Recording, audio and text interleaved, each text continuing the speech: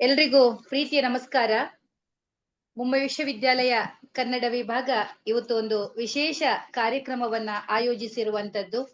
Doctor Gururaj Shamachar ಆಮೂರ ಅವರ ಒಂದು ಜನ್ಮ ಶತಮಾನೋತ್ಸವವನ್ನ ಈ ಒಂದು ಝೂಮ್ ವೇದಿಕೆಯಲ್ಲಿ ನಾವು ಆಯೋಜಿಸಿದ್ದೇವೆ. ಈ ಕಾರ್ಯಕ್ರಮಕ್ಕೆ ಸೇರಿಕೊಂಡಿರುವ ಎಲ್ಲರನ್ನ ಪ್ರಥಮವಾಗಿ ನಾವು ಮುಂಬೈ ವಿಶ್ವವಿದ್ಯಾಲಯ ಕನ್ನಡ ವಿಭಾಗದ ಪರವಾಗಿ ಪ್ರೀತಿಯಿಂದ ಸ್ವಾಗತಿಸ್ತಾ ಇದ್ದೇವೆ. ತಮ್ಮೆಲ್ಲರಿಗೂ ತಿಳಿದಿರುವ ಹಾಗೆ ಖ್ಯಾತ ವಿಮರ್ಶಕ ಮತ್ತು ಸಾಹಿತಿ ಆಮೂರರು ಕನ್ನಡ ಮತ್ತು ಇಂಗ್ಲಿಷ್ ಸಾಹಿತ್ಯ ಕೃತಿಯನ್ನ ಮಾಡಿರುವವರು. ಅಧ್ಯಾಪಕರಾಗಿರುವಾಗಲೇ ಅವರು ಕಾಮಿಡಿ ಪರಿಕಲ್ಪನೆ ಎನ್ನುವಂತ ಮಹಾಪ್ರಬಂಧವನ್ನ ರಚಿಸಿ PhD ಪದವಿಯನ್ನ ಪಡೆದವರು.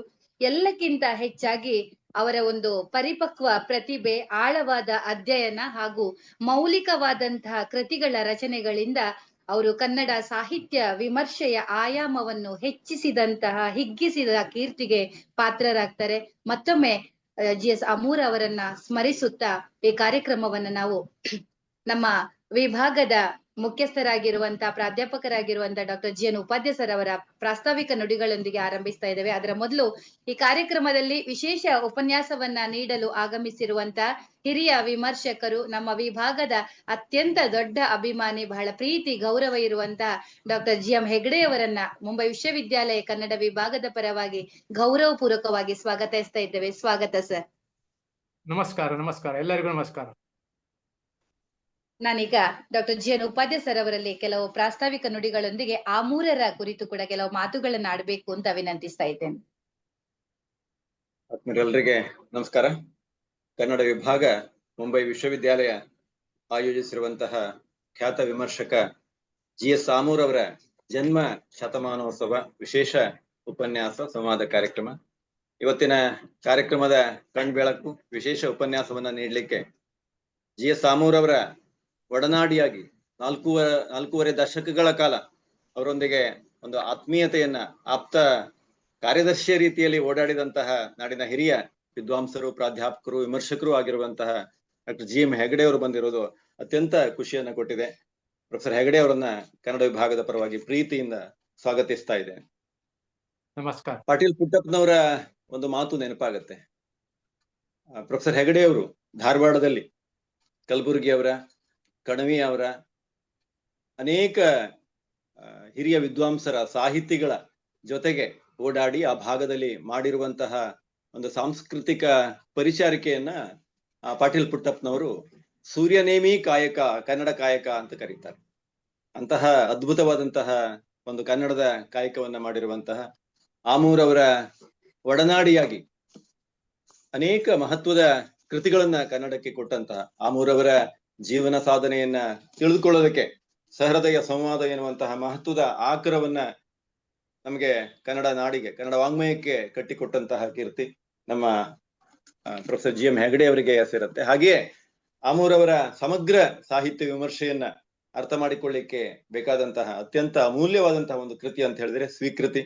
ಈ ಕೃತಿಯನ್ನ ರಚನೆ ಮಾಡಿಕೊಟ್ಟಂತಹ ಕಟ್ಟಿಕೊಟ್ಟಂತಹ ಒಂದು ಕೀರ್ತಿ ಸಹ ನಮ್ಮ ಪ್ರೊಫೆಸರ್ GM ಹೆಗ್ಡೆ ಅವರಿಗೆ ಸಲ್ಲತ್ತೆ. ಹೀಗಾಗಿ ಕನ್ನಡ ವಿಭಾಗಕ್ಕೂ GM ಹೆಗ್ಡೆ ಅವರಿಗೂ ಒಂದು ಆತ್ಮೀಯವಾದಂತಹ ಒಂದು ನಂಟಿದೆ. ಕನ್ನಡ ವಿಭಾಗದ ಬೆಳವಣಿಗೆಯಲ್ಲಿ ಕಾಲಕ್ಕೆ ಅವರು ಸಹಕಾರವನ್ನ ನೀಡ್ತಾ ಬಂದಿದ್ದಾರೆ. ಅವರನ್ನ ಮತ್ತೊಮ್ಮೆ ಪ್ರೀತಿಯಿಂದ ನಾನು ಸ್ವಾಗತಿಸ್ತಾ ಇದ್ದೇನೆ. ಇವತ್ತಿನ ಕಾರ್ಯಕ್ರಮದಲ್ಲಿ ವಿಶೇಷ ಸಂವಾದವನ್ನ ನಡೆಸಿಕೊಡ್ಲಿಕ್ಕೆ ನಮ್ಮ ವಿಭಾಗದ ಸಂಶೋಧನಾ ವಿದ್ಯಾರ್ಥಿಗಳೇ ಇದ್ದಾರೆ. ಅವರೆಲ್ಲ ಒಂದು ರೀತಿಯಲ್ಲಿ ಸಂಪನ್ಮೂಲ ವ್ಯಕ್ತಿಗಳು. ಇವತ್ತು ಆಮೂರ್ ಅವರ ಆತ್ಮವೃತ್ತಾಂತದ ಕುರಿತು ಅನಿತಾ ತಾಕೋಡೆ ಅವರು ಮಾತಾಡ್ತಾರೆ. ಆಮೂರರ ಬದುಕು ಬರಹದ ಕುರಿತು ನಮ್ಮ ವಿಭಾಗದ ಸಂಶೋಧನಾ ವಿದ್ಯಾರ್ಥಿ ಸುರೇಖ ಹರಿಪ್ರಸಾದ್ ಶೆಟ್ಟಿ ಅವರು, ಆಮೂರರ ಕೃತಿರಾಶಿಯ ಕುರಿತು ಪ್ರತಿಭಾ ರಾವ್ ಅವರು, ಸುರೇಖಾ ದೇವಾಡಿಗ ಅವರು ತಮ್ಮ ವಿಚಾರಗಳನ್ನ ಮಂಡಿಸ್ಲಿಕ್ಕಿದ್ದಾರೆ. ಹಾಗೆಯೇ ಆಮೂರರ 3 ಕೃತಿರತ್ನಗಳನ್ನ ಕುರಿತು ಮಾತಾಡ್ಲಿಕ್ಕಿರುವವರು ಡಾಕ್ಟರ್ ಪೂರ್ಣಿಮಾ ಶೆಟ್ಟಿ ಅವರು, ವಿಭಾಗದ ಸಹ ಪ್ರಾಧ್ಯಾಪಕರು. ಹಾಗೆಯೇ ಕಲಾ ಭಾಗವತ್ ಅವರು ಕಾಲಕ್ಕೆ ಪಾಠ ಪ್ರವಚನದಲ್ಲಿ ಸಹಕಾರವನ್ನ ನೀಡ್ತಾ ಇದ್ದಾರೆ. ಹಾಗೆಯೇ ನಮ್ಮ ವಿಭಾಗದ ನಳಿನಾ ಪ್ರಸಾದ್ ಅವರು ಆಮೂರರ ಒಂದು ಕೃತಿಯೊಂದನ್ನ ಪರಿಚಯ ಮಾಡಿಕೊಡ್ಲಿಕ್ಕಿದ್ದಾರೆ. ಈ ಆನ್ಲೈನ್ ಮುಖಾಂತರವಾಗಿ ಸೇರಿಕೊಂಡ ತಮ್ಮೆಲ್ಲರನ್ನ ಮತ್ತೊಮ್ಮೆ ಪ್ರೀತಿಯಿಂದ ಸ್ವಾಗತಿಸ್ತಾ ಇದ್ದೇನೆ.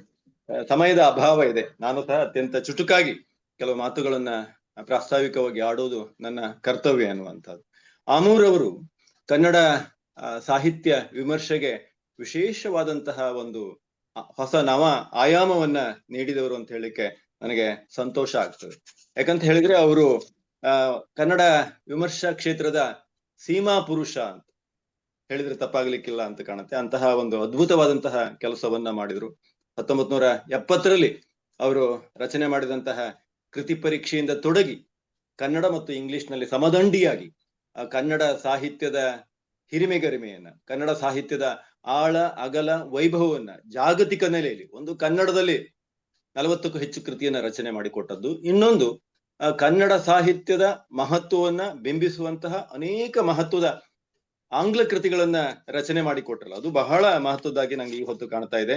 ಶ್ರೀರಂಗರ ಕುರಿತು, ಆದ್ಯ ರಂಗಾಚಾರ್ಯರ ಕುರಿತು ಅವರು ಕೇಂದ್ರ ಸಾಹಿತ್ಯ ಅಕಾಡೆಮಿಗೆ ಬರೆದಂತಹ ಕೃತಿ ಆಗಿರಬಹುದು, ಕೃಷ್ಣರಾಯರ ಬಗ್ಗೆ ಇಂಗ್ಲಿಷ್ ನಲ್ಲಿ ಬರೆದಂತಹ ಕೃತಿ ಆಗಿರಬಹುದು, ಬೇಂದ್ರೆ, ಶಾಂತಿನಾಥ ದೇಸಾಯಿ, ಹೀಗೆ ಅನೇಕ ಲೇಖಕರ ಬಗ್ಗೆ ಸಾಹಿತ್ಯ ಅಕಾಡೆಮಿಗೆ ಅವರು ಜೀವನ ಸಾಧನೆಯನ್ನು ಬಿಂಬಿಸುವಂತಹ ಕೃತಿಯನ್ನ ಅಷ್ಟೇ ಅಲ್ಲ, ಕೆಲವು ಅತ್ಯುತ್ತಮ ಕನ್ನಡ ಸಣ್ಣ ಕಥೆಗಳನ್ನ ಅನುವಾದ ಮಾಡಿಕೊಟ್ಟಿದ್ದಾರೆ. ಇತ್ತೀಚೆಗೆ ಆಮೂರವರು ಅನುವಾದ ಮಾಡಿದಂತಹ ಒಂದು ಸಂಧ್ಯಾರಾಗ, ಅನಕ್ರ ಅವರ ಸಂಧ್ಯಾರಾಗ ಇಂಗ್ಲಿಷ್ ಆವೃತ್ತಿಯನ್ನ ನಾನು ಲೈಬ್ರರಿಯಲ್ಲಿ ನೋಡಿದೆ. ಇವೆಲ್ಲವೂ ಅತ್ಯಂತ ಮಹತ್ವದ್ದು ಎನ್ನುವಂಥದ್ದು. ಹಾಗಾಗಿ ಕೃತಿನಿಷ್ಠ ವಿಮರ್ಶಕರಾಗಿ ಅವರ ಚೊಚ್ಚಲ ಕೃತಿಯೇ ಕೃತಿ ಪರೀಕ್ಷೆ ಅಂತ ಅಲ್ಲಿಂದ ತೊಡಗಿ ಒಂದು ಕೃತಿ ಕೇಂದ್ರಿತ ವಿಮರ್ಶೆಯ ಮುಖಾಂತರವಾಗಿ ಕನ್ನಡ ಸಂಸ್ಕೃತಿ, ವಿಮರ್ಶೆಯ ಸಂಸ್ಕೃತಿಯನ್ನ, ವಿಮರ್ಶೆ ಎನ್ನುವಂತಹದ್ದು ಒಂದು ಸಾಂಸ್ಕೃತಿಕ ಪರಿಚಾರಿಕೆ ಎನ್ನುವ ನೆಲೆಯಲ್ಲಿ ಕನ್ನಡ ವಿಮರ್ಶೆಗೆ ಒಂದು ನೂತನ ಆಯಾಮವನ್ನ, ಹೊಸ ಚೇತನವನ್ನ, ಒಂದು ಲವಲವಿಕೆಯನ್ನ ಮೂಡಿಸಿದವರು. ಒಂದು ವೃತ್ತದ ಹಾಗೆ, ಒಂದು ನೋಂಪಿಯ ಹಾಗೆ ನಿವೃತ್ತಿಯ ನಂತರ ಏನು ಮಾಡಬಹುದು ಅಂತ ಯೋಚನೆ ಮಾಡಿಕೊಳ್ಳಿ. 1985-86ರ ನಂತರ ಅವರು ಮಾಡಿರುವಂತಹ ಒಂದು ಕನ್ನಡದ ಬೆಳೆಯನ್ನ ಕಟಾವು ಮಾಡುವ, ಆ ಮುಖಾಂತರವಾಗಿ ಕನ್ನಡ ಸಾಹಿತ್ಯದ ಮೌಲ್ಯಮಾಪನ ಮಾಡುವ, ತುಲನೆ ಮಾಡುವ. ನಮ್ಗೆ GS ಆಮೂರ್ ಅಂದ ತಕ್ಷಣ ನೆನಪಾಗುವುದೇ ತುಲನಾತ್ಮಕ ವಿಮರ್ಶೆಗೆ ಒಂದು ರೀತಿಯಲ್ಲಿ ಕಂಪ್ಯಾರಿಟಿವ್ ಅಪ್ರೋಚ್ ಏನಿದೆಯಲ್ಲ, ಇದು ಬಹಳ ಮಹತ್ವದ ಅಂತ ಹೇಳ್ತಾರೆ ಅವರು. ಅವ್ರು ಒಂದ್ ಕಡೆ ಹೇಳ್ತಾರೆ, ವಿಮರ್ಶೆ ಎನ್ನುವಂತಹದ್ದು ನನ್ನ ಪ್ರಮುಖ ವ್ಯವಸಾಯ, ಒಂದು ಸಮಾಜದ ಸಾಂಸ್ಕೃತಿಕ ಹಾಗೂ ಸಾಹಿತ್ಯಿಕ ವಿವೇಕವಾಗಿ ನಮ್ಗೆ ಇವತ್ತು ವಿಮರ್ಶೆ ಮುಖ್ಯವಾಗುತ್ತೆ ಎನ್ನುವಂತಹ ಮಾತನ್ನು ಹೇಳಿ ಅನೇಕ ಮೌಲಿಕವಾದಂತಹ, ಅವರು ಅವರಿಗೆ ಕೇಂದ್ರ ಸಾಹಿತ್ಯ ಅಕಾಡೆಮಿಯ ಪ್ರಶಸ್ತಿಯನ್ನ ತಂದುಕೊಟ್ಟಂತಹ ಭುವನದ ಭಾಗ್ಯ ಇರಬಹುದು. ಇವೆಲ್ಲವೂ ಅತ್ಯಂತ ಮಹತ್ವ. ಶ್ರೀರಂಗರ ಕುರಿತು ಅವರು ರಚನೆ ಮಾಡಿರುವಂತಹ ವಿರಾಟ ಪುರುಷ ಅನೇಕ ದೃಷ್ಟಿಯಿಂದ ಬಹು ಮಹತ್ವದ ಕೃತಿ. ಆ ಕೃತಿಯ ಕುರಿತು ಸರಿಯಾದಂತಹ ಒಂದು ವಿಚಾರ ವಿಮರ್ಶೆ ಇನ್ನೂ ಕನ್ನಡದಲ್ಲಿ ಬಂದಿಲ್ಲ ಎನ್ನುವಂತಹ ನೋವು ನನಗಿದೆ. ವ್ಯಾಖ್ಯಾನ, ಮೌಲ್ಯಮಾಪನ, ಅನೇಕ ನೆಲೆಗಳಲ್ಲಿ ವಿಮರ್ಶೆಯನ್ನು ಹೇಗೆ ಹಿಗ್ಗಿಸಬಹುದು ಎನ್ನುವುದನ್ನ ನಮಗೆ ತೋರಿಸಿಕೊಟ್ಟಂತಹ ಒಬ್ಬ ಮಹಾನ್ ಚೇತನ.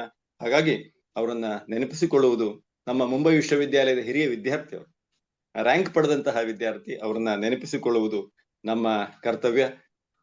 ಅವರು ಕೂಡ ಅನೇಕ ಸಂದರ್ಭದಲ್ಲಿ ಮಾತುಕತೆಯನ್ನ ನಡೆಸುವಂತಹ ಒಂದು ಅವಕಾಶ ನನಗೆ ಸಿಕ್ಕಿತು. ಹೀಗಾಗಿ ಅವರನ್ನ ನೆನಪು ಮಾಡಿಕೊಳ್ತಾ GM ಹೆಗಡೆ ಅವರನ್ನ ಪ್ರೀತಿಯಿಂದ ಸ್ವಾಗತಿಸಿ, ಈ ಕಾರ್ಯಕ್ರಮದಲ್ಲಿ ಪಾಲ್ಗೊಂಡ ತಮ್ಮನ್ನೆಲ್ಲ ಮತ್ತೊಮ್ಮೆ ಪ್ರೀತಿಯಿಂದ ಸ್ವಾಗತಿಸಿ, ನಾವೆಲ್ಲ ಮಾಡಬೇಕಾದಂತಹ ಕೆಲಸ ಅಂತ ಹೇಳಿದ್ರೆ ವಿಮರ್ಶೆ ಕಾರ್ಯವನ್ನು, ಯಾವುದೋ ಒಂದು ಒಳ್ಳೆಯ ಕೃತಿಯನ್ನು ಓದಿ ಅದರ ಮಹತ್ವವನ್ನ ಲೋಕಮುಖಕ್ಕೆ ಪರಿಚಯಿಸುವಂತಹ ಒಂದು ಕರ್ತವ್ಯವನ್ನ, ದೀಕ್ಷೆಯನ್ನು ನಾವು ಪಡ್ಕೊಳ್ಬೇಕು ಎನ್ನುವ ಒಂದು ಮಾತನ್ನು ಹೇಳಿ ನನ್ನ ಮಾತನ್ನು ಮುಗಿಸ್ತೇನೆ. ವಂದನೆಗಳು. ಧನ್ಯವಾದಗಳು ಸರ್. ಇವತ್ತು ಈ ಒಂದು ಝೂಮ್ ವೇದಿಕೆಯ ಮುಖಾಂತರ ಒಂದು ವಿಮರ್ಶಾ ಲೋಕವೇ ತೆರೆದುಕೊಂಡಿದೆ ಅಂತ ಹೇಳ್ಬೋದು. ನಮ್ಮ ಉಪನ್ಯಾಸವನ್ನ ನೀಡ್ಲಿಕ್ಕೆ ಬಂದಿರುವಂತಹ ಡಾಕ್ಟರ್ GM ಹೆಗ್ಡೆ ಅವರು ಆಗಿರ್ಬೋದು, ಆಧುನಿಕ ಕನ್ನಡ ಸಾಹಿತ್ಯವನ್ನ ಗಂಭೀರವಾಗಿ ಅಧ್ಯಯನ ಮಾಡಿ ನೂರಾರು ಕೃತಿ ರಾಶಿಗಳ ಸಮೀಕ್ಷೆಯನ್ನ, ವಿಮರ್ಶೆಯನ್ನ ಮಾಡಿ ಬೆನ್ನು ತಟ್ಟುವಂತ ಒಂದು ಸಹೃದಯ ಮನಸ್ಸಿನವರು. ಅದೇ ರೀತಿ ನಮ್ಮ ಗುರುಗಳಾಗಿರುವಂತ ಡಾಕ್ಟರ್ ಜಿಯಾನುಪಾಧ್ಯ ಸರ್ ಅವರು ಯಾವುದೇ ಒಂದು ಹೊಸ ಕೃತಿ ಬಂದಾಗ್ಲೂ ಕೂಡ ಅದನ್ನ ತಕ್ಷಣವೇ ಓದಿ ಅದರ ಕುರಿತು ಬರೆಯುವಂತ ಒಂದು ಬರೆದು ಆ ಬರೆದ ಲೇಖಕರಿಗೆ ಹುಮ್ಮಸ್ಸನ್ನ ಮೂಡಿಸುವಂತದ್ದು, ಇದೆಲ್ಲವೂ ಕೂಡ ಇವರಿಬ್ರು ಕೂಡ ನಿಜಕ್ಕೂ ನಮ್ಗೆ ಮಾದರಿ ಅನಿಸ್ಕೊಂಡಿದ್ದಾರೆ. ನಮ್ಗೆ ಮತ್ತೊಮ್ಮೆ ತಲೆ ತಗ್ಗಿಸಿ ಶಿರಬಾಗಿ ವಂದಿಸಿ ನಮಿಸ್ತಾ ಕಾರ್ಯಕ್ರಮವನ್ನ ಮುಂದುವರಿಸ್ತಾ ಇದ್ದೇವೆ. ಹೆಚ್ಚು ಸಮಯವನ್ನ ವ್ಯರ್ಥ ಮಾಡದೆ ಡಾಕ್ಟರ್ GM ಹೆಗ್ಡೆ ಅವರ ಬಗ್ಗೆ ದೊಡ್ಡ ಪರಿಚಯವನ್ನು ನಾವು ಮಾಡದೆ ನೇರವಾಗಿ ಅವರ ಉಪನ್ಯಾಸದತ್ತ ತೆರಳ್ತಾ ಇದ್ದೇವೆ. GS ಅಮೂರ ಅವರ ಒಂದು ವಿಮರ್ಶಾ ಲೋಕಕ್ಕೆ ಅವರು ನೀಡಿರುವಂತಹ ಕೊಡುಗೆಯನ್ನ ಅತ್ಯಂತ ಸಮಗ್ರವಾಗಿ ಅಧ್ಯಯನವನ್ನ ಮಾಡಿ ಅವರ ಬಗ್ಗೆ ವಿಶೇಷವಾದಂತಹ ಕೃತಿಗಳನ್ನ ರಚಿಸಿದವರು GM ಹೆಗ್ಡೆ ಅವರು. ಬಹುಶಃ ಅವರಿಗಿಂತ ಚೆನ್ನಾಗಿ ಅಮೂರರ ಬಗ್ಗೆ ಮಾತನಾಡ್ಲಿಕ್ಕೆ ಅರ್ಹ ವ್ಯಕ್ತಿಗಳು ಬಹಳಷ್ಟು ಇರ್ಬೋದು. ಆದ್ರೆ ನಮ್ಮ ಪಾಲಿಗೆ ನೀವು ದೊಡ್ಡ ವ್ಯಕ್ತಿ ಅಂತ ನಮ್ಮ ಆಯ್ಕೆ ಸರ್. ತಮ್ಮನ್ನ ಪ್ರೀತಿಯಿಂದ ಈ ವೇದಿಕೆಗೆ ಆಹ್ವಾನಿಸ್ತಾ ಇದ್ದೇನೆ. ವೇದಿಕೆಯನ್ನ ತಮಗಾಗಿ ತೆರವು ಮಾಡಿಕೊಡ್ತಾ ಇದ್ದೇನೆ ಸರ್. ಇದೀಗ ಉಪನ್ಯಾಸ ಡಾಕ್ಟರ್ GM ಹೆಗ್ಡೆ ಅವರಿಂದ. ಎಲ್ಲರಿಗೂ ನಮಸ್ಕಾರ. ಭಾರತದ ಹೆಬ್ಬಾಗಿಲು ಮುಂಬೈ ಮಹಾನಗರ, ಹಾಗೆಯೇ ಕನ್ನಡದ ಕಲರವವನ್ನು ಮುಂಬೈಯಲ್ಲಿ ನಿರಂತರವಾಗಿ ನಡೆಸುತ್ತಾ ಬಂದಿರುವಂಥ ಮುಂಬೈ ವಿಶ್ವವಿದ್ಯಾಲಯದ ಕನ್ನಡ ವಿಭಾಗ ನೋಡಿ ನನಗೆ ಆನಂದ ಆಗ್ತದೆ. GS ಅಮೂರ್ ಅವರ ಶತಮಾನೋತ್ಸವದ ಮೊದಲ ಕಾರ್ಯಕ್ರಮವನ್ನು ನಾವು ಧಾರವಾಡದಲ್ಲಿ ಮಾಡಿದ್ದೆವು. ಈಗ ಮುಂಬೈಯಲ್ಲಿ ಈ ಕಾರ್ಯಕ್ರಮವನ್ನು ನಡೆಸುವುದರ ಮೂಲಕವಾಗಿ ತಾವು ಇಡೀ ಕನ್ನಡ ನಾಡಿಗೆ, ಬೇರೆ ವಿಶ್ವವಿದ್ಯಾಲಯಗಳಿಗೆ ಮಾದರಿಯಾಗಿದ್ದೀರಿ. ಅದಕ್ಕಾಗಿ ಮುಂಬೈ ವಿಶ್ವವಿದ್ಯಾಲಯದ ಕನ್ನಡ ವಿಭಾಗಕ್ಕೆ ಮತ್ತು ಕನ್ನಡ ವಿಭಾಗದ ಎಲ್ಲ ಪ್ರಾಧ್ಯಾಪಕರಿಗೆ, ವಿದ್ಯಾರ್ಥಿಗಳಿಗೆ, ಸಂಶೋಧಕರಿಗೆ ನಾನು ಶುಭವನ್ನು ಹಾರೈಸಿ ಎಲ್ಲರಿಗೂ ನಮಸ್ಕರಿಸಿ ನನ್ನ ಉಪನ್ಯಾಸವನ್ನು ಆರಂಭ ಮಾಡ್ತಾ ಇದ್ದೇನೆ. ಡಾಕ್ಟರ್ GS ಅಮೂರ್ ಅವರು ಕನ್ನಡ ಸಾಹಿತ್ಯದ ವಿದ್ಯಾರ್ಥಿಗಳಿಗೆ ಚಿರಪರಿಚಿತರು. ಕನ್ನಡ ಸಾಹಿತ್ಯವನ್ನ ಓದುವಂತ, ವಿಮರ್ಶೆಯನ್ನ ಅಭ್ಯಾಸ ಮಾಡುವಂಥವರು ಅಮೂರ್ ಅವರ ವಿಮರ್ಶೆಯನ್ನ ನೋಡಿಯೇ ಮುಂದುವರಿಬೇಕು. ಅಂದ್ರೆ ಅಷ್ಟು ಅಧಿಕೃತತೆ ಅವರ ವಿಮರ್ಶೆಗೆ ಇರುವುದನ್ನ ನಾವು ಕಾಣ್ತೇವೆ. GS ಅಮೂರ್ ಅವರು ಒಬ್ಬ ಆಂಗ್ಲ ಪ್ರಾಧ್ಯಾಪಕರಾಗಿ ಕನ್ನಡ ನಾಡಿಗೆ ಶ್ರೇಯಸ್ಸನ್ನ, ಕೀರ್ತಿಯನ್ನ ತಂದುಕೊಟ್ಟಂತ ಮಹನೀಯರು. ಅವರು ಓದಿದ್ದು ಧಾರವಾಡದಲ್ಲಿ, MA ಪದವಿಯನ್ನು ಪಡೆದದ್ದು ಮುಂಬೈ ವಿಶ್ವವಿದ್ಯಾಲಯದಿಂದ. ಆನಂತರ ಕುಮಟಾದಲ್ಲಿ ಅವರು ಕೆನರಾ ಕಾಲೇಜಿನಲ್ಲಿ ಇಂಗ್ಲಿಷ್ ಪ್ರಾಧ್ಯಾಪಕರಾದರು. 8 ವರ್ಷಗಳ ಕಾಲ ಅಲ್ಲಿ ಸೇವೆಯನ್ನು ಸಲ್ಲಿಸಿ ಗದುಗಿನ ತೋಂಟದಾರ್ಯ ಕಾಲೇಜಿನಲ್ಲಿ ಅವರು ಇಂಗ್ಲಿಷ್ ಪ್ರಾಧ್ಯಾಪಕರು, ವಿಭಾಗದ ಮುಖ್ಯಸ್ಥರು ಆಗಿ ಕೆಲಸ ಮಾಡಿ ಕರ್ನಾಟಕ ವಿಶ್ವವಿದ್ಯಾಲಯಕ್ಕೆ ಬಂದು ಅಲ್ಲಿ ಇಂಗ್ಲಿಷ್ ವಿಭಾಗವನ್ನು ಸೇರಿ ಅಲ್ಲಿ ಪ್ರಾಧ್ಯಾಪಕರಾಗಿ ಕೆಲಸ ಮಾಡಿ ಮುಂದೆ 1968ರಿಂದ 1985ರವರೆಗೆ GS ಅಮೂರ್ ಅವರು ಮಹಾರಾಷ್ಟ್ರದ ಮರಾಠವಾಡ ವಿಶ್ವವಿದ್ಯಾಲಯದಲ್ಲಿ ಔರಂಗಾಬಾದ್ನಲ್ಲಿ ಶೈಕ್ಷಣಿಕ ಸೇವೆಯನ್ನು ಸಲ್ಲಿಸಿ ಮತ್ತೆ ಅವರು ಧಾರವಾಡಕ್ಕೆ ಮರಳಿ ಬಂದು 1985ರಿಂದ 2020ರವರೆಗೆ ಧಾರವಾಡದಲ್ಲಿದ್ದು ಸಾಹಿತ್ಯ ರಚನೆಯನ್ನ ಮಾಡುತ್ತಾ, ವಿಮರ್ಶೆಯ ಪುಸ್ತಕಗಳನ್ನು ಬರೆಯುತ್ತಾ,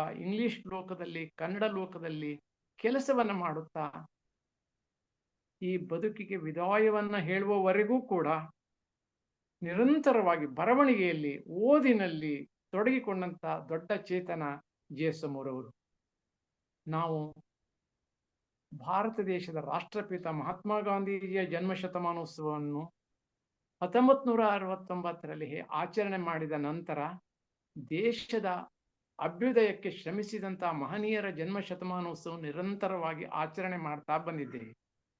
2025ನೇ ವರ್ಷ ಕನ್ನಡದ ಹೆಸರಾಂತ ಲೇಖಕರು, ವಿಮರ್ಶಕರು, ಪ್ರಾಧ್ಯಾಪಕರು ಆದಂತ GS ಅಮೂರ್ ಅವರ ಒಂದು ಜನ್ಮ ಶತಮಾನೋತ್ಸವ ನಡೀತಾ ಇರುವುದು. ಅವರ ಸಾಹಿತ್ಯದ ಬಗ್ಗೆ, ಅವರ ವಿಮರ್ಶೆಯ ಬಗ್ಗೆ ನಾವು ಮತ್ತೆ ಆಲೋಚನೆಯನ್ನು ಮಾಡುವುದು, ಚಿಂತನೆಯನ್ನು ಮಾಡುವುದು ನಮ್ಮ ಕರ್ತವ್ಯದ ಭಾಗ ಆಗಿದೆ. ಜನ್ಮ ಶತಮಾನೋತ್ಸವಕ್ಕೆ ಮಾತ್ರ ಸೀಮಿತವಾಗದೆ ಅವರ ಒಟ್ಟು ಸಾಹಿತ್ಯ ಕೃತಿಗಳು ನಮ್ಮನ್ನ ಯಾವಾಗಲೂ ಸೆಳೆದುಕೊಳ್ತವೆ, ನಮ್ಮನ್ನ ಆಕರ್ಷಿಸ್ತವೆ. ಕನ್ನಡ ನವೋದಯ, ಪ್ರಗತಿಶೀಲ, ನವ್ಯ, ದಲಿತ ಬಂಡಾಯ ಕಾಲಘಟ್ಟಗಳಲ್ಲಿ ಕನ್ನಡ ಸಾಹಿತ್ಯ ಹೇಗೆ ಸಾವಿರಾರು ಲೇಖಕರಿಂದ ಸಂಪನ್ನವಾದಂಥ ಕೃತಿಗಳನ್ನ ಕನ್ನಡಕ್ಕೆ ಕೊಟ್ಟಿದೆಯೋ ಆ ಎಲ್ಲಾ ಕೃತಿಗಳನ್ನ ಅವಲೋಕಿಸಿ ಅವುಗಳ ಬಗ್ಗೆ ಹೊಸ ರೀತಿಯಲ್ಲಿ ವಿಮರ್ಶೆಯನ್ನ ಮಾಡುವಂಥ ಕೆಲಸವನ್ನು ಅಮೂರ್ ಅವರು ಮಾಡಿದರು. ಅಮೂರ್ ಅವರು ದೊಡ್ಡ ಬದುಕನ್ನ ನಡೆಸಿದವರು, ದೊಡ್ಡ ಸಾಹಿತ್ಯವನ್ನು ಕೊಟ್ಟವರು. ಮಾಸ್ತಿ ಶಿವರಾಮ ಕಾರಂತರ ಹಾಗೆ 94 ವರ್ಷಗಳ ಬದುಕನ್ನ ಅವರು ನಡೆಸಿ ಕನ್ನಡ ಸಾಹಿತ್ಯದ ವಿಮರ್ಶೆಯ ಪ್ರಪಂಚದಲ್ಲಿ ಶಿಖರಪ್ರಾಯ ವ್ಯಕ್ತಿಗಳಾಗಿ ಹೆಸರನ್ನು ಮಾಡಿದಂಥ ಲೇಖಕರು. ಈಗಾಗಲೇ ತಮಗೆಲ್ಲ ಗೊತ್ತಿರುವ ಹಾಗೆ ಸಾಹಿತ್ಯ ಲೋಕದಲ್ಲಿ GS ಅಮೂರ್ ಎಂದೇ ಪ್ರಸಿದ್ಧರಾದಂಥ ಗುರುರಾಜ ಶಾಮಾಚಾರ್ಯ ಅಮೂರ್ ಅವರು ಕರ್ನಾಟಕದ ಹಾವೇರಿ ಜಿಲ್ಲೆಯ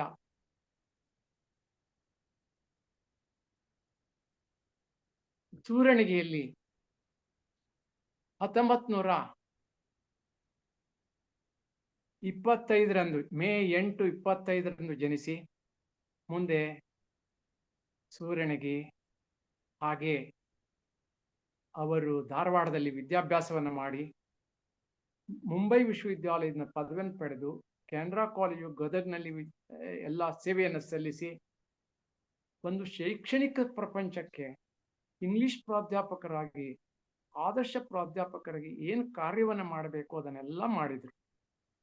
ಅವರು ಬರೆದಂಥ ಮಹಾಪ್ರಬಂಧ ದ ಕನ್ಸೆಪ್ಟ್ ಆಫ್ ಕಾಮಿಡಿ. ಈ ಕನ್ಸೆಪ್ಟ್ ಆಫ್ ಕಾಮಿಡಿ ಅಂತನ್ನುವುದರಿಂದಲೇ ಅವರ ಎಲ್ಲ ಬರವಣಿಗೆಯೂ ಕೂಡ ಆರಂಭವಾಗ್ತದೆ ಅಂತ ನಾವು ಭಾವಿಸಬೇಕು. ಅದಕ್ಕೂ ಮೊದಲು ಕೇವಲ ಓದು ಓದು ಓದು ಓದು. ಅಮೂರ್ ಅವರು ಇಂಗ್ಲಿಷ್ ಪ್ರಾಧ್ಯಾಪಕರಾಗಿ ಅವರು ತಮ್ಮ ಆತ್ಮಚರಿತ್ರೆಯಲ್ಲಿ ಹೇಳ್ತಾರೆ, ನಾನು ABC ಕಲ್ತಿದ್ದು 13ನೇ ವರ್ಷದಲ್ಲಿ ಅಂತ. ಆ ನಂತರ ಇಂಗ್ಲಿಷ್ ಸಾಹಿತ್ಯ ಎಷ್ಟು ಓದಿದ್ರು ಅಂತಂದ್ರೆ ನಮ್ಗೆ ಆಶ್ಚರ್ಯ ಆಗ್ತದೆ. ಅವರ ಮಹಾಪ್ರಬಂಧ ದ ಕನ್ಸೆಪ್ಟ್ ಆಫ್ ಕಾಮಿಡಿ ಅದು ಕರ್ನಾಟಕ ವಿಶ್ವವಿದ್ಯಾಲಯದಿಂದ ಪ್ರಕಟ ಆಯಿತು. ಆ ನಂತರ ಅದನ್ನ ಜರ್ಮನ್ ಭಾಷೆಯಲ್ಲಿ ಇಷ್ಟು ಅತ್ಯುತ್ತಮವಾದಂಥ ರೀತಿಯಲ್ಲಿ ಅದನ್ನ ಜರ್ಮನ್ ಭಾಷೆ ಅನುವಾದ ಮಾಡಿದ್ದಾರೆ, ಅದರ ಒಂದು ಭಾಗವನ್ನು. ಅದು ಅಲ್ಲಿಯೂ ಕೂಡ ಪಾಶ್ಚಾತ್ಯ ಲೋಕದಲ್ಲೂ ಕೂಡ ಹೆಸರನ್ನು ಗಳಿಸಿದೆ. ಅಂದ್ರೆ ಭಾರತೀಯ ಇಂಗ್ಲಿಷ್ ಪ್ರಾಧ್ಯಾಪಕರೊಬ್ಬರು ಪಾಶ್ಚಾತ್ಯ ಜಗತ್ತಿನಲ್ಲಿ ಹೇಗೆ ಒಳ್ಳೆಯ ಬರಹಗಳನ್ನು ಕೊಟ್ಟು ಕೆಲಸ ಮಾಡಬಹುದು ಅಂತನ್ನೋದಕ್ಕೆ ಅಮೂರ್ ಅವರು ಸಾಕ್ಷಿಯಾಗಿದ್ದಾರೆ. ಅಮೂರ್ ಅವರ ಈ ಮಹಾಪ್ರಬಂಧ ಇಂಗ್ಲಿಷ್ ಲೋಕದಲ್ಲಿ ಪಾಶ್ಚಾತ್ಯ ಲೋಕದಲ್ಲಿ ಹೇಗೆ ಮನ್ನಣೆಯನ್ನು ಪಡೆದಿದೆಯೋ ಅದೇ ರೀತಿಯಲ್ಲಿ ಇಂಗ್ಲಿಷ್ ಸಾಹಿತ್ಯದಲ್ಲಿ ಹಲವಾರು ಕೃತಿಗಳನ್ನು ಅವರು ರಚನೆ ಮಾಡಿದಂಥ ವಿದ್ವಾಂಸರು. ಅವರ ವಿದ್ವತ್ತು, ಅವರ ಓದು, ಅವರಿಂದ ನಾವು ಸ್ಫೂರ್ತಿ ಪಡೆಯಬೇಕಾದದ್ದು ಒಂದೇ ಒಂದು ಏನು ಅಂತಂದ್ರೆ, ತಮ್ಮ ಸಮಯವನ್ನು ವ್ಯರ್ಥ ಮಾಡದೆ ಯಾವಾಗಲೂ ಜ್ಞಾನ ಪಿಪಾಸುಗಳಾಗಿ ಓದು, ಬರವಣಿಗೆ, ನಿರಂತರವಾದ ಚಿಂತನ ಮಂಥನಗಳಲ್ಲಿ ಕಾಲವನ್ನು ಕಳೆಯುವಂತಹ ವಿದ್ವಾಂಸರಿದ್ರೆ ಅದು ಡಾಕ್ಟರ್ GS ಅಮೂರ್ ಅವರು. ಅವರನ್ನ ತುಂಬಾ ನಮ್ಮ ಮನೆ ಹತ್ತಿರವೇ ಇರುವಂತ ಅಮೂರ್ ಅವರ ಮನೆಗೆ ಯಾವಾಗಲೂ ಹೋಗುವುದು, ಅವ್ರ ಜೊತೆ ಸಾಹಿತ್ಯ ಚರ್ಚೆಯನ್ನು ಮಾಡುವುದು, ಅವರ ಬಗ್ಗೆ ತಿಳಿದುಕೊಳ್ಳುವುದು, ಅವರ ವಿದ್ವತ್ಪೂರ್ಣವಾದಂಥ ವಿಚಾರಗಳಲ್ಲಿ ಭಾಗಿಯಾಗಿ ನಾನು ಸಂತೋಷವನ್ನು ಅನುಭವಿಸಿದ್ದೇನೆ. ನನ್ನ ಬದುಕಿನ ಭಾಗ್ಯಗಳಲ್ಲಿ ಅಮೂರ್ ಅವರ ಜೊತೆ ನಡೆಸಿದ ಸಂವಾದ, ಸಾಹಿತ್ಯ ಸಂವಾದ ಬಹಳ ಮುಖ್ಯವಾದದ್ದು ಅಂತ ನಾನು ಭಾವಿಸ್ತೇನೆ. ಅಮೂರ್ ಅವರು ಔರಂಗಾಬಾದ್ ವಿಶ್ವವಿದ್ಯಾಲಯವನ್ನು ಬಿಟ್ಟು, ವರಕವಿ ಬೇಂದ್ರೆಯವರು ಸೊಲ್ಲಾಪುರವನ್ನ ಬಿಟ್ಟು ಮತ್ತೆ ಧಾರವಾಡಕ್ಕೆ ಬಂದ ಹಾಗೆ, ಶಂಕರ್ ಮೊಕಾಶಿ ಪುಣೇಕರ್ ಅವರು ಮುಂಬೈಯನ್ನು ಬಿಟ್ಟು ಮತ್ತೆ ಧಾರವಾಡಕ್ಕೆ ಬಂದ ಹಾಗೆ, ಅಮೂರ್ ಅವರು ಕೂಡ ಮರಳಿ ತನ್ನ ತಾಯ್ನಾಡಿಗೆ ಬಂದು ನಾನು ನನ್ನ ಭಾಷೆ, ನನ್ನ ಸಾಹಿತ್ಯಕ್ಕೆ ಕೊಡುವುದು ಬಹಳಷ್ಟು ಇದೆ ಅಂತ ಭಾವಿಸಿಕೊಂಡು ಯಾವುದೇ ಹುದ್ದೆಗಳನ್ನು ಸ್ವೀಕರಿಸಿದೆ. ನಿವೃತ್ತಿಯ ನಂತರ ನಿರಂತರವಾಗಿ ಸಾಹಿತ್ಯ ರಚನೆಯಲ್ಲಿ ತೊಡಗಿಕೊಂಡಂಥವರು ಡಾಕ್ಟರ್ GS ಅಮೂರ್ ಅವರು. ಅಮೂರ್ ಅವರ ಕರ್ಮಭೂಮಿ ಅದು ಧಾರವಾಡವೇ ಆಗಿದೆ. ಅದು ಔರಂಗಾಬಾದ್.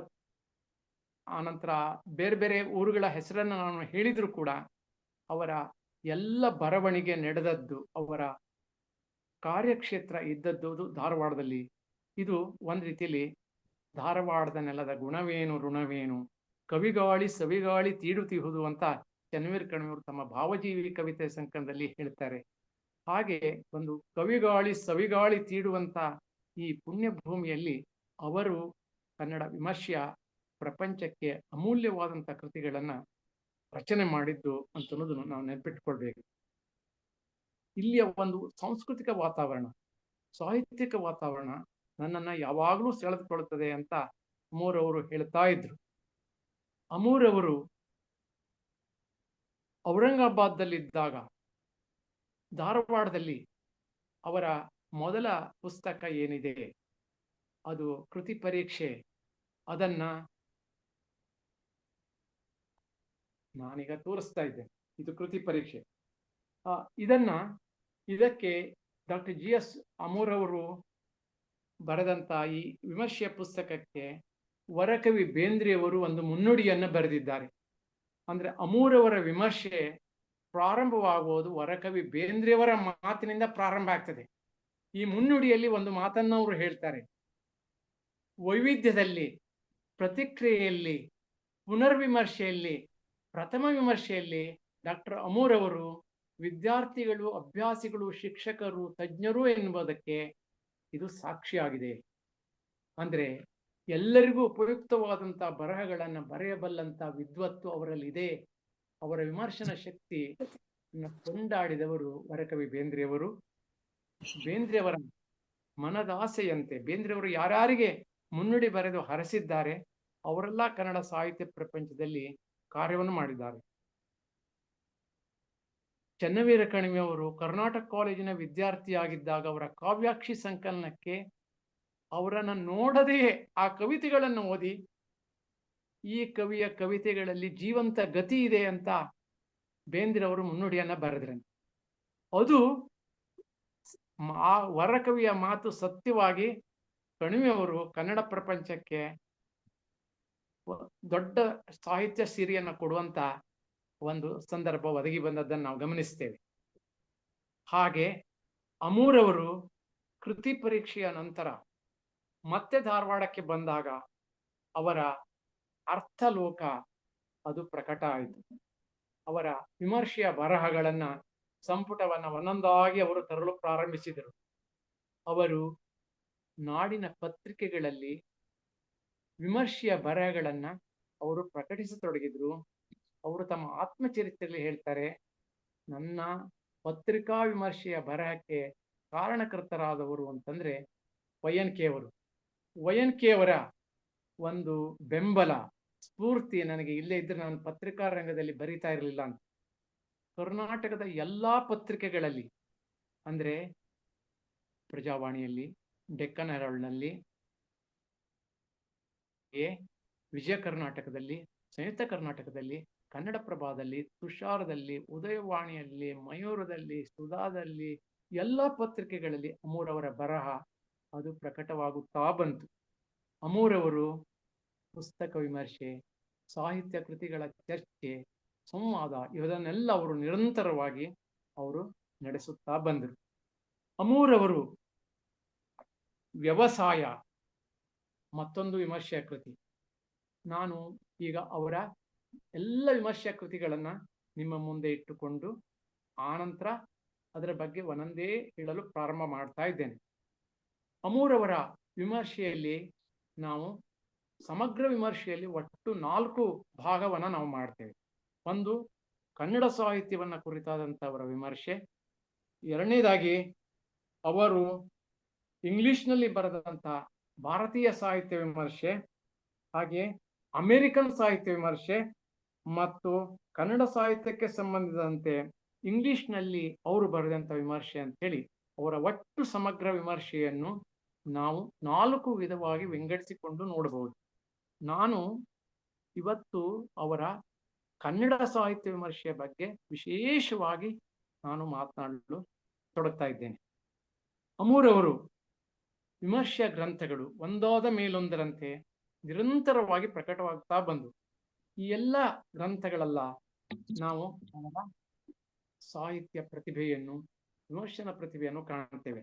ಅವರ ಸಾತ್ವಿಕ ಪಥ ಒಂದು ವಿಮರ್ಶೆಯ ಗ್ರಂಥದ ಹೆಸರು. ಅವರ ವ್ಯಕ್ತಿತ್ವದ ನಿದರ್ಶನವಾಗಿ ಇದು ಇರುವುದನ್ನು ನಾವು ಕಾಣ್ತೇವೆ. ಅವರ ವ್ಯಕ್ತಿತ್ವ ಅಂದ್ರೆ ಸಾತ್ವಿಕ ಪಥದಲ್ಲಿ ಮುನ್ನಡೆಯುವುದು. ಒಬ್ಬ ವ್ಯಕ್ತಿ ವಿಮರ್ಶೆಯನ್ನ ಬರೆಯುವಾಗ ಕೇವಲ ಅದು ಪ್ರಶಂಸೆಯಾಗಿ ಉಳಿಯಬಾರದು, ಅದು ವ್ಯಕ್ತಿ ನಿಂದೆಯನ್ನು ಕೂಡ ಮಾಡಬಾರದು. ಲೇಖಕರನ್ನ ಪ್ರೋತ್ಸಾಹಿಸುವುದು, ಕೃತಿಯನ್ನ ಮುಂದೆ ತರುವುದು, ಕೃತಿ ಅಂತಸತ್ವವನ್ನ ಮುಂದಿಟ್ಟುಕೊಂಡು ಸಾಹಿತ್ಯದ ಚರ್ಚೆಯನ್ನ, ವಿಮರ್ಶೆಯನ್ನ ಬರೆಯುವ ಕ್ರಮವನ್ನ ಅಮೂರ್ ಅವರು ಒಂದು ಮಾದರಿಯಾಗಿ ನಮಗೆ ತೋರಿಸಿಕೊಟ್ಟಿದ್ದಾರೆ. ಅವರಲ್ಲಿರುವಂತಹ ವಿದ್ವತ್ತೇನಿದೆ, ಅವರ ಓದು ಇಂಗ್ಲಿಷ್, ಕನ್ನಡ, ಮರಾಠಿ, ಸಂಸ್ಕೃತ, ಹಿಂದಿ, ಹೀಗೆ ಬೇರೆ ಬೇರೆ ಭಾಷೆಗಳ ಒಂದು ತಿಳುವಳಿಕೆ ಏನಿದೆ, ಆಳವಾದ ಜ್ಞಾನದಿಂದ ಅವರು ಕನ್ನಡ ವಿಮರ್ಶೆಯ ಲೋಕಕ್ಕೆ ಈ ಎಲ್ಲಾ ಕೃತಿಗಳನ್ನು ನಮಗೆ ಕೊಟ್ಟಿದ್ದಾರೆ. ಅವರ ಇನ್ನೊಂದು ವಿಮರ್ಶೆಯ ಗ್ರಂಥ ಅಮೃತ ವಾಹಿನಿ ಅಂತ. ಈ ಅಮೃತ ವಾಹಿನಿ ಹೆಸರು ನಮಗೆ ಅಡಿಗರ ಅಮೃತ ವಾಹಿನಿಯೊಂದು ಹರಿಯುತ್ತಿದೆ ಮಾನವನ ಎದೆಯಿಂದ ಎದೆಗೆ ಸತತ ಅಂತನ್ನುವ ಕವಿತೆಯ ಸಾಲು ನೆನಪಿಗೆ ತಂದು ಕೊಡ್ತೀವಿ. ಹಾಗೆ ಹೊಸ ಹೊಸ ಶೀರ್ಷಿಕೆ ಅವರಲ್ಲಿರುವುದನ್ನು ನಾವು ಕಾಣ್ತೇವೆ. ಸಾಹಿತ್ಯವು ಕೂಡ ಒಂದು ವ್ಯವಸಾಯ, ಅದೊಂದು ಕೃಷಿ. ಅದು ಆ ಕೃಷಿಯನ್ನ ಮಾಡಿ ಹೇಗೆ ರೈತ ಅನ್ನ ಯಜ್ಞವನ್ನ ಮಾಡ್ತಾನೆ, ಹಾಗೆ ಸಾಹಿತ್ಯವು ಕೂಡ ಅದನ್ನ ಮಾಡಬೇಕು ಅಂತನ್ನುವಂಥದ್ದು. ಹಾಗೆ ಇನ್ನೊಂದು ಪುಸ್ತಕದ ಹೆಸರು ಸೀಮೋಲ್ಲಂಘನ. ಯಾವ ಗುಂಪಿಗೂ ಸೇರದೆ ಇರುವಂತ ದೊಡ್ಡ ವ್ಯುತ್ಪತ್ತಿಯುಳ್ಳ ಉತ್ತಮ ಸಾಹಿತ್ಯದ ರಾಜಮಾರ್ಗವನ್ನ ತೋರಿಸಿದವರು GS ಸಮೂರವರು ಅಂತ ಸುಮತೀಂದ್ರ ನಾಡಿಗರು ಈ ಪುಸ್ತಕಕ್ಕೆ ಬರೆದ ಒಂದು ಮುನ್ನಡೆಯಲ್ಲಿ ಹೇಳ್ತಾರೆ. ಆನಂತರ ಅಮೂರವರ ಹಿಂಗಾರು ಅವರು ವಿಮರ್ಶೆಯ ಸಂಕಲನ, ಇದಕ್ಕೆ ನಾನೇ ಬೆನ್ನುಡಿಯ ಮಾತುಗಳನ್ನ ಬರೆದಿದ್ದೇನೆ. ಹಾಗೆ ಅಮೂರವರ ಮತ್ತೊಂದು ಪುಸ್ತಕ ವಿಮರ್ಶೆಯ ಪುಸ್ತಕದು ನಿರಂತರ. ಹಾಗೆ ಅಮೂರವರ ಬರಹಗಳಲ್ಲಿ ನಾನು ಈಗ ಮುಖ್ಯವಾಗಿ ಕನ್ನಡ ಸಾಹಿತ್ಯ ವಿಮರ್ಶೆಯಲ್ಲಿ ಅವರ ಎಲ್ಲ 39 ಕೃತಿಗಳ ಬಗ್ಗೆ ಹೇಳುವ ಮೊದಲು ಅವರ ಒಟ್ಟು ಸಾಹಿತ್ಯ ವಿಮರ್ಶೆ ಬಗ್ಗೆ ಹೇಳುವಾಗ ಅಲ್ಲಿ ಒಂದು ಸೈದ್ಧಾಂತಿಕ ವಿಮರ್ಶೆ ಒಂದು ಭಾಗ, ಎರಡನೇದಾಗಿ ಅವರ ಸಾಹಿತ್ಯ ವಿಮರ್ಶೆಯಲ್ಲಿ ನಾವು ನೋಡುವಂತಹದ್ದು ಸಾಹಿತ್ಯ ಪ್ರಕಾರಗಳ ಕುರಿತಾದಂಥ ವಿಮರ್ಶೆ. ಆನಂತರ ನಾವು ಗಮನಿಸಬೇಕಾದದ್ದು ಸಮಗ್ರ ಓದನ್ನ ಒಳಗೊಂಡಂತ ವಿಮರ್ಶೆಯ ಪ್ರಕಾರ ಒಂದು, ಸಮಕಾಲೀನ ಕತೆ ಕಾದಂಬರಿ ಕಥನ ವಿನ್ಯಾಸದ ಬಗ್ಗೆ ಸೈದ್ಧಾಂತಿಕವಾದ ವಿಮರ್ಶೆಯನ್ನು ಕಟ್ಟಿಕೊಡುವಂತಹ ಕೆಲಸವನ್ನ ಅವರ ಈ ವಿಮರ್ಶಾ ಗ್ರಂಥ ಅದು ಹೇಳ್ತಾ ಇದೆ. ಹಾಗೆ ಈಗ ನಾವು ಅವರ 2 ಬೃಹತ್ ಗ್ರಂಥಗಳ ಬಗ್ಗೆ ನಾವು ಯೋಚನೆಯನ್ನು ಮಾಡುವಂತಹದ್ದು. ಒಂದು ಅಮೂರವರ ಭುವನದ ಭಾಗ್ಯ. ಇದು ಬೇಂದ್ರೆ ಸಾಹಿತ್ಯ ವಿಮರ್ಶೆಯನ್ನ ಅಧ್ಯಯನ ಮಾಡುವವರಿಗೆ ಒಂದು ಮಾರ್ಗದರ್ಶಿಯಾದಂಥ ಒಂದು ಪುಸ್ತಕ ಇದು. ಭುವನದ ಭಾಗ್ಯ ಅಮೂರವರು ಕನ್ನಡ ಸಾಹಿತ್ಯದ ವಿದ್ಯಾರ್ಥಿಗಳಿಗೆ ಒಂದು ವಿಮರ್ಶೆಯ ಮಾದರಿಯನ್ನ ನಮಗೆ ತೋರಿಸಿಕೊಟ್ಟಿದ್ದಾರೆ. ಬೇಂದ್ರೆ ಕಾವ್ಯವನ್ನ ಯಾವ್ಯಾವ ನೆಲೆಗಳಲ್ಲಿ ನಾವು ಅಧ್ಯಯನವನ್ನ ಮಾಡಬೇಕು, ಬೇಂದ್ರೆ ಸಾಹಿತ್ಯ ವಿಮರ್ಶೆ ಮಾಡುವ ವಿಧಾನ ಯಾವುದು, ಇದನ್ನ ಆಳವಾಗಿ ಆಲೋಚನೆ ಮಾಡಿ ಕನ್ನಡಕ್ಕೆ ಒಂದು ಹೊಸ ಮಾದರಿಯನ್ನ ಒದಗಿಸಿಕೊಟ್ಟಂತ ಕೆಲಸ ಈ ಭುವನದ ಭಾಗ್ಯದಿಂದ ಆದದ್ದನ್ನು ನಾವು ನೋಡ್ತೇವೆ. ಕನ್ನಡದ ಎಲ್ಲಾ ಸಾಂಸ್ಕೃತಿಕ ಮನಸ್ಸುಗಳು ಬಹಳ ಪ್ರೀತಿಯಿಂದ ಓದುವಂತ ಪುಸ್ತಕ ಅಂದರೆ ಭುವನದ ಭಾಗ್ಯ. ಈ ಪುಸ್ತಕದಲ್ಲಿ ವರಕವಿ ಬೇಂದ್ರೆಯವರ ಕಾವ್ಯವನ್ನು ಸಮಗ್ರ ಓದನ್ನ ಮಾಡಿ ಅವರ ವಿಮರ್ಶೆಯನ್ನ ಅರಿತುಕೊಳ್ಳಬೇಕು ಎನ್ನುವುದನ್ನು ಅವರು ತೋರಿಸಿಕೊಟ್ಟಿದ್ದಾರೆ.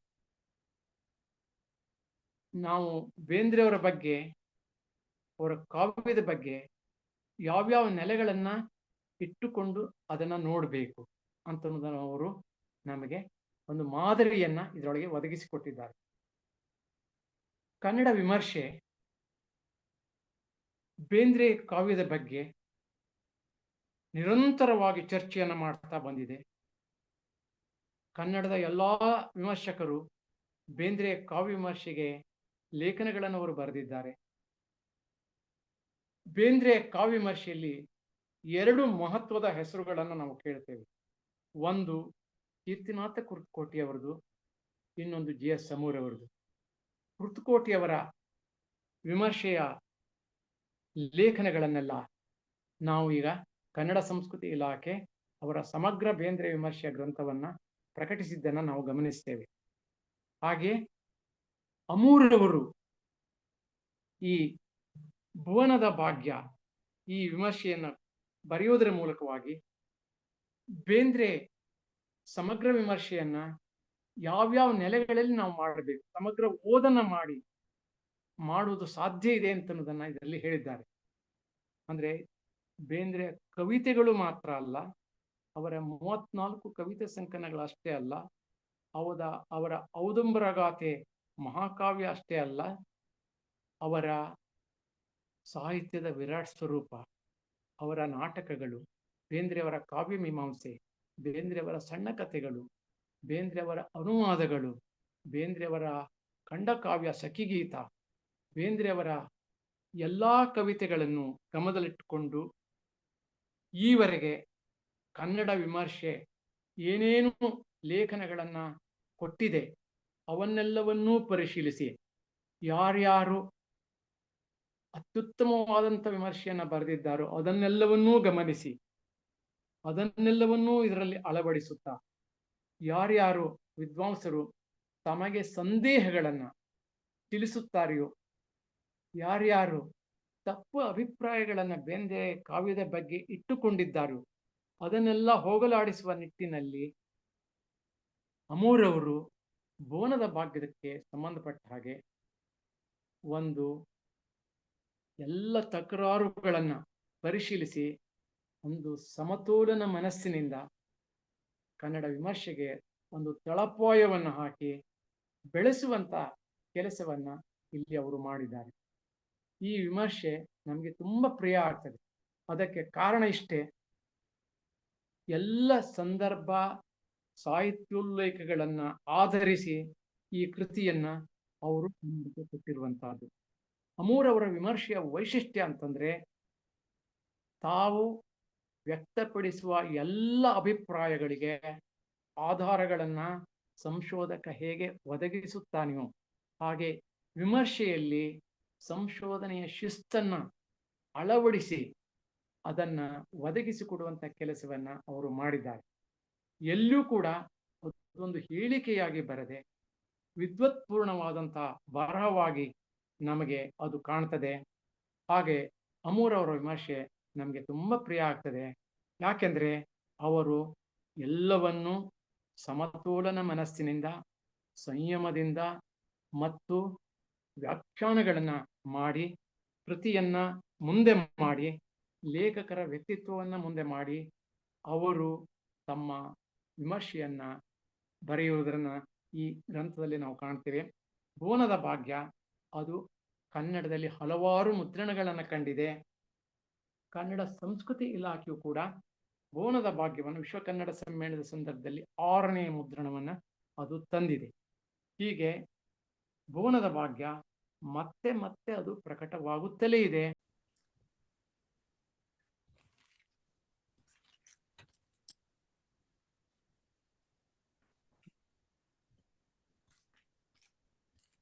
ಸರ್, ಮಾತನ್ನ ಮುಂದುವರಿಸಬಹುದು ತಾವು. ಸರಿ, ಬೇಂದ್ರೆಯವರ ಮಾತನ್ನ ಮಾಡಿ ಆಯ್ತು 10 ನಿಮಿಷದಲ್ಲಿ. ಇನ್ನು 10 ನಿಮಿಷದಲ್ಲಿ ಬೇಂದ್ರೆಯವರ ಹಾಗೆ ಎಲ್ಲ ಕೊಡಿ.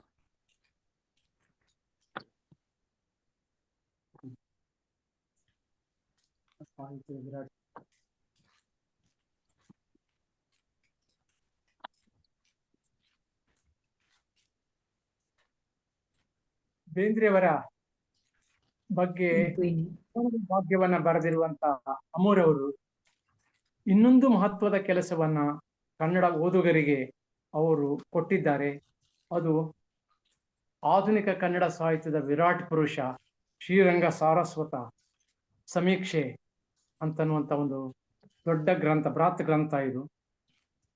ಅಮೂರವರು ಶ್ರೀರಂಗರ ಎಲ್ಲಾ ಸಮಗ್ರ ನಾಟಕಗಳನ್ನು, ಸಾಹಿತ್ಯವನ್ನು ಸಮೀಕ್ಷಿಸಿ ಬರೆದಂತ ಅಪೂರ್ವವಾದಂಥ ವಿಮರ್ಶೆ ಗ್ರಂಥ ಅಂದ್ರೆ ಈ ವಿರಾಟ್ ಪುರುಷ ಅಂತನ್ನುವಂಥ ಪುಸ್ತಕ.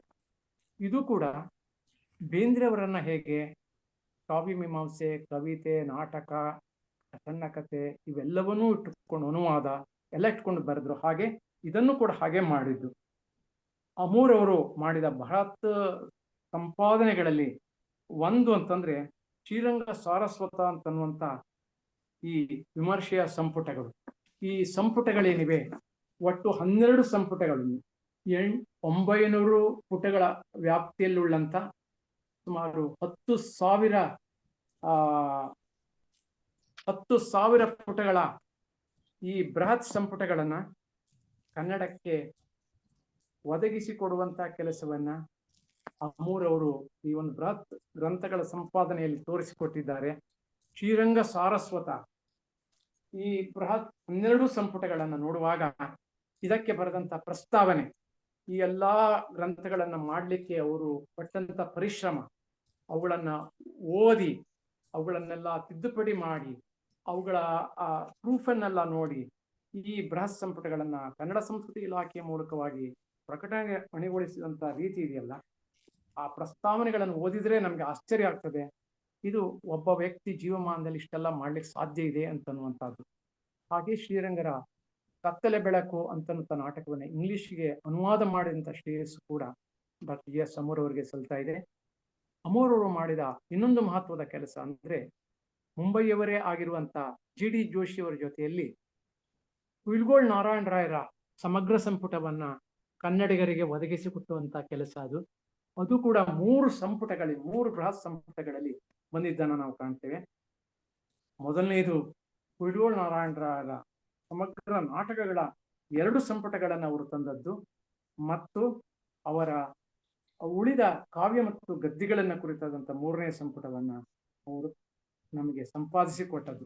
ಇದಕ್ಕೆಲ್ಲ ಅವರು ಬರೆದಂತ ಪ್ರಸ್ತಾವನೆ ಬಹಳ ಮೌಲಿಕವಾದಂಥ ವಿಚಾರಗಳನ್ನು, ವಿಮರ್ಶನ ವಿಚಾರಗಳನ್ನು ಒಳಗೊಂಡಿರುವುದನ್ನ ನಾವು ಕಾಣ್ತೇವೆ. ಅಮೂರ್ ಅವರು ಮಾಡಿದ ಇನ್ನೊಂದು ಮಹತ್ವದ ಕೆಲಸ ಅಂತಂದ್ರೆ ಸಾಹಿತ್ಯ ಪ್ರಕಾರಗಳನ್ನ ಕುರಿತಾದಂತ ಅವರ ವಿಮರ್ಶೆ. ಅದರಲ್ಲಿ ನಾವು 2 ಮುಖ್ಯವಾದಂತಹ ಕೃತಿಗಳನ್ನ ನೋಡ್ತೇವೆ. ಒಂದು ಕನ್ನಡ ಕಥನ ಸಾಹಿತ್ಯ ಕಾದಂಬರಿ ಎನ್ನುವಂಥದ್ದು. ಕನ್ನಡ ಕಾದಂಬರಿಗಳ ವಸ್ತು ಮತ್ತು ಇತಿಹಾಸವನ್ನ ಕಟ್ಟಿಕೊಡುವಂತ ಈ ಸಾಹಿತ್ಯ ಪ್ರಕಾರದ ವಿಮರ್ಶೆ ಇದೆಯಲ್ಲ, ಆಧುನಿಕ ಕನ್ನಡ ಸಾಹಿತ್ಯದ ವಿದ್ಯಾರ್ಥಿಗಳಿಗೆ ಅತ್ಯಂತ ಉಪಯುಕ್ತವಾದಂತ ಒಂದು ವಿಮರ್ಶೆಯ ಗ್ರಂಥ. ಇದನ್ನ ಓದದೆ ನಾವು ಮುಂದುವರಿಲಿಕ್ಕೆ ಸಾಧ್ಯ ಇಲ್ಲ ಅಂತ ಅನ್ನುವಷ್ಟರ ಮಟ್ಟಿಗೆ ಇದರ ಒಂದು ಅಧಿಕೃತತೆ ಮತ್ತು ವಿದ್ವತ್ಪೂರ್ಣವಾದಂಥ ಬರಹ ಇಲ್ಲಿರುವುದನ್ನು ನಾವು ಕಾಣ್ತೇವೆ.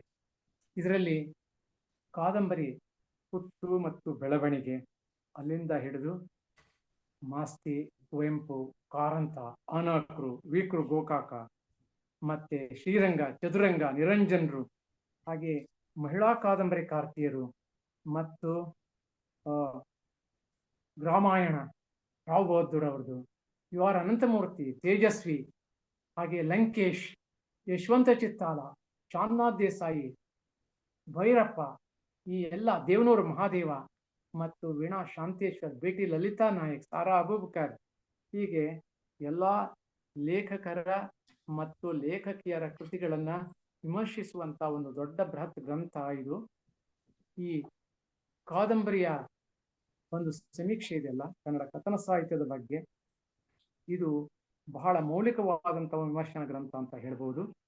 ಇದರ ಕೊನೆಯಲ್ಲಿ ಅವರು ಒಂದು ಮಾತನ್ನು ಹೇಳ್ತಾರೆ, ಇದರ ಕೇಂದ್ರ ಪ್ರಮೇಯ ಅಂದ್ರೆ ವಾಸ್ತವವಾದಿ ಜೀವನವನ್ನ ಕಟ್ಟಿಕೊಡುವಂತ ಕೆಲಸ ಈ ಗ್ರಂಥ ಮಾಡ್ತದೆ ಅಂತನ್ನುವಂಥದ್ದು.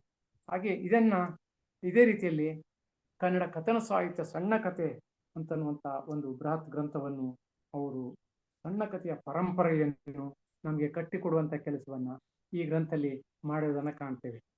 ಕನ್ನಡ ಸಣ್ಣ ಕಥೆಯ ಜನಕರಾದಂಥ ಮಾಸ್ತಿಯವರು, ಪಂಜೆ ಮಂಗೇಶ್ವರಾಯರು, ಕೇರೂರು ವಾಸ್ತವಾಚಾರ್ಯರು, ಅಲ್ಲಿಂದ ಹಿಡಿದುಕೊಂಡು ಇಡೀ ಒಂದು 20ನೇ ಶತಮಾನದ ಅನೇಕ ಜನ ಕಥೆಗಾರರನ್ನ ಅವರು ಇಲ್ಲಿ ಚರ್ಚೆಗೆ ಒಳಪಡಿಸಿದ್ದನ್ನು ನಾವು ಕಾಣ್ತೇವೆ.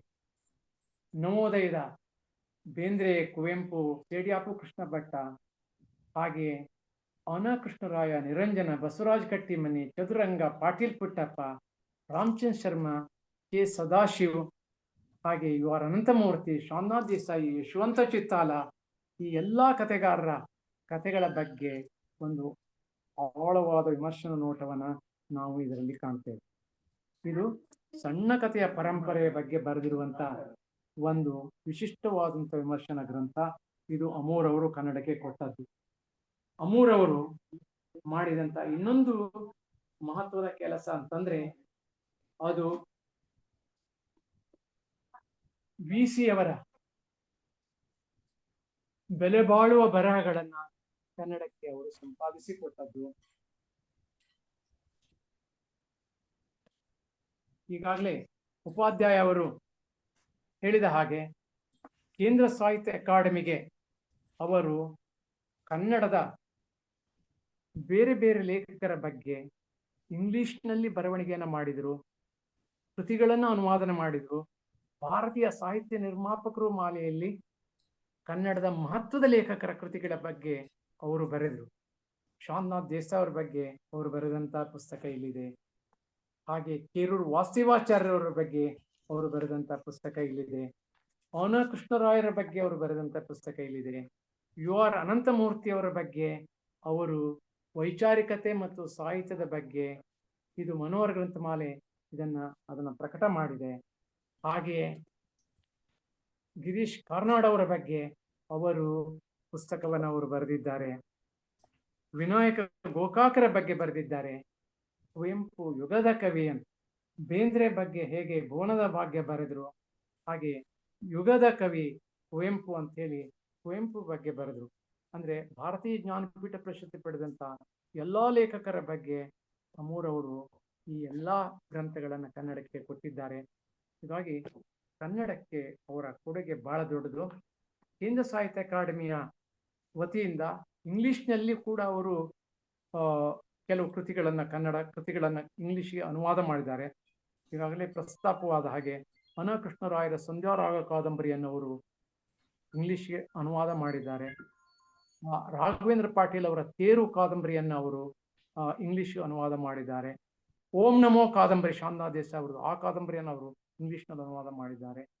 ಹೀಗೆ ಕನ್ನಡದ ಮಹತ್ವದ ಕೃತಿಗಳನ್ನೆಲ್ಲವನ್ನು ಕೇವಲ ಕನ್ನಡಿಗರಿಗೆ ತಿಳಿಸಿಕೊಡುವುದಷ್ಟೇ ಅಲ್ಲ, ಇಡೀ ಭಾರತಕ್ಕೆ ಅಂತಾರಾಷ್ಟ್ರೀಯ ಮಟ್ಟದಲ್ಲಿ ಕನ್ನಡ ವಿಜೃಂಭಿಸುವಂತೆ ಮಾಡಿದವರು ಅಮೂರ್ ಅವರಾಗಿದ್ದಾರೆ. ಅಮೂರ್ ಅವರು ಬರೆದಂತ ಇಂಗ್ಲಿಷ್ ಬರಹಗಳ ಬಗ್ಗೆ ಕೂಡ ನಾನು ಇಲ್ಲಿ ಹೇಳಲಿಕ್ಕೆ ಇಷ್ಟಪಡ್ತೇನೆ. ಅವರ ಕನ್ನಡ ಸಾಹಿತ್ಯವನ್ನ ಕುರಿತು ಬರೆದಂತ ಇಂಗ್ಲಿಷ್ ಪುಸ್ತಕ essays on modern Kannada literature. ಇದರಲ್ಲಿ ಆಧುನಿಕ ಕನ್ನಡ ಸಾಹಿತ್ಯವನ್ನು ಕುರಿತು ಇಂಗ್ಲಿಷ್ನಲ್ಲಿ ಏನೇನು ಲೇಖನಗಳಿವೆಯೋ ಅವೆಲ್ಲವನ್ನೂ ನಾವು ಇಲ್ಲಿ ಕಾಣ್ತೇವೆ. ಅವರ ಒಟ್ಟು ಇಂಗ್ಲಿಷ್ ಬರಹಗಳ ಕನ್ನಡ ಸಾಹಿತ್ಯವನ್ನು ಕುರಿತಾದಂಥ ಇಂಗ್ಲಿಷ್ನಲ್ಲಿ ಬಂದಂಥ ಲೇಖನಗಳು ಈ ಪುಸ್ತಕದಲ್ಲಿ ಇರೋದನ್ನು ನಾವು ಕಾಣ್ತೇವೆ. ಅವರ ಓನ್ ವಾಯ್ಸಸ್ ಅಂತ ಹೇಳಿ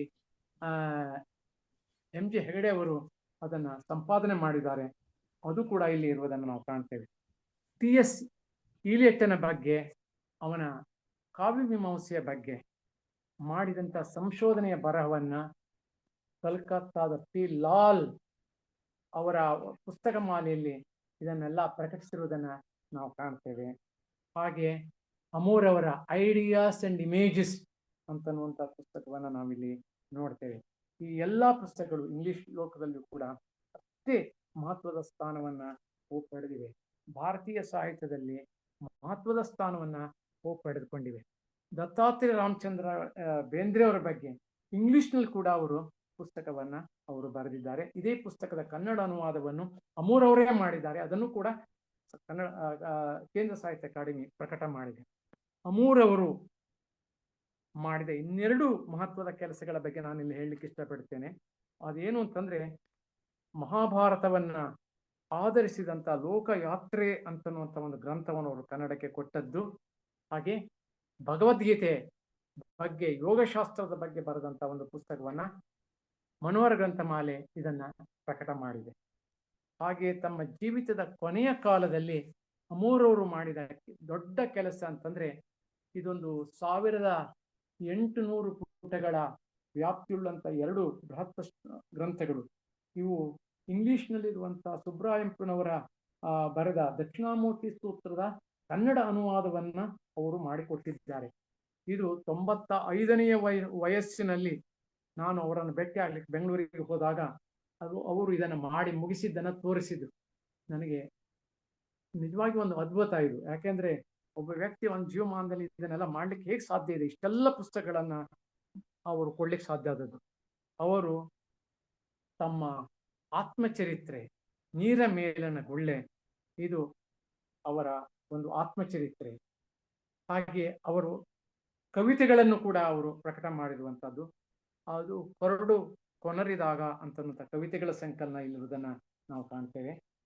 ಹಾಗೆ ಬೇಂದ್ರೆಯವರ ಕವಿತೆಗಳನ್ನ ಅವರು ಇಂಗ್ಲಿಷಿಗೆ ಕೂಡ ಅನುವಾದ ಮಾಡಿದ್ದು, the spider and the web ಅಂತ ಹೇಳಿ ಅದನ್ನ ನಾವು ಇಲ್ಲಿ ಈ ಪುಸ್ತಕದಲ್ಲಿ ಕಾಣ್ತೇವೆ. ಅಂದ್ರೆ ಬೇಂದ್ರೆ ಕವಿತೆಗಳ ವಿಮರ್ಶೆ, ಬೇಂದ್ರೆ ಸಮಗ್ರ ವಿಮರ್ಶೆ, ಬೇಂದ್ರೆ ಬಗ್ಗೆ ಬರೆದಂತ ಬರಹಗಳು, ಜೊತೆಗೆ ಅವರ ಕವಿತೆಗಳ ಇಂಗ್ಲಿಷ್ ಅನುವಾದ, ಅವರ ಜೀವನ ಚರಿತ್ರೆಯನ್ನ ಅಂತಾರಾಷ್ಟ್ರೀಯ ಮಟ್ಟದಲ್ಲಿ ಎಲ್ಲರೂ ಓದುವ ಹಾಗೆ ಅವರು ಮಾಡಿರುವಂತಹದ್ದು.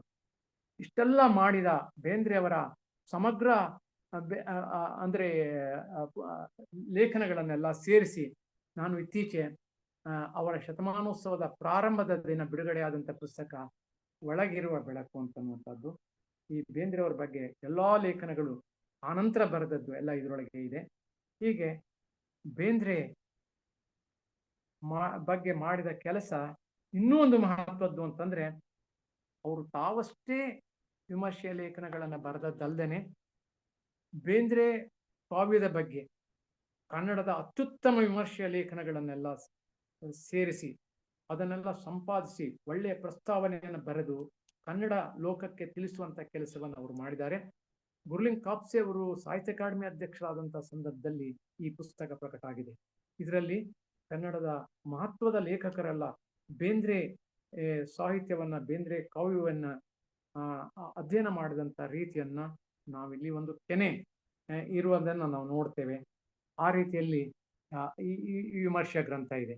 ಬೇಂದ್ರೆ ಕಾವ್ಯ ವಿಮರ್ಶೆ ಮತ್ತು ಕಾವ್ಯ ಮೀಮಾಂಸೆ ಮತ್ತು ಅನುವಾದ ಇವುಗಳ ಬಗ್ಗೆ ಹೊಸ ದೃಷ್ಟಿಯನ್ನು ಕೊಟ್ಟಂತ ಮೂರವರು ಕನ್ನಡಕ್ಕೆ ದೊಡ್ಡ ಕೊಡುಗೆಯನ್ನು ಕೊಟ್ಟಂತ ವಿದ್ವಾಂಸರಾಗಿ ನಮಗೆ ಕಾಣಿಸ್ತಾರೆ. ಅವರ ಸಾಹಿತ್ಯವನ್ನ ಓದುತ್ತಾ ಹೋದಾಗ ನಮಗೆ ಆಶ್ಚರ್ಯ ಉಂಟಾಗ್ತದೆ. ಅವರ ಬರವಣಿಗೆ ಕೇವಲ ವಿಮರ್ಶೆಗೆ ಮಾತ್ರ ಸಂಬಂಧಪಟ್ಟದ್ದಲ್ಲ. ಅವರು ವ್ಯಕ್ತಿ ಚಿತ್ರಗಳನ್ನು ಬರೆದಿದ್ದಾರೆ, ಅಂಕಣ ಲೇಖನಗಳನ್ನ, ನಿಮಿತ್ತ ಅನಿಮಿತ್ತ ಅಂತನ್ನುವಂತ ಅಂಕಣ ಲೇಖನಗಳನ್ನ ಸಂಯುಕ್ತ ಕರ್ನಾಟಕ ಪತ್ರಿಕೆಯಲ್ಲಿ ನಿರಂತರವಾಗಿ ಅವರು ಬರೆದಿದ್ದಾರೆ. ಆಕಾಶವಾಣಿಗಾಗಿ ಅವರು ಚಿಂತನೆಗಳನ್ನು ಅವರು ಬರೆದಿದ್ದಾರೆ. ಅವರ ಚಿಂತನ ಸಾಹಿತ್ಯವನ್ನು ಕೂಡ ನಾವು ಓದುವಂತಹದ್ದಿದೆ. ಅನೇಕ ವ್ಯಕ್ತಿ ಚಿತ್ರಗಳನ್ನು ಕೂಡ ಅವರು ಬರೆದಿದ್ದಾರೆ. ವ್ಯಕ್ತಿ ಚಿತ್ರ, ಅಂಕಣ ಸಾಹಿತ್ಯ, ವಿಮರ್ಶಾ ಸಾಹಿತ್ಯ, ಆತ್ಮಚರಿತ್ರೆ, ಜೀವನ ಚರಿತ್ರೆ ಮತ್ತು ಎಲ್ಲ ಒಂದು ರೆಮಿನಿಸೆನ್ಸಸ್ ಅಂದ್ರೆ ತಮ್ಮ ನೆನಪುಗಳನ್ನ ಬರೆದದ್ದು. ಇವನ್ನೆಲ್ಲ ನೋಡುವಾಗ ಒಬ್ಬ ವ್ಯಕ್ತಿ ಒಂದು ಜೀವಮಾನದಲ್ಲಿ ಎಷ್ಟೆಲ್ಲ ಮಾಡಲಿಕ್ಕೆ ಸಾಧ್ಯತೆ ಇದೆ, ಅದು ನಿವೃತ್ತಿಯ ನಂತರ ಇಷ್ಟೆಲ್ಲ ಬರೆದ್ರು. DR ನಾಗರಾಜ್ ಅವರು ಒಂದು ಮಾತನ್ನು ಹೇಳಿದ್ರು, ಅಮೂರ್ ಅವರು ಇನ್ನಷ್ಟು ಬರೆಯಬೇಕು ಅಂತ. ಕೊನೆಗೆ DR ನಾಗರಾಜರು ಬೇಗ ತೀರ್ಕೊಂಡ್ರು. ಅಮೂರ್ ಅವರು ಒಂದು ಸಂದರ್ಭದಲ್ಲಿ ಹೇಳಿದ್ರು, ಅವ್ರು ಬಹುಶಃ ಬದುಕಿದ್ರೆ ನಾನು ಬರೆದ ಬರವಣಿಗೆ ನೋಡಿ ಅವ್ರು ಏನ್ ಹೇಳ್ತಿದ್ರು ಏನೋ ಗೊತ್ತಾಗ್ತಾ ಇಲ್ಲ. ಅಮೂರ್ ಅವರು ಆ ರೀತಿಯಲ್ಲಿ ಬರವಣಿಗೆಯನ್ನ ನಿರಂತರವಾಗಿ ಒಂದು ತಪಸ್ಸಿನಂತೆ ಅವರು ಮಾಡಿದ್ರು. ಕನ್ನಡದ ವಿಮರ್ಶೆಯ ಲೋಕಕ್ಕೆ ಮಾತ್ರ ಅಲ್ಲ, ಕನ್ನಡದ ಸಾಹಿತ್ಯದ ಇತರ ಪ್ರಕಾರಗಳಲ್ಲಿಯೂ ಕೂಡ ಅವರು ಮಹತ್ವದ ಕೆಲಸಗಳನ್ನ ಅವರು ಮಾಡಿದ್ರು. ಅವರ ಬರವಣಿಗೆ, ಓದು, ವಿಮರ್ಶೆ ನಮಗೆ ನಿಜವಾಗಿಯೂ ಅಚ್ಚರಿಯನ್ನುಂಟು ಮಾಡ್ತದೆ. ಕನ್ನಡ ವಿಮರ್ಶೆಯ ಪ್ರಪಂಚದಲ್ಲಿ ಖ್ಯಾತರಾಗಿರುವಂತ ಈ ಅಮೂರ್ ಅವರ ವಿಮರ್ಶೆಯನ್ನ ಕನ್ನಡ ವಿದ್ವತ್ ಲೋಕ ಯಾವಾಗಲೂ ಆದರಿಸ್ತದೆ, ಗೌರವಿಸ್ತದೆ. ಬಹಳ ಆಶ್ಚರ್ಯ ಸಂಗತಿ ಅಂತಂದ್ರೆ ಅವರ ವಿಮರ್ಶೆಯ ಗ್ರಂಥಗಳು ಎಂದೂ ಕೂಡ ಯಾವುದೇ ವಾಗ್ವಾದಕ್ಕೆ ಒಳಗಾಗಲಿಲ್ಲ. ಯಾರೂ ಅದರ ಬಗ್ಗೆ ತಕರಾರುಗಳನ್ನು ಎತ್ತಿಲ್ಲ. ಅವರ ವಿಚಾರಗಳನ್ನು ಮುಕ್ತ ಮನಸ್ಸಿನಿಂದ ಸ್ವೀಕರಿಸಿ ಅವರ ಬರವಣಿಗೆ, ಅವರ ವಿದ್ವತ್ತು, ಅವರ ಆಲೋಚನೆಗಳು, ಅವರ ಚಿಂತನೆಗಳು, ಅವರ ಎಲ್ಲ ವಿಮರ್ಶೆಯನ್ನ ಕನ್ನಡ ಮನಸ್ಸುಗಳು ಮುಕ್ತ ಮನಸ್ಸಿನಿಂದ ಸ್ವೀಕರಿಸಿ ಅದನ್ನು ಆಸ್ವಾದಿಸಿ ಸಂತೋಷಪಟ್ಟಿದೆ. ಕನ್ನಡದ ಪತ್ರಿಕಾ ರಂಗದಲ್ಲಿ ನಾವು ಇವತ್ತು ಅವರ ಬರಹಗಳನ್ನ ನೋಡುವಾಗ ನಮಗೆ ಆಶ್ಚರ್ಯ ಆಗ್ತದೆ. ಹೀಗೆ ಒಂದು ರೀತಿಯಲ್ಲಿ ಕನ್ನಡ ವಿದ್ವತ್ತಿನ ಮೇರು ಶಿಖರವಾಯ್ ಆಗಿದ್ದಂಥ ಅಮೂರವರು ಇಂಗ್ಲಿಷ್ ಲೋಕಕ್ಕೆ ಕನ್ನಡ ಸಾಹಿತಿಗಳನ್ನು ಪರಿಚಯಿಸಿದರು, ಕನ್ನಡ ಸಾಹಿತ್ಯವನ್ನು ಪರಿಚಯಿಸಿದರು, ಇಂಗ್ಲಿಷ್ ಸಾಹಿತ್ಯದಲ್ಲಿ ಕೆಲಸ ಮಾಡಿದರು. ಟಿ.ಎಸ್. ಈಲಿಯಟ್ನ ಕಾವ್ಯಮೀಮಾಂಸೆ ಬಗ್ಗೆ ಇಂಗ್ಲಿಷ್ನಲ್ಲಿ ಅವರು ಪುಸ್ತಕವನ್ನು ಬರೆದು, ದ ಕನ್ಸೆಪ್ಟ್ ಆಫ್ ಕಾಮಿಡಿ ಬಗ್ಗೆ ಬರೆದ್ರು, ಅಮೆರಿಕನ್ ಸಾಹಿತ್ಯದ ಬಗ್ಗೆ ಅವರು ಬರೆದ್ರು, ಇಂಡಿಯನ್ ಲಿಟ್ರೇಚರ್ ಬಗ್ಗೆ ಬರೆದ್ರು, ಆದ್ಯ ರಂಗಾಚಾರ್ಯರ ಬಗ್ಗೆ ಇಂಗ್ಲಿಷ್ನಲ್ಲಿ ಪುಸ್ತಕ ಬರೆದ್ರು. ಆನಂತರ ಅವ್ರ ಬಗ್ಗೆ ವಿರಾಟ್ ಪುರುಷನ ಬಗ್ಗೆ ಬರೆದ್ರು. ಅಷ್ಟೇ ಅಲ್ಲ, ಆದ್ಯ ರಂಗಾಚಾರ್ಯರ ನಾಟಕವನ್ನು ಇಂಗ್ಲಿಷ್ಗೆ ಅನುವಾದ ಮಾಡಿದ್ರು. ಹೀಗೆ ಒಂದು ರೀತಿಯಲ್ಲಿ ಒಂದು ದೈತ್ಯ ಕೆಲಸ ಇದು ಆಗಿದೆ. ಇಂಥ ಒಂದು ಕೆಲಸವನ್ನ ಅಮೂರವರು ಬಹಳ ನಿಷ್ಠೆಯಿಂದ ಶ್ರದ್ಧೆಯಿಂದ ಅವರು ಎತ್ತಿಕೊಂಡು ಮಾಡಿದ್ದು ಆಶ್ಚರ್ಯ ಆಗ್ತದೆ. ಕೆಲವು ಸಂದರ್ಭಗಳಲ್ಲಿ ಅವ್ರು ಹೇಳ್ತಾ ಇದ್ರು, ಬೆಳಿಗ್ಗೆ ನನಗೆ 4 ಗಂಟೆಗೆ ಎಚ್ಚರ ಆಗ್ತದೆ, ಎದ್ದು ಕೂತು ನಾನು ಇವತ್ತು 15-20 ಪುಟ ನಾನು ಬರದೇ ಅಂದ್ರೆ ರಾತ್ರಿಯನ್ನು ಹಗಲನ್ನಾಗಿ ಮಾಡುವ, ಹಗಲನ್ನು ರಾತ್ರಿಯನ್ನಾಗಿ ಮಾಡುತ್ತಾ ಕನ್ನಡ ಸಾಹಿತ್ಯವನ್ನ ಯಾವಾಗಲೂ ಬೆಳಕಿನಲ್ಲಿ ಮೀಯಿಸುವಂತ ಈ ವಿಮರ್ಶಕರು ಅಮೂರವರಾಗಿದ್ದಾರೆ.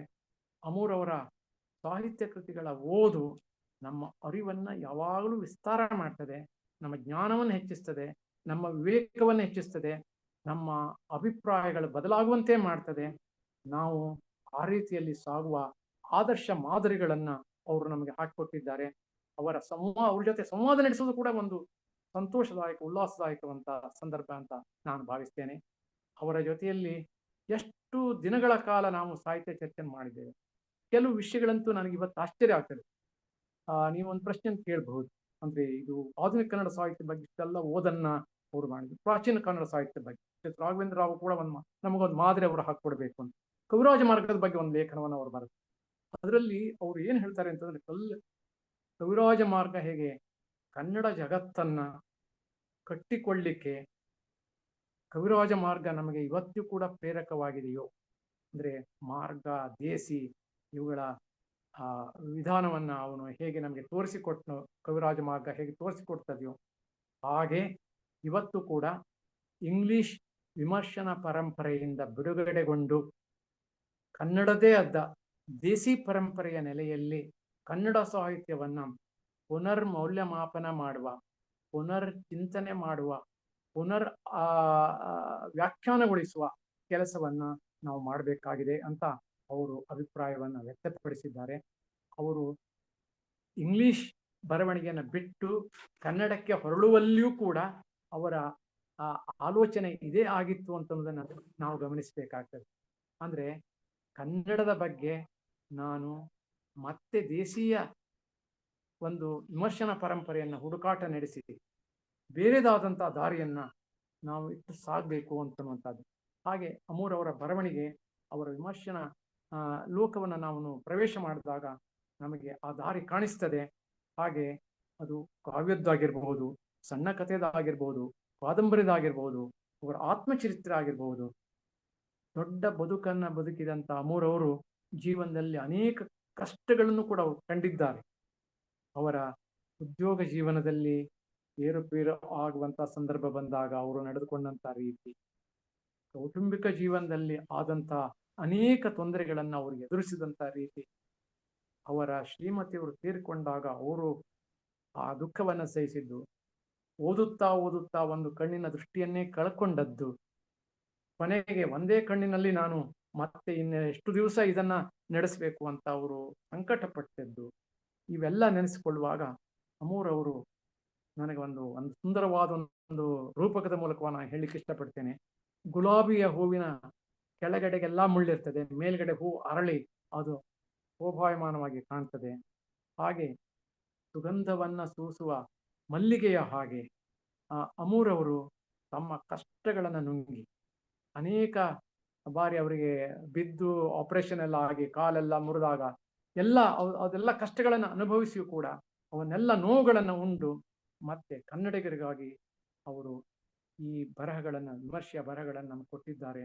ಅದನ್ನ ಕನ್ನಡ ವಿದ್ವತ್ ಲೋಕ ಮತ್ತು ರಸಿಕ ಲೋಕ ಯಾವಾಗಲೂ ಆಸ್ವಾದಿಸಬೇಕು. ಭುವನದ ಭಾಗ್ಯದಂತ ಕೃತಿ, ವಿರಾಟ್ ಪುರುಷದಂತ ಕೃತಿ, ಕುರುಗೋಳ್ ನಾರಾಯಣರ ಬಗ್ಗೆ ಮಾಡಿದಂಥ ಅವರ ಅನುವಾದಗಳು ಮತ್ತು ಅವರ ಎಲ್ಲ ವರ್ಗದ ಜನರನ್ನು, ಎಲ್ಲ ಸಾಹಿತ್ಯವನ್ನು, ಇಡೀ ಸಮಗ್ರ ಸಾಹಿತ್ಯವನ್ನು, ವಿಶೇಷವಾಗಿ ಅವಳ ಕಥೆಗಳು ಅಂತನ್ನುವಂಥ ಒಂದು ಪ್ರಸ್ತಾವನೆಯಲ್ಲಿ ಲೇಖಕಿಯರ ಕೃತಿಗಳ ಬಗ್ಗೆ ಅವರು ಬರೆದಂಥ ವಿಮರ್ಶೆಯನ್ನು ಓದಬೇಕು ನಾವು.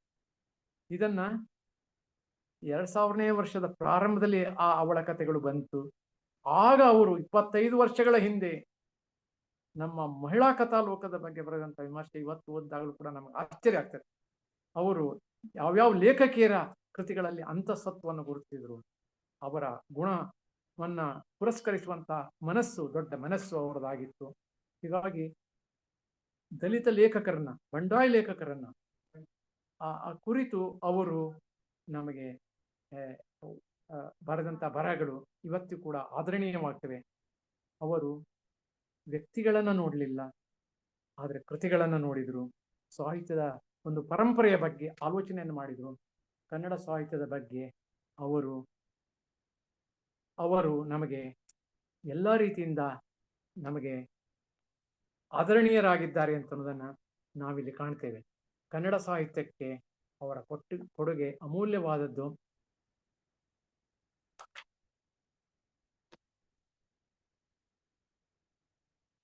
ಈ ಅವಕಾಶವನ್ನ ಒದಗಿಸಿಕೊಟ್ಟಂತ ಮುಂಬೈ ವಿಶ್ವವಿದ್ಯಾಲಯದ ಕನ್ನಡ ವಿಭಾಗಕ್ಕೆ ನಾನು ಆರ್ಥಿಕವಾದ ಧನ್ಯವಾದಗಳನ್ನು ಅರ್ಪಿಸ್ತೇನೆ. ಕೊನೆಯದಾಗಿ 2 ಮಾತುಗಳನ್ನು ಹೇಳಬೇಕಾಗಿದೆ. ಒಂದೇನು ಅಂತಂದ್ರೆ, ಇರಲಿಲ್ಲ ಅಮೂರವರ ಬಗ್ಗೆ ಪ್ರಸ್ತಾಪ ಮಾಡಿದ್ರು ಉಪಾಧ್ಯಾಯರು. ಒಂದು, ನಾನು ಸಂಪಾದಿಸಿದಂತ ಸಹೃದಯ ಸಂವಾದ ಕನ್ನಡ ವಿಮರ್ಶೆಯ ಪರಂಪರೆಯ ಬಗ್ಗೆ, ಈ ಕನ್ನಡ ವಿಮರ್ಶೆಯ ಬಗ್ಗೆ ಬರೆದಂತ ಕನ್ನಡ ವಿಮರ್ಶಕರ ಎಲ್ಲಾ ಬರಹಗಳ ಬಗ್ಗೆ ಈ ಪುಸ್ತಕ ಇದೆ. ಈ ಪುಸ್ತಕ ಅಮೂರವರಿಗೆ 80 ತುಂಬಿದಾಗ ನಾವು ಅರ್ಪಿಸಿದಂತ ಒಂದು ಗೌರವ ಗ್ರಂಥ. ಆ ನಂತರ ಈ ಗ್ರಂಥದಲ್ಲಿ ಅಮೂರವರ ಬಗ್ಗೆ ಒಂದೇ ಒಂದು ಲೇಖನ ಇದೆ. MG ಹೆಗಡೆ ಅವರು ಬರೆದಂತ ಒಂದು ಲೇಖನ ಬಿಟ್ರೆ ಉಳಿದೆಲ್ಲವೂ ಕನ್ನಡ ವಿಮರ್ಶೆಯ ಪರಂಪರೆ ಬಗ್ಗೆ. ಅಮೂರವರು ಏನ್ ಬಯಸಿದ್ರು ಅಂತಂದ್ರೆ, ತನ್ನ ಬಗ್ಗೆ ಯಾರೂ ಹೆಚ್ಚು ಮಾತಾಡುವುದು ಬೇಡ, ತನ್ನ ಬಗ್ಗೆ ಹೇಳುವುದಕ್ಕಿಂತ ತನ್ನ ಕೃತಿಯ ಬಗ್ಗೆ ಚರ್ಚೆ ನಡೆಯಲಿ, ತನ್ನ ಸಾಹಿತ್ಯದ ಬಗ್ಗೆ ಚರ್ಚೆ ನಡೆಯಲಿ, ಸಾಹಿತ್ಯ ವಿಮರ್ಶೆಯ ಬಗ್ಗೆ ಚರ್ಚೆ ನಡೆಯಲಿ, ಕನ್ನಡ ಸಾಹಿತ್ಯದ ಮುನ್ನಡೆಯ ಬಗ್ಗೆ ನೀವೆಲ್ಲ ಆಲೋಚಿಸಿರಿ ಅಂತ. ಹಾಗೆ ಅವರಿಗೆ 90 ತುಂಬಿದಂತಹ ಸಂದರ್ಭದಲ್ಲಿ GS ಅಮೂರವರ ಕನ್ನಡ ವಿಮರ್ಶೆಯ ಸ್ವೀಕೃತಿ ಅಂತನ್ನುವಂಥ ಈ ಬೃಹತ್ ಗ್ರಂಥವನ್ನ ಸಂಪಾದಿಸುವ ಅವಕಾಶ ನನಗೆ ಒದಗಿ ಬಂತು. ಇವೆರಡೂ ಪುಸ್ತಕಗಳನ್ನು ಅವರಿಗಾಗಿ ನಾನು ಸಂಪಾದಿಸಿದೆ. ಹಾಗೆ ಅವರ ಒಳಗಿರುವ ಬೆಳಕು ಕೃತಿಯನ್ನು ಕೂಡ ಸಂಪಾದಿಸಿದೆ. ಇವೆಲ್ಲವನ್ನು ಅಮೂರವರ ಮೇಲೆ ಪ್ರೀತಿ ಗೌರವಗಳಿಂದ ನಾನು ಕೆಲಸ ಮಾಡಲು ಸಾಧ್ಯವಾಯಿತು. ಇನ್ನು 100ನೇ ವರ್ಷದಲ್ಲಿ ಏನೇನು ಮಾಡಬೇಕು ಅಂತನ್ನೋದನ್ನ ಆಲೋಚನೆಯನ್ನು ಮಾಡ್ತಾ ಇದ್ದೇನೆ. ಅವೆಲ್ಲ ಕಾರ್ಯರೂಪಕ್ಕೆ ಬರಲಿ ಅಂತ ನಾನು ಕನ್ನಡ ತಾಯಿಯಲ್ಲಿ ಪ್ರಾರ್ಥಿಸ್ತೇನೆ. ಮತ್ತೆ ಮುಂಬೈ ವಿಶ್ವವಿದ್ಯಾಲಯದಲ್ಲಿ ಇರುವಂತಹ ಉಪಾಧ್ಯಾಯರು ಬರೆದಂತ ಲೇಖನ ಕೂಡ ಈ ಸಹೃದಯ ಸಂವಾದದಲ್ಲಿ ಇದೆ. ಬೇಂದ್ರೆ ಸಾಹಿತ್ಯ ವಿಮರ್ಶೆ ಮತ್ತು ಕಾವ್ಯ ಮೀಮಾಂಸೆಯ ಬಗ್ಗೆ ಉಪಾಧ್ಯಾಯವರು ಬರೆದಂತಹ ಬರಹವನ್ನ ನಾವಿಲ್ಲಿ ಕಾಣ್ತೇವೆ. ಬೇಂದ್ರೆಯವರ ಕಾವ್ಯ ಮೀಮಾಂಸೆ ಮತ್ತು ಸಾಹಿತ್ಯ ವಿಮರ್ಶೆ ಬಗ್ಗೆ ಒಳ್ಳೆ ಲೇಖನವನ್ನ ಉಪಾಧ್ಯಾಯರು ಬರೆದಿದ್ದಾರೆ, ಅದು ಕೂಡ ಇದರೊಳಗೆ ಇದೆ. ಹಾಗೆ ಸ್ವೀಕೃತಿ ಒಳಗೆ ನಾವು ಬೇಂದ್ರೆ ಬಗ್ಗೆ ಮಾತ್ರ ಅಲ್ಲ, ಅವರ ಎಲ್ಲಾ ಪುಸ್ತಕಗಳ ಬಗ್ಗೆ ಕನ್ನಡ ವಿಮರ್ಶಾ ಲೋಕ ಏನನ್ನ ಪರಿಭಾವಿಸ್ತದೆ, ಏನನ್ನ ಮಾತಾಡ್ತದೆ. ಇಲ್ಲಿ ವ್ಯಕ್ತಿಯ ಬಗ್ಗೆ ಯಾರು ಮಾತಾಡಲ್ಲ, ಆದ್ರೆ ಇಲ್ಲಿ ನಾವು ಸಂವಾದ ನಡೆಸಿದ್ದು ಕೂಡ ಸಾಹಿತ್ಯ ಸಂವಾದವೇ ಆಗಿದೆ, ಕೃತಿ ಸಂವಾದವೇ ಆಗಿದೆ. ಕೃತಿನಿಷ್ಠ ವಿಮರ್ಶೆ ಅವರಿಗೆ ಪ್ರಿಯವಾದದ್ದು. ಕೃತಿಯನ್ನ ಮುಂದೆ ತರಬೇಕು, ಅವರು ಕೃತಿ ಬಗ್ಗೆ ಮಾತಾಡ್ರಿ, ವ್ಯಕ್ತಿ ಬಗ್ಗೆ ನಾವು ಆದಷ್ಟು ನೀವು ಕಡಿಮೆ ಮಾತಾಡಿ. ಕೃತಿಯಿಂದ ನೀವು ವ್ಯಕ್ತಿಯನ್ನ ನೀವು ನೋಡ್ರಿ, ವ್ಯಕ್ತಿಯಿಂದ ಕೃತಿ ನೋಡುವುದಲ್ಲ, ಕೃತಿಯಿಂದ ನೀವು ವ್ಯಕ್ತಿಯನ್ನ ನೋಡ್ರಿ ಅಂತ ಹೇಳುವುದು ಅಮೂರವರ ಒಂದು ದೃಷ್ಟಿಕೋನ. ಅಮೂರವರು ಯಾವಾಗಲೂ ಸಮಗ್ರ ಓದಿನ ಹರಿಕಾರರು. ನಾವು ಯಾವುದೇ ಕವಿಯ ಬಗ್ಗೆ, ಕೃತಿಯ ಬಗ್ಗೆ, ಕಾದಂಬರಿಯ ಬಗ್ಗೆ, ಸಣ್ಣ ಕಥೆಯ ಬಗ್ಗೆ, ಕವಿತೆಯ ಬಗ್ಗೆ ವಿಮರ್ಶೆಯನ್ನು ಬರೆಯುವಾಗ ಏಕಮುಖವಾಗಿ ಚಿಂತನೆಯನ್ನು ಮಾಡದೆ ಬಹುಮುಖಿ ನೆಲೆಯಲ್ಲಿ ಅಧ್ಯಯನವನ್ನ ಮಾಡಬೇಕು ಅಂತನ್ನೋದು ಅವರ ದೃಷ್ಟಿಕೋನ. ಈ ಒಂದು ಸಾಂಸ್ಕೃತಿಕ ಮನಸ್ಸನ್ನ ಕನ್ನಡ ಓದುಗರು ಪಡೆದುಕೊಳ್ಳಬೇಕು. ಇವತ್ತು ನಾವು ಬಹುಮಾಧ್ಯಮಗಳ ಯುಗದಲ್ಲಿದ್ದೇವೆ, ಆದರೆ ಎಲ್ಲ ಜನ ಪುಸ್ತಕ ಸಂಸ್ಕೃತಿಯಿಂದ ದೂರ ಆಗುತ್ತಿರುವುದು ಅವರಿಗೆ ವ್ಯಸನವನ್ನು ಉಂಟು ಮಾಡಿದೆ. ಕನ್ನಡ ಸಾಹಿತ್ಯವನ್ನ ನಿರಂತರವಾಗಿ ಓದು ಮನನ ಮಾಡುವ ವಾತಾವರಣವನ್ನ ನಾವು ನಿರ್ಮಿಸಬೇಕು ಎನ್ನುವುದು ಅಮೂರವರ ಒಂದು ದೃಷ್ಟಿಕೋನ. ಹೀಗಾಗಿ ಅಮೂರವರು ಯಾವಾಗಲೂ ಓದನ್ನ ಬಯಸೋರು. ಅದಕ್ಕೆ ಚೆನ್ನವೀರ ಕಣಿವೆಯವರು ಒಂದು ಮಾತನ್ನು ಹೇಳ್ತಾರೆ, ಏನಂದ್ರೆ ಸಮಗ್ರ ಓದಿನ ಹರಿಕಾರರು ಅವರು. ಸಮಗ್ರ ಓದನ್ನ ಮಾಡುವುದು, ಎಲ್ಲ ಒಬ್ಬ ಲೇಖಕನ ಬಗ್ಗೆ ವಿಮರ್ಶೆಯ ಅಭಿಪ್ರಾಯಗಳನ್ನು ತಾಳುವಾಗ ನಾವು ಅವರ ಸಮಗ್ರ ಸಾಹಿತ್ಯವನ್ನು ಇಟ್ಕೊಂಡು ನಾವು ಮಾತಾಡಬೇಕಾಗ್ತದೆ. ಓದದೆ ನಾವು ಯಾವುದೇ ಒಂದು ನಿರ್ಧಾರಕ್ಕೆ ಬರಲು ಸಾಧ್ಯ ಇಲ್ಲ. ಅದಕ್ಕಾಗಿ ಕೃತಿಯ ಅಂತಃಸತ್ವವನ್ನ ತೆರೆದು ತೋರಿಸುವಂತಹ ಕೆಲಸವನ್ನು ಒಬ್ಬ ಶ್ರೇಷ್ಠ ವಿಮರ್ಶಕ ಯಾವಾಗಲೂ ಮಾಡ್ತಾನೆ. ಶ್ರೇಷ್ಠ ವಿಮರ್ಶಕನ ಕೆಲಸ ಅಂತಂದ್ರೆ ಅವರು ತಮ್ಮ ಒಂದು ಪುಸ್ತಕದಲ್ಲಿ ಹೇಳಿದಾಗ, ಇದು ಅರ್ಥಲೋಕವನ್ನ ತೆರೆಯುವ ಕೆಲಸ. ನಾನು ಅರ್ಥಲೋಕವನ್ನ ತೆರೆಯುವ ಕೆಲಸವನ್ನು ಮಾಡಿದ್ದೇನೆ, ಸಾಹಿತ್ಯದ ಅರ್ಥವನ್ನ ತೆರೆಯುವ ಕೆಲಸವನ್ನು ಮಾಡಿದ್ದೇನೆ.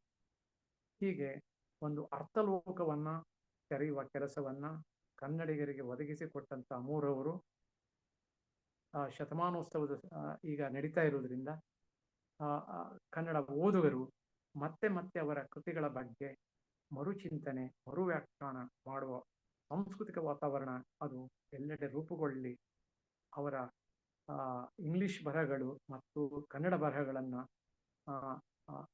ಸಾಹಿತ್ಯದ ಓದುಗರು ಓದಿ ಆಸ್ವಾದಿಸುವಂತಾಗಲಿ ಅಂತ ನಾನು ಈ ಸಂದರ್ಭದಲ್ಲಿ ಹಾರೈಸಿ, ನನಗೆ ಈ ಇಷ್ಟೊತ್ತಿನವರೆಗೆ ಮಾತನಾಡಲು ಅವಕಾಶ ಕೊಟ್ಟಂತ ಮುಂಬೈ ವಿಶ್ವವಿದ್ಯಾಲಯದ ಕನ್ನಡ ವಿಭಾಗಕ್ಕೆ, ವಿಶೇಷವಾಗಿ ಡಾಕ್ಟರ್ ಜೆ ಎನ್ ಉಪಾಧ್ಯಾಯ ಅವರಿಗೆ ಮತ್ತು ಎಲ್ಲ ವಿದ್ಯಾರ್ಥಿ ಲೋಕಕ್ಕೆ, ಸಂಶೋಧನಾ ವಿದ್ಯಾರ್ಥಿಗಳಿಗೆ ಶುಭವಾಗಲಿ. ನಮಸ್ಕಾರ. ಬಹಳ ಸೊಗಸಾಗಿ ಕಣ್ಣಿಗೆ ಕಟ್ಟುವ ಹಾಗೆ, ಮನಸ್ಸಿಗೆ ನಾಟುವ ಹಾಗೆ GS ಆಮೂರವರ ಸಾಹಿತ್ಯದ ವಿಹಂಗಮ ನೋಟವನ್ನ, ಪಕ್ಷಿ ನೋಟವನ್ನ ಅತ್ಯಂತ ಅಚ್ಚುಕಟ್ಟಾಗಿ ಉಣಬಡಿಸಿದಂತಹ ನಮ್ಮ ಪ್ರೊಫೆಸರ್ GM ಹೆಗಡೆ ಅವರಿಗೆ ಮುಂಬೈ ವಿಶ್ವವಿದ್ಯಾಲಯ ಕನ್ನಡ ವಿಭಾಗದ ಪರವಾಗಿ ವಿಶೇಷವಾದಂತಹ ಧನ್ಯವಾದಗಳು. ಒಂದು ಮಾತನ್ನು ಹೇಳ್ಬೇಕು, ಇವತ್ತು ಆಮೂರವರ ಸಾಹಿತ್ಯ ಸಾಧನೆಯ ಹಿಂದೆ ಒಬ್ಬ ದೊಡ್ಡ ಪ್ರೇರಕ ಶಕ್ತಿಯಾಗಿ ಕೆಲಸ ಮಾಡಿದವರು GM ಹೆಗಡೆ ಅವರು. 45 ವರ್ಷಗಳ ಕಾಲ ಅವರ ಅನುಯಾಯಿಯಾಗಿ ಅಂತ ಹೇಳ್ಬೋದು. ಆ ತರದಲ್ಲಿ ಅತ್ಯಂತ ಪ್ರೀತಿಯಿಂದ, ಅತ್ಯಂತ ಆಪ್ತವಾಗಿ ಅವರ ನಿತ್ಯ ಅವ್ರ ಮನೆಗೆ ಹೋಗಿ ಸಂವಾದವನ್ನ ಮಾಡಿ, ಇದನ್ನು ಬರೀರಿ, ಇದನ್ನು ಬರೆದ್ರ, ತಿದ್ದುಪಡಿಯ ಸಂದರ್ಭದಲ್ಲಿ, ಪ್ರೂಫ್ ಕರೆಕ್ಷನ್ ಸಂದರ್ಭದಲ್ಲಿ ಅನೇಕ ಸಂದರ್ಭಗಳಲ್ಲಿ ನಾನು ನೋಡಿದ್ದೀನಿ. ಹಾಗಾಗಿ GM ಹೆಗಡೆ ಅವರ ಈ ನೇಪಥ್ಯದ ಸಾಹಿತ್ಯ ಸೇವೆ ಅದು ಅಮೋಘವಾದದ್ದು. ಇವತ್ತು ಇಡೀ ಆಮೂರರ ಸಾಹಿತ್ಯ ಪ್ರಪಂಚವನ್ನ, ವಾಂಗ್ಮಯ ಲೋಕವನ್ನ ನಮ್ಮ ಎದುರು ಅತ್ಯಂತ ಸೊಗಸಾಗಿ ಅವರು ತೆರೆದಿಟ್ಟಿದ್ದಾರೆ. ಅವರಿಗೆ ಮತ್ತೊಮ್ಮೆ ಧನ್ಯವಾದವನ್ನ ಹೇಳ್ತಾನೆ ಮುಂದಿನ ಕಾರ್ಯಕ್ರಮಕ್ಕೆ ಅನುವು ಮಾಡಿ ಕೊಡ್ತಾ ಇದ್ದೀವಿ. ಈಗ ಪೂರ್ಣಿಮಾ ಶೆಟ್ಟಿ ಅವರು ಮುಂದುವರ್ತಾರೆ. ಧನ್ಯವಾದಗಳು ಸರ್. ಅಮೂರರ ಕೃತಿಗಳನ್ನ, ಅಂದ್ರೆ ನಾವು ಓದದೇ ಇರುವ ಕೃತಿಗಳ ಕುರಿತು, ಓದಿರುವ ಕೃತಿಗಳ ಕುರಿತು ಬಹಳ ಸೊಗಸಾಗಿ ಒಂದು ಕುತೂಹಲ ಮೂಡಿಸುವ ರೀತಿಯಲ್ಲಿ ನಮ್ಮ ಎದುರು ಅವರ ಒಂದು ಸಾಹಿತ್ಯ ಕೃಷಿಯನ್ನ ನಮ್ಮ ಮುಂದೆ ತೆರೆದಿಟ್ಟಿದ್ದೀರಿ. ಅನಂತ ವಂದನೆಗಳನ್ನ ಸಲ್ಲಿಸ್ತಾ ನಾನು ಮುಂದಿನ ಕಾರ್ಯಕ್ರಮಕ್ಕಾಗಿ, ಬಹುಶಃ ಮುಂದೆ ಕಲಾ ಮೇಡಮ್ ಎಷ್ಟು ಮಿನಿಟ್ ಇದೆ, ನಾವು ಮತ್ತೆ ಜಾಯಿನ್ ಆಗ್ಬೇಕಾ? ಇನ್ನು 10 ನಿಮಿಷ ಇದೆ. ಒಬ್ರು ಮಾತಾಡ್ಬೋದಲ್ಲ? ಹಾಗಿದ್ರೆ ಒಬ್ರಿಬ್ರು ಮಾತಾಡುತ್ತಾ? ಸರಿ. ನಾನೀಗ ಅಮೂರರ ಆತ್ಮವೃತ್ತದ ಕುರಿತು ನಮ್ಮ ಸಂಶೋಧನಾ ವಿದ್ಯಾರ್ಥಿಯಾಗಿರುವಂತ ಅನಿತಾ ತಾಕೋಡೆ ಅವರು ಮಾತನಾಡ್ಬೇಕು ಅಂತ ಕೇಳಿಕೊಳ್ತಾ ಇದ್ದೇನೆ. ಎಲ್ಲರಿಗೂ ನಮಸ್ಕಾರ. GS ಆಮೂರರ ಆತ್ಮವೃತ್ತಾಂತವನ್ನು ಸೂಚಿಸುವ ನಾನು ನನ್ನ ಪರಿಸರ ಲೇಖನವನ್ನು ಸಂಕ್ಷಿಪ್ತವಾಗಿ ಅವರದೇ ಮಾತಿನಲ್ಲಿ ಸಾದರಪಡಿಸುತ್ತಿದ್ದೇನೆ. ಗದುಗಿಗೆ ಉಜ್ವಲ ಇತಿಹಾಸವಿದೆ. ಬೆಳವಲ ನಾಡಿನ ಪ್ರಮುಖ ನಗರಗಳಲ್ಲೊಂದಾದ ಈ ನಗರ ರಾಷ್ಟ್ರಕೂಟರ ಕಾಲದಿಂದಲೂ ಬೆಳೆಯುತ್ತಲೇ ಬಂದಿದೆ. ಈ ಪರಿಸರದ ಸಾಂಸ್ಕೃತಿಕ ಪರಂಪರೆಯು ಶ್ರೀಮಂತವಾದದ್ದು. ಶಿರಹಟ್ಟಿ ತಾಲೂಕಿನ ಸೂರಣಗಿ ಗ್ರಾಮದಲ್ಲಿ ಹುಟ್ಟಿ ಬೆಳೆದ ನಾನು ಈ ಪರಿಸರದವನೇ ಎಂದು ಹೇಳಿಕೊಳ್ಳಲು ನನಗೆ ಅಭಿಮಾನವೆನಿಸುತ್ತದೆ. ಆಮೂರ ಎಂಬ ಹೆಸರು ನಮ್ಮ ಮನೆತನಕ್ಕೆ ಹೇಗೆ ಬಂದಿತ್ತು ಎನ್ನುವುದು ನನಗೆ ಬಹುಕಾಲದ ಪ್ರಶ್ನೆಯಾಗಿಯೇ ಉಳಿದಿತ್ತು. ಆದರೆ ಇತ್ತೀಚೆಗೆ ನನ್ನ ಆಪ್ತ ಸ್ನೇಹಿತರಾದ ಶ್ರೀನಿವಾಸ ರಿತ್ತಿಯವರು ಶಿಲಾಶಾಸನಗಳ ಆಧಾರದಿಂದ ಆಮೂರು ಎನ್ನುವುದು ತಮಿಳುನಾಡಿನ ಒಂದು ಕೋಟೆ ಹಾಗೂ ಅಗ್ರಹಾರದ ಹೆಸರು ಎನ್ನುವುದು ಹುಡುಕಿ ತೆಗೆದಿದ್ದಾರೆ. ಇದು ನಿಜವಾದರೆ ನಮ್ಮ ವಂಶದವರು ತಮಿಳುನಾಡಿನಿಂದ ವಲಸೆ ಬಂದು ಇಲ್ಲಿ ನೆಲೆಸಿರಬೇಕು. ಕನಿಷ್ಠ 6 ತಲೆಮಾರುಗಳಿಂದ ನಮ್ಮ ವಂಶದವರು ಸೂರಣಗಿಯನ್ನೇ ತಮ್ಮ ನೆಲೆಯನ್ನಾಗಿ ಕಂಡುಕೊಂಡಿದ್ದಾರೆ. ನನಗೆ ತಿಳಿದಂತೆ ವ್ಯಾಸಾಚಾರ್ಯರು ನಮ್ಮ ಮನೆತನದ ಮೂಲ ಪುರುಷರು. ಅವರು ಸಂಸ್ಕೃತದಲ್ಲಿ ರಚಿಸಿದ ಹಾಗೂ ಅವರ ಮಗ ಸುಬ್ಬಣ್ಣಾಚಾರ್ಯರು ಲಿಪಿಗಿಳಿಸಿದ ನೀತಿ ಶತಕವನ್ನು ಶ್ರೀನಿವಾಸ ರೀತಿಯವರು ಸಂಪಾದಿಸಿ ಪ್ರಕಟಿಸಿದ್ದಾರೆ. ನಮಗೆ ಬಂದ ದಾನದತ್ತಿಗಳನ್ನು ನೋಡಿದರೆ ನಮ್ಮ ಮನೆತನ ತನ್ನ ವಿದ್ಯೆಗಾಗಿ ಹೆಸರಾಗಿರಬೇಕು. ನನ್ನ ತಂದೆ 1-2 ವರ್ಷ ಬಿಟ್ಟರೆ ತಮ್ಮ ವೃತ್ತಿ ಜೀವನದುದ್ದಕ್ಕೂ ಅವರು ತಮ್ಮ ಹುಟ್ಟೂರಾದ ಸೂರಣಗಿಯಲ್ಲಿಯೇ ಸೇವೆ ಮಾಡಿದರು. ಅವರಿಗೆ ಸಾಹಿತ್ಯ ಹಾಗೂ ಸಂಗೀತಗಳೆರಡರಲ್ಲಿಯೂ ವಿಶೇಷ ಆಸ್ಥೆ ಇದ್ದಿತು. ಆಗಿನ ಕಾಲದಲ್ಲಿ ಅಗಡಿಯ ಆನಂದವನದಿಂದ ಬರುತ್ತಿದ್ದ ಸದ್ಬೋಧ ಚಂದ್ರಿಕೆ ಮತ್ತು ಶೇಷಾಚಲ ಗ್ರಂಥಮಾಲೆಯ ಪ್ರಕಟಣೆಗಳು ಜನಪ್ರಿಯತೆಯನ್ನು ಗಳಿಸಿಕೊಂಡಿದ್ದವು. ನಾನು ಮೊದಲು ಓದಿದ ಸಾಹಿತ್ಯ ಇದೆ. ಸರಿಯಾದ ಸಂಪರ್ಕ ಸಾಧನಗಳಿಲ್ಲದೆ ಸೂರಣಗಿ ಆಗ ಒಂದು ಕುಗ್ರಾಮವೆಂದೇ ಹೆಸರಾಗಿದ್ದರೂ ನನ್ನ ನೆನಪಿನಲ್ಲಿ ಅದೊಂದು ಚಂದದ ಊರು. ಅಲ್ಲಿಯ ದೊಡ್ಡ ಬಾವಿಯಂತ ಸುಂದರ ಬಾವಿಯನ್ನು ನಾನು ನೋಡಿಯೇ ಇಲ್ಲ. ಅಲ್ಲಿಯ ಹಳ್ಳದ ದಂಡಿಯಾಗ ಕುಳಿತು ಜುಳು ಜುಳು ಹರಿಯುವ ನೀರನ್ನು ನೋಡುವುದೇ ಸಂಭ್ರಮ. ಅಗಲ ರಸ್ತೆಗಳು, 10-8 ದೇವಸ್ಥಾನಗಳು, ಕಂಗೊಳಿಸುವ ಹಬ್ಬಗಳು, ಆಗಾಗ ಜರುಗುವ ದೊಡ್ಡಾಟಗಳು, ಕಟ್ಟಿಗೆ ಮಾರುವ ವರ್ಣರಂಜಿತ ಲಮಾಣಿಯರು, ನಮ್ಮ ಮನೆಯ ಕಟ್ಟಿಯ ಮೇಲೆ ನಡೆಯುತ್ತಿದ್ದ ಸಂಗೀತ ಕಾರ್ಯಕ್ರಮಗಳು, ಬೇಸರ ಕಳೆಯಲು ನಮ್ಮ ಮನೆಗೆ ಬರುತ್ತಿದ್ದ ಅಕ್ಕಸಾಲಿಗರ ಮಾನಪ್ಪ, ಚೇಳು ಕಡಿದು ನೋವು ತಾಳಲಾಗದೆ ನಮ್ಮ ಮನೆಗೆ ಔಷಧಕ್ಕಾಗಿ ಓಡಿ ಬರುತ್ತಿದ್ದ ತ್ರಸ್ತರು, ಇಂಥ ಹಲವಾರು ಸಂಗತಿಗಳಿಂದಾಗಿ ಬೇಸರ ನನ್ನನ್ನು ಕಾಡುತ್ತಲೇ ಇರಲಿಲ್ಲ. ಆದರೆ ಅಲ್ಲಿಯ ಶಾಲೆಯಲ್ಲಿ 4ನೇ ಇಯತ್ತೆಯವರೆಗೆ ಮಾತ್ರ ಕಲಿಸುತ್ತಿದ್ದುದರಿಂದ ನಾನು ನನ್ನ 10ನೇ ವರ್ಷದಲ್ಲಿಯೇ ಮುಂದಿನ ಶಿಕ್ಷಣಕ್ಕಾಗಿ ಪರವೂರಿಗೆ ಹೋಗಬೇಕಾಯಿತು. ಮೊದಲು ನನ್ನ ತಾಯಿಯ ತವರೂರು ಬೊಮ್ಮನಹಳ್ಳಿ, ನಂತರ ಕರ್ಜಗಿ, ಹಾವೇರಿ, ಧಾರವಾಡ, ಹೀಗೆ ನನ್ನ ದೇಶಾಟನ ಪ್ರಾರಂಭವಾಯಿತು. ನಾನು ಈ ಹಂತದಲ್ಲಿ ವಾರಾನ್ನದ ಮೇಲೆಯೇ ಜೀವಿಸಬೇಕಾಯಿತು. ಹೀಗಾಗಿ ನನ್ನ ಪಾಲಿಗೆ ಅವು ಕಷ್ಟದ ದಿನಗಳೇ ಆದುವು. ಸುದೈವದಿಂದ ನನಗೆ ಉತ್ತಮ ಶಿಕ್ಷಕರು ದೊರೆತರು. ಕನ್ನಡದಲ್ಲಿ ಪಠ್ಯ ಪುಸ್ತಕಗಳೇ ಇರದ ಆ ದಿನಗಳಲ್ಲಿಯೂ ದಿಡ್ಡಿಯವರು ವಿಜ್ಞಾನವನ್ನು ಹಠದಿಂದ ಕನ್ನಡದಲ್ಲಿಯೇ ಕಲಿಸುತ್ತಿದ್ದರು.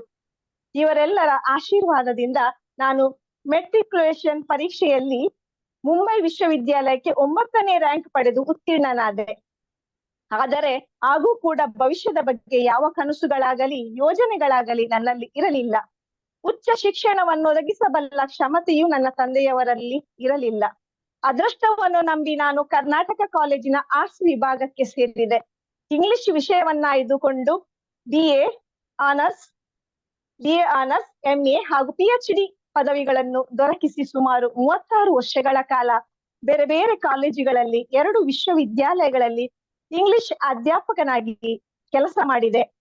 ನನ್ನ ವೃತ್ತಿ ಜೀವನ ನನಗೆ ಸಂಪೂರ್ಣ ತೃಪ್ತಿ ತಂದಿದೆ ಎಂದು ಈ ಲೇಖನದಲ್ಲಿ ಅವರು ದಾಖಲಿಸಿದ್ದಾರೆ. ಅವಕಾಶಕ್ಕಾಗಿ ವಂದನೆಗಳು. ಧನ್ಯವಾದಗಳು ಅನಿತಾ ಅವರೇ. ಆ ಮೂರರು ಇವತ್ತು ನಮ್ಮೊಂದಿಗಿಲ್ಲ, ಆದ್ರೆ ಅವರ ಬಗ್ಗೆ ಅವರು ಎಲ್ಲೋ ಒಂದು ಕಡೆ ಬರೆದದ್ದನ್ನ ನಾವು ಹುಡುಕಿ ಇವತ್ತು ಈ ಒಂದು ವೇದಿಕೆ ಮುಖಾಂತರ ನಾವು ಪ್ರಸ್ತುತಪಡಿಸುವಂತ ಒಂದು ಅವಕಾಶ ನಮ್ಗೆ ದೊರೆತಿದೆ. ಮತ್ತೊಮ್ಮೆ ತಮ್ಮ ಸೊಗಸಾದ ವಾಚನಕ್ಕಾಗಿ ವಂದನೆಗಳನ್ನ ಸಲ್ಲಿಸ್ತಾ ಅವರ ಆ ಮೂರರ ಕೃತಿ ರಾಶಿಗಳು, ಅದರಲ್ಲೂ ಇಂಗ್ಲಿಷ್ ಕೃತಿಗಳ ಕುರಿತು ನಮ್ಮ ಸಂಶೋಧನಾ ವಿದ್ಯಾರ್ಥಿ ಮಿತ್ರರಾಗಿರುವಂತ ಪ್ರತಿಭಾ ರಾವ್ ಅವರ ಪಟ್ಟಿಯನ್ನ ಓದ್ಬೇಕು ಅಂತ ಕೇಳಿಕೊಳ್ತಾ ಇದ್ದೇನೆ.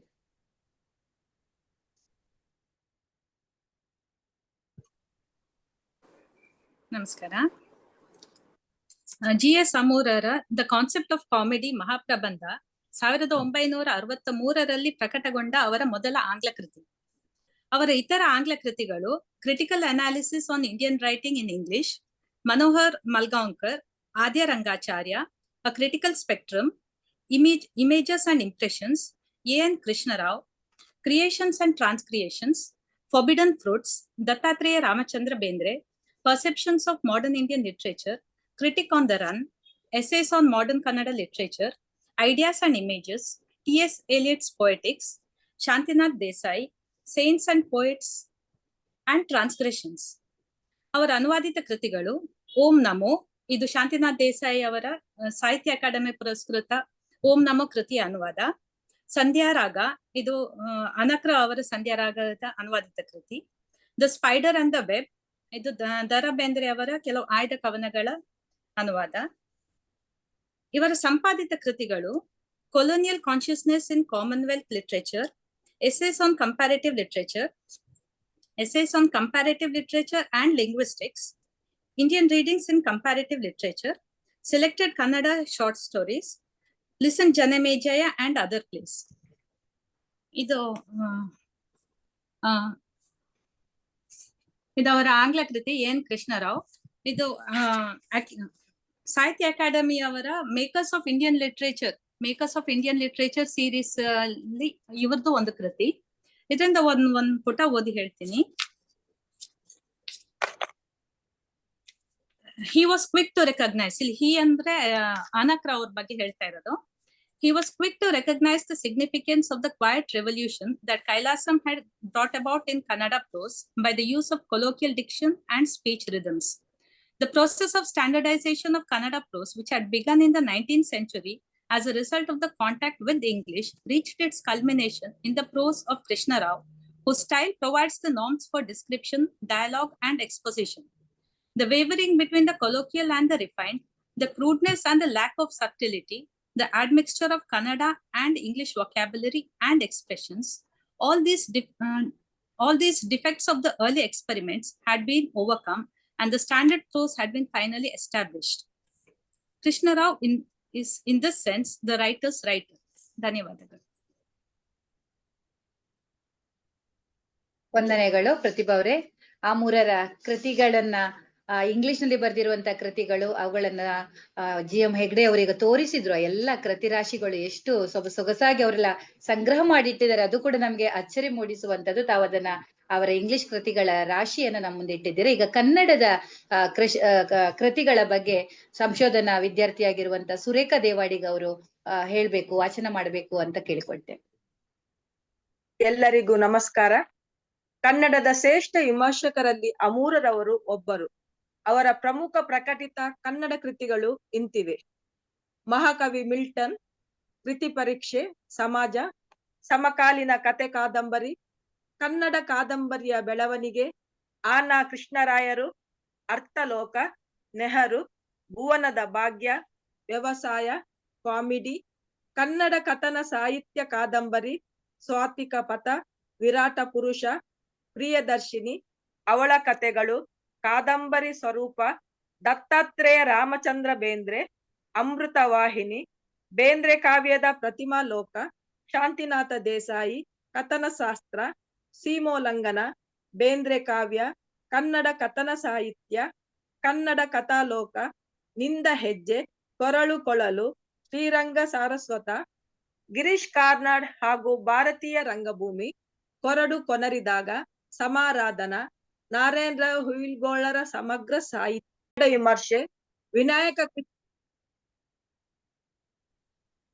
ಆಧುನಿಕ ಕನ್ನಡ ವಿಮರ್ಶೆ, ವಿನಾಯಕ ಕೃಷ್ಣ ಗೋಕಾಕ್, ನಿಮ್ಮಿತ ಅನಿಮಿತ, ನಿರಂತರ, ಕಾಸನೀಸ ಸಮಗ್ರ, ಸಂಭಾವಿತ, ಹಿಂಗಾರು, ವಿಚಾರಿತ, UR ಅನಂತಮೂರ್ತಿ, ಲೋಕಯಾತ್ರೆ, ಕೇರೂರ ವಾಸುದೇವಾಚಾರ್ಯ, ಕುವೆಂಪು ಯುಗದ ಕವಿ, ನೀರಮೇಲನ ಗುಳ್ಳೆ ಮೊದಲಾದ ಕೃತಿಗಳನ್ನು ಕನ್ನಡಕ್ಕೆ ಕೊಡುಗೆಯಾಗಿ ನೀಡಿದ್ದಾರೆ.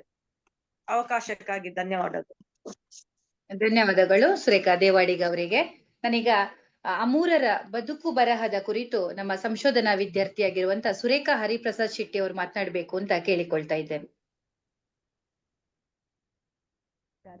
ಎಲ್ಲರಿಗೂ ನಮಸ್ಕಾರ. ಗುರು ಹಿರಿಯರೆಲ್ಲರಿಗೂ ಶಿರಸ ವಂದನೆಗಳು. GS ಅಮೂರ ಅವರ ಕನ್ನಡ ವಿಮರ್ಶೆಯ ಕುರಿತು ಡಾಕ್ಟರ್ GM ಹೆಗಡೆಯವರು ಸಂಪಾದಿಸಿರುವ ಸ್ವೀಕೃತಿ ಕೃತಿಯ S ವಿದ್ಯಾಶಂಕರ ಅವರ ಲೇಖನದಿಂದ ಅಮೂರರ ಬದುಕು ಬರಹದ ಬಗೆಗಿನ ಆಯ್ದ ಭಾಗವನ್ನು ನಿಮ್ಮ ಮುಂದೆ ಪ್ರಸ್ತುತಪಡಿಸುತ್ತಿದ್ದೇನೆ. ಗುರುರಾಜ ಶ್ಯಾಮಾಚಾರ್ಯ ಅಮೂರರು ಜನಿಸಿದ್ದು ಹಾವೇರಿ ಜಿಲ್ಲೆಯ ಬೊಮ್ಮನಹಳ್ಳಿಯಲ್ಲಿ. ಅವರ ತಂದೆ ಶ್ಯಾಮಾಚಾರ್ಯರು ಪ್ರಾಥಮಿಕ ಶಾಲೆಯ ಆದರ್ಶ ಶಿಕ್ಷಕರು. ಅಮೂರರು ಒಂದು ಅರ್ಥದಲ್ಲಿ ಸ್ವಯಂಭೂ. ಅವರು ಯಾರ ನೆರವೂ ಇಲ್ಲದೆ ಸ್ವಯಂ ಪ್ರತಿಭೆಯಿಂದ ಮೇಲೆ ಬಂದವರು. ಮುಂಬೈ ವಿಶ್ವವಿದ್ಯಾಲಯದಿಂದ ಇಂಗ್ಲಿಷ್ MA ಪದವೀಧರರಾದ ಮೇಲೆ ದ ಕಾನ್ಸೆಪ್ಟ್ ಆಫ್ ಕಾಮಿಡಿ ಎಂಬ ಮಹಾಪ್ರಬಂಧವನ್ನು ಕರ್ನಾಟಕ ವಿಶ್ವವಿದ್ಯಾಲಯಕ್ಕೆ ಸಾದರಪಡಿಸಿ PhD ಪದವಿ ಪಡೆದರು. ಅವರು ಫುಲ್ ಬ್ರೈಟ್ ಶಿಷ್ಯವೇತನ ಪಡೆದು ಅಮೆರಿಕೆಯ ಕ್ಯಾಲಿಫೋರ್ನಿಯಾ ವಿಶ್ವವಿದ್ಯಾಲಯ ಹಾಗೂ ಏಲ್ ವಿಶ್ವವಿದ್ಯಾಲಯಗಳಲ್ಲಿ ಸಂಶೋಧನೆ ನಡೆಸಿ TS ಎಲಿಯಟ್ಟನ ಕಾವ್ಯ ಮೀಮಾಂಸೆ ಎಂಬ ಪೋಸ್ಟ್ ಡಾಕ್ಟರಲ್ ಮಹಾಪ್ರಬಂಧ ರಚಿಸಿದರು. ಅವರ ವೃತ್ತಿ ಜೀವನ ಜಂಗಮ ರೂಪದ್ದು. ಕುಮಟಾದ ಕೆನರಾ ಕಾಲೇಜು, ಗದುಗಿನ ತೋಂಟದಾರ್ಯ ಕಾಲೇಜು, ಧಾರವಾಡದ ಕರ್ನಾಟಕ ವಿಶ್ವವಿದ್ಯಾಲಯ, ಔರಂಗಾಬಾದಿನಲ್ಲಿರುವ ಮರಾಠವಾಡ ವಿಶ್ವವಿದ್ಯಾಲಯದ ಇಂಗ್ಲಿಷ್ ವಿಭಾಗದ ಪ್ರಾಧ್ಯಾಪಕರಾಗಿ ಮುಖ್ಯಸ್ಥರಾಗಿ ದೀರ್ಘಕಾಲದ ಸೇವೆ ಸಲ್ಲಿಸಿ ಅಲ್ಲಿಯೇ ನಿವೃತ್ತರಾದರು. ಅವರು ಇಷ್ಟಪಟ್ಟಿದ್ದರೆ ಅದೇ ವಿಶ್ವವಿದ್ಯಾಲಯದ ರಿಜಿಸ್ಟ್ರಾರ್, ವೈಸ್ ಚಾನ್ಸಲರ್ ಆಗಬಹುದಿತ್ತು. ಆದರೆ ಈ ಪ್ರತಿಷ್ಠಿತ ಅಧಿಕಾರಗಳಾವುವು ಅವರನ್ನು ಆಕರ್ಷಿಸಲಿಲ್ಲ. ಮೂಲತಃ ಸಾಹಿತ್ಯ ಜೀವಿಯಾದ ಅವರ ವ್ಯಕ್ತಿತ್ವಕ್ಕೆ ಅದು ಒಗ್ಗುತ್ತಿರಲಿಲ್ಲ. ಅಮೂರರ ಮೂಲ ಒಲವು ಸಾಹಿತ್ಯದ ಕಡೆಗೆ. ಅವರು ಸಾಹಿತ್ಯ ತಪಸ್ವಿ. ನಿರಂತರ ಓದು, ಜಿಜ್ಞಾಸೆ ಅವರ ವ್ಯಕ್ತಿತ್ವದ ಜೀವಧಾತು. ಆಧುನಿಕ ಸಾಹಿತ್ಯದೊಂದಿಗಿನ ತಾಧ್ಯಾತ್ಮ ಭಾವವಿಲ್ಲದಿದ್ದರೆ ಇಷ್ಟೊಂದು ಸಮೃದ್ಧ ಸಾಹಿತ್ಯ ಅವರಿಂದ ಸೃಷ್ಟಿಯಾಗುತ್ತಿರಲಿಲ್ಲ. ಆ ಅರ್ಥದಲ್ಲಿ ಅವರೊಬ್ಬ ಯೋಗಿ, ತಪಸ್ವಿ. ಆದರೆ ಅವರು ಇಂಗ್ಲಿಷ್ ಕನ್ನಡಕ್ಕೆ ದಕ್ಕಿದ್ದು ವಿಮರ್ಶಕರಾಗಿ. ಅಮೂರರದು ಅಕಾಡೆಮಿಕ್ ಮೂಲದ ಅಂತರ್ಶಿಸ್ತೀಯ ವಿಮರ್ಶೆ. ಅವರು ಕೃತಿಯ ಸಾವಯವ ಸಂಬಂಧವನ್ನು ಗುರುತಿಸುವುದರ ಜೊತೆಗೆ ಸಮಕಾಲೀನ ಕೃತಿಗಳ ವಿಮರ್ಶೆಯ ಜೊತೆಗೆ ಸಂಬಂಧ ಕುದುರಿಸುವರು.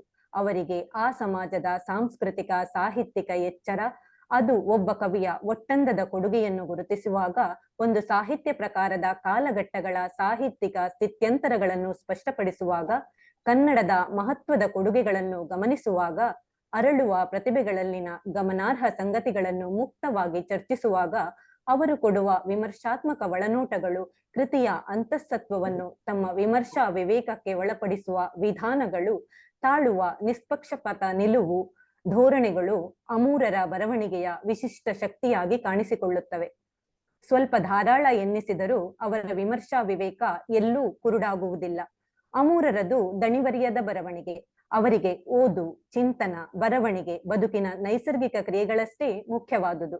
ಬದುಕಿನ ಜೊತೆಗೆ ಸಾಹಿತ್ಯವನ್ನು ಅವರು ಕಲ್ಪಿಸಿಕೊಳ್ಳುವುದರಿಂದ, ಬದುಕನ್ನು, ಜನರನ್ನು ಅವರು ಅನನ್ಯವಾಗಿ ಪ್ರೀತಿಸುವುದರಿಂದ ಅವರಿಗೆ ಬದುಕು, ಬರಹ ಬೇರೆಯಾಗಿಲ್ಲ. ಅವಕಾಶಕ್ಕಾಗಿ ಧನ್ಯವಾದಗಳು. ಆಮೂರರ ಜೀವನ ಸಾಧನೆ, ಯಶೋಗಾಥೆ, ಸಾಹಿತ್ಯ ಸಾಧನೆ ಕುರಿತು ಕೆಲವು ವಿಚಾರಗಳನ್ನ ತೆರೆದಿಟ್ಟ ಸುರೇಖ ಹರಿಪ್ರಸಾದ್ ಶೆಟ್ಟಿ ಅವರಿಗೆ ವಿಶೇಷವಾದ ಧನ್ಯವಾದಗಳು. ಇದೀಗ ಆಮೂರರ ಬಹುಮಹತ್ವದ 3 ಕೃತಿಗಳನ್ನ ನಾವು ಸಂವಾದಕ್ಕೆ ಅಣಿ ಮಾಡ್ತಾ ಇದ್ದೇವೆ. ಒಂದು ಆಮೂರರ ಮಹತ್ವದ ಕೃತಿ, ಈಗಾಗಲೇ ಡಾಕ್ಟರ್ ಜಿ ಎಂ ಹೆಗಡೆ ಅವರು ಅದರ ಬಗ್ಗೆ ಪ್ರಸ್ತಾಪವನ್ನ ಮಾಡಿದ್ರು. ಆಧುನಿಕ ಕನ್ನಡ ಸಾಹಿತ್ಯದ ವಿರಾಟ ಪುರುಷ ಎನ್ನುವಂತಹ ಕೃತಿಯನ್ನ ನಮ್ಮ ವಿಭಾಗದ ಸಹ ಪ್ರಾಧ್ಯಾಪಕರಾಗಿರುವ ಡಾಕ್ಟರ್ ಪೂರ್ಣಿಮಾ ಶೆಟ್ಟಿ ಅವರು ಆ ಕೃತಿಯ ಕುರಿತು ಬೆಳಕನ್ನ ಚೆಲ್ಲಲಿಕ್ಕಿದ್ದಾರೆ. ಇದೀಗ ವೇದಿಕೆ ಡಾಕ್ಟರ್ ಪೂರ್ಣಿಮಾ ಶೆಟ್ಟಿ ಅವರಿಗೆ. ಧನ್ಯವಾದಗಳು ಸರ್. ಎಲ್ರಿಗೂ ನಮಸ್ಕಾರ.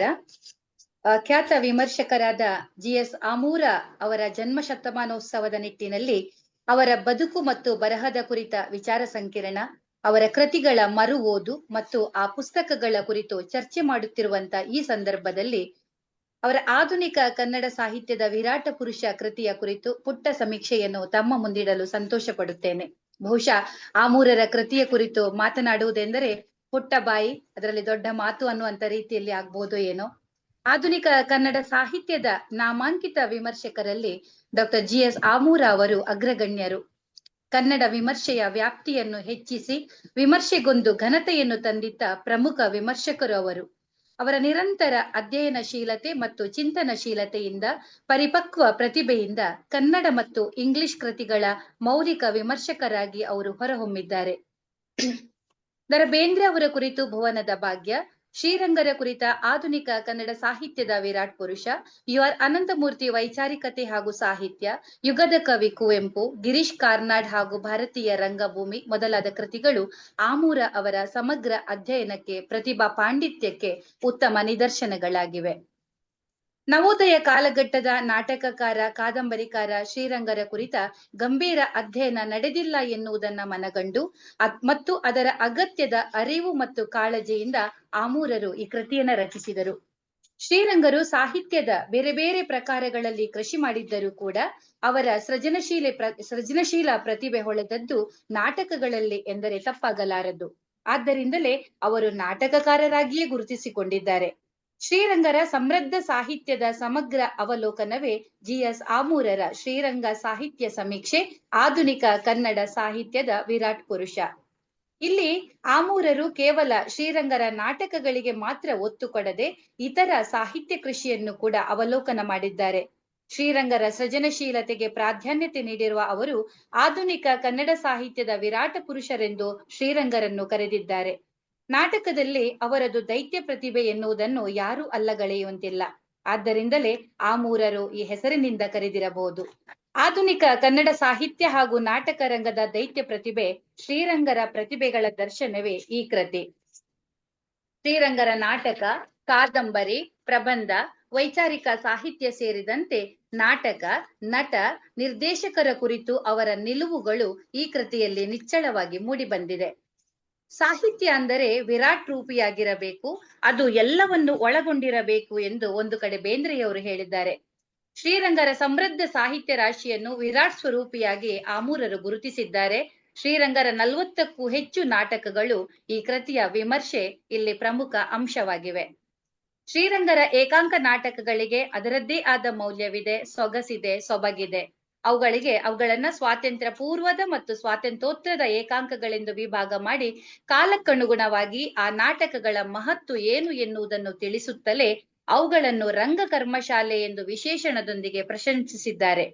ಶ್ರೀರಂಗರು ನಾಟಕ, ನಿರ್ದೇಶಕ ಮತ್ತು ಪ್ರೇಕ್ಷಕ ಈ 3 ವರ್ಗಗಳು ಎಷ್ಟು ಮುಖ್ಯ ಮತ್ತು ಅವರ ಜವಾಬ್ದಾರಿಗಳು ಎನ್ನುವುದನ್ನು ಇಲ್ಲಿ ಸೊಗಸಾಗಿ ನಿರೂಪಿಸಿದ್ದಾರೆ.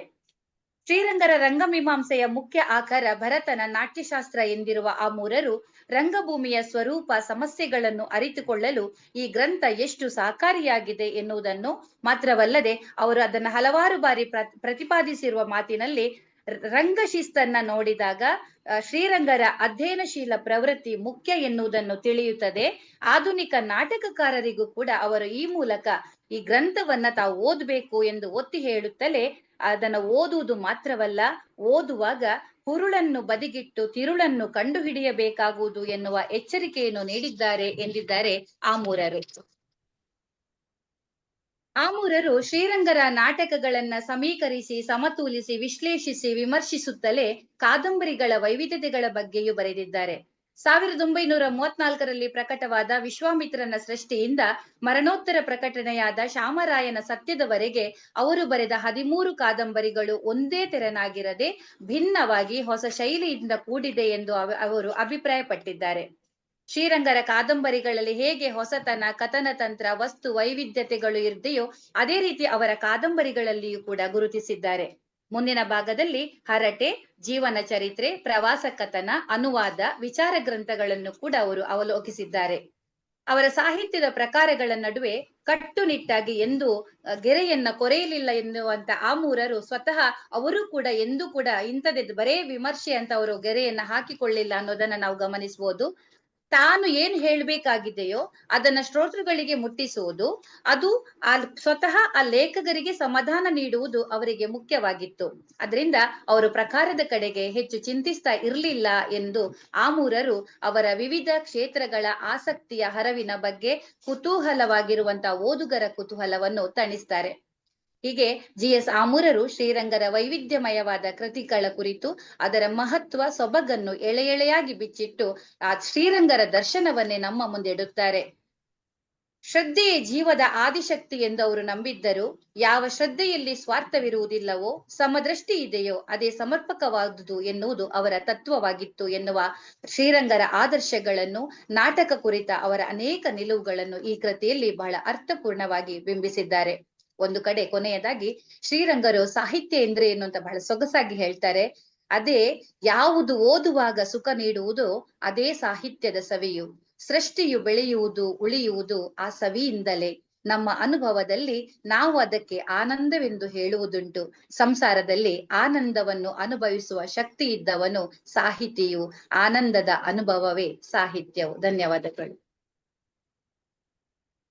ಒಂದು ರೀತಿಯಲ್ಲಿ ಉಪೇಕ್ಷೆಗೆ ಒಳಗಾದಂತಹ ಶ್ರೀರಂಗರ ಸಮಗ್ರ ಸಾಹಿತ್ಯವನ್ನ ಅವಲೋಕನ ಮಾಡಿ ಬಹಳ ಮಹತ್ವದ, ಅತಿ ಮಹತ್ವದ ಕೃತಿಯನ್ನ ರಚನೆ ಮಾಡಿದಂತಹ GS ಆಮೂರವರು ವಿರಾಟ ಪುರುಷ ಹೆಚ್ಚು ಚರ್ಚೆಗೆ ಒಳಗಾಗಿಲ್ಲ. ಆ ಕೃತಿಯ ಕುರಿತು ಬಹಳ ಸೊಗಸಾಗಿ ಮಾತನಾಡಿದಂತಹ ಡಾಕ್ಟರ್ ಪೂರ್ಣಿಮಾ ಶೆಟ್ಟಿ ಅವರಿಗೆ ಧನ್ಯವಾದಗಳು.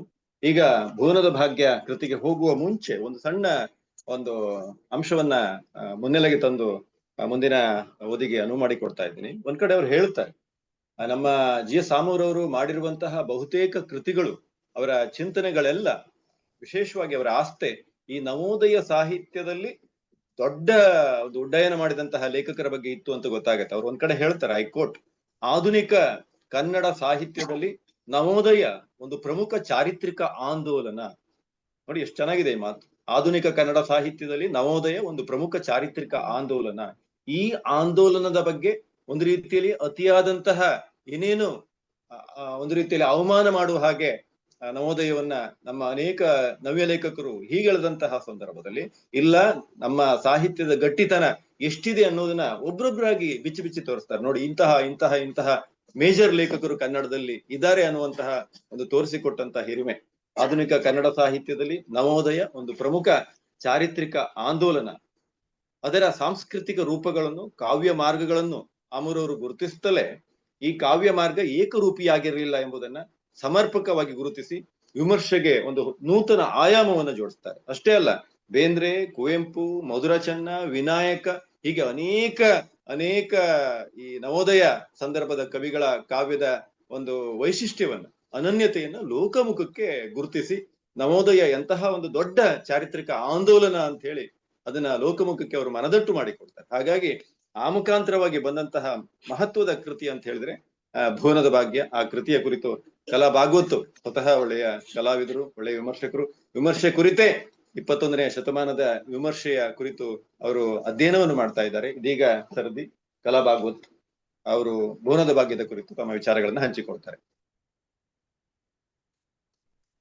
ಎಲ್ಲರಿಗೂ ಗೌರವಪೂರ್ವಕ ಆತ್ಮೀಯ ನಮಸ್ಕಾರಗಳು. ಆಮೂರರ ದಿವ್ಯ ಚೇತನಕ್ಕೆ ವಂದಿಸ್ತಾ ಅವರ ಭುವನದ ಭಾಗ್ಯ ಕೃತಿಯ ಕುರಿತು ಕೆಲವು ಮಾತುಗಳು.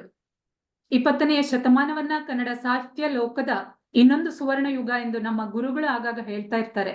ಅದು ಸ್ವೀಕಾರಾರ್ಹ ಕೂಡ. ಅದು ಹಾಗೆ ಆಗ್ಲಿಕ್ಕೆ ಕಾರಣ ಕನ್ನಡದಲ್ಲಿ ರಚನೆಯಾದ ವೈವಿಧ್ಯಮಯವಾದ ಕೃತಿಗಳು. ಇಂತಹ ಕೃತಿಗಳ ರಚನೆಗೆ ಕಾರಣವಾದ ಗಣ್ಯ ಸಾಹಿತಿಗಳಲ್ಲಿ ಡಾಕ್ಟರ್ ಗುರುರಾಜ ಶಾಮಾಚಾರ್ಯ ಆಮೂರರು ಕೂಡ ಮುಖ್ಯರಾಗ್ತಾರೆ. ಅರ್ಥಲೋಕದ ಸಂಚಾರಿಯಾಗಿ ಕನ್ನಡ ವಿಮರ್ಶಾ ಲೋಕವನ್ನು ಬೆಳಗಿಸಿದ ಶ್ರೇಯಸ್ಸು ಆಮೂರವರದ್ದು.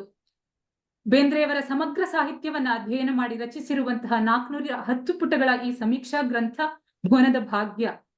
ಬೆಂಗಳೂರಿನ ಸ್ನೇಹ ಪ್ರಕಾಶನ ಈ ಕೃತಿಯನ್ನ 1991ರಲ್ಲಿ ಪ್ರಕಟಿಸಿದೆ. ಈ ಕೃತಿಗೆ 1996ರಲ್ಲಿ ಕೇಂದ್ರ ಸಾಹಿತ್ಯ ಅಕಾಡೆಮಿ ಪ್ರಶಸ್ತಿಯೂ ಕೂಡ ಲಭಿಸಿದ್ದು ಆಮೂರರಿಗೆ ಅಪಾರವಾದ ಯಶಸ್ಸನ್ನು ಕೂಡ ಗಳಿಸಿಕೊಟ್ಟಿದೆ.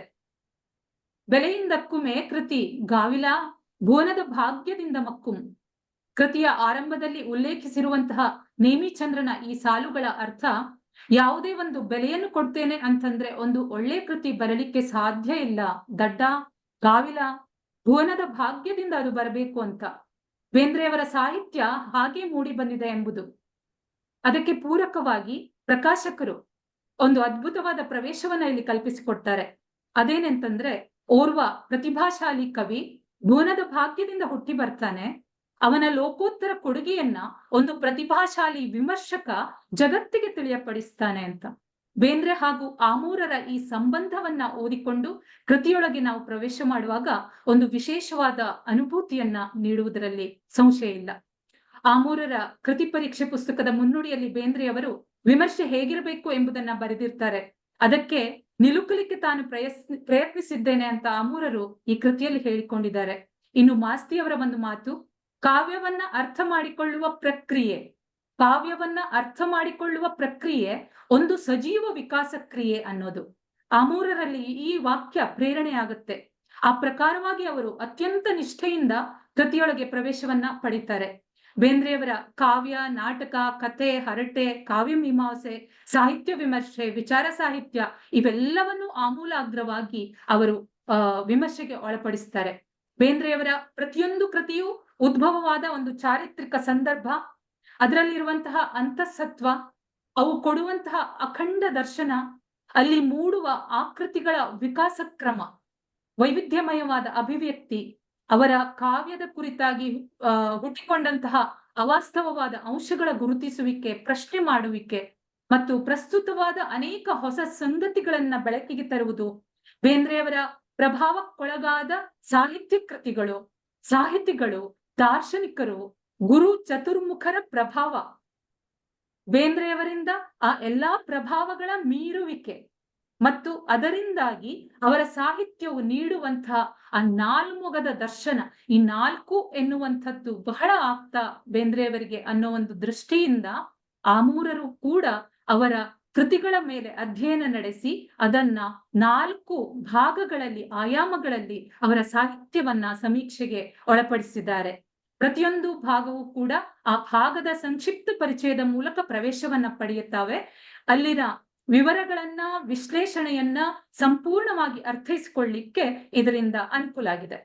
ಬೇಂದ್ರೆಯವರು ಎಲ್ಲಾ ರಚನೆಗಳಿಗೂ ಪೂರ್ವದಲ್ಲಿ ಬರೆದ ಸಂದರ್ಭ ಸೂಚಿತವಾದ ಮಾತುಗಳನ್ನ ಸೂಕ್ಷ್ಮವಾಗಿ ಅವರು ಅರ್ಥೈಸಿಕೊಂಡು ಅವರ ಮಾರ್ಗದರ್ಶನವನ್ನು ಪಡೆದು ಮಾಡಿರುವಂತಹ ಈ ಅಂತರಶಿಸ್ತೀಯ ಅಧ್ಯಯನ ವಿಮರ್ಶೆ ಅಧಿಕೃತತೆಯನ್ನ ಹಾಗೂ ಅನೇಕ ಹೊಸ ಹೊಳಹುಗಳನ್ನ ಓದುಗರಿಗೆ ನೀಡುವ ಮೂಲಕ ಕನ್ನಡ ವಿಮರ್ಶಾ ಲೋಕಕ್ಕೆ ಬಹಳ ಮೌಲಿಕವಾದ ಕೊಡುಗೆಯಾಗಿದೆ. ಆಧುನಿಕ ಕನ್ನಡ ಸಾಹಿತ್ಯದ ಸಂದರ್ಭದಲ್ಲಿ ಬೇಂದ್ರೆ ಕಾವ್ಯವು ಮಹತ್ವವನ್ನು ಪಡೆದಿರುವುದು ಅವರ ಅಭಿವ್ಯಕ್ತಿ ನಿಷ್ಠೆಯಿಂದಾಗಿಯೇ ವಿನಃ ಯಾವುದೇ ಪ್ರಭಾವಕ್ಕೊಳಗಾಗಿ ಅಲ್ಲ ಎಂಬುದಾಗಿ ಸ್ಪಷ್ಟವಾದ ನಿಲುವನ್ನು ಹೊಂದುವುದು ಆಮೂರರ ಖಚಿತ ಬರವಣಿಗೆಗೆ ಸಾಕ್ಷಿ. ಪ್ರತಿಯೊಂದು ಭಾಗದಲ್ಲೂ ಬೇಂದ್ರೆಯವರ ಸಾಹಿತ್ಯವನ್ನ ವಿಶ್ಲೇಷಿಸುವಾಗ ಅಲ್ಲಲ್ಲಿ ಪಾಶ್ಚಾತ್ಯ ಕವಿ, ಲೇಖಕ, ವಿಮರ್ಶಕರನ್ನ, ಕನ್ನಡದ ಪೂರ್ವ ಸೂರಿಗಳನ್ನ ಉಲ್ಲೇಖಿಸ್ತಾ ತುಲನಾತ್ಮಕವಾಗಿ ನೋಡ್ತಾ ಬೇಂದ್ರೆಯವರ ಸಾಲುಗಳಿಗೆ ಅವರ ಸಾಲುಗಳನ್ನು ಅನ್ವಯಿಸ್ತಾ ಲೀಲಾಜಾಲವಾಗಿ ಸಾಗುವಂತ ಅವರ ಬರವಣಿಗೆಯು ಒಂದು ಅರ್ಥಪೂರ್ಣವಾದ ಚರ್ಚೆಯನ್ನ ಬೆಳೆಸುವ ಮೂಲಕ ಆಚಾರ್ಯ ಕೃತಿಯಾಗಿದೆ ಎನ್ನುವುದರಲ್ಲಿ ಯಾವ ಸಂಶಯವೂ ಇಲ್ಲ. ಈ ಕೃತಿಯನ್ನ ಪರಿಚಯಿಸಲಿಕ್ಕೆ ಅವಕಾಶ ಕೊಟ್ಟದ್ದಕ್ಕಾಗಿ ಕನ್ನಡ ವಿಭಾಗಕ್ಕೆ, ನನ್ನ ಗುರುಗಳಿಗೆ ಕೃತಜ್ಞತೆಯನ್ನ ಸಲ್ಲಿಸಿ ಮತ್ತೊಮ್ಮೆ ತಮ್ಮೆಲ್ಲರಿಗೂ ವಂದಿಸಿ ನನ್ನ ಮಾತನ್ನ ಮುಗಿಸ್ತೇನೆ. ಇದು ಬೇಂದ್ರೆಯವರ ಭುವನದ ಭಾಗ್ಯ ಕೃತಿ. ಎಲ್ಲರಿಗೂ ವಂದನೆಗಳು. ಬೇಂದ್ರೆಯವರ ಅತಿ ಮಹತ್ವದ ಕೃತಿಯನ್ನ ಸೊಗಸಾಗಿ ಅದರ ಪೂರ್ಣವನ್ನ ತೆರೆದಿಟ್ಟಂತಹ ಕಲಾ ಭಾಗವತವರಿಗೆ ಧನ್ಯವಾದಗಳು.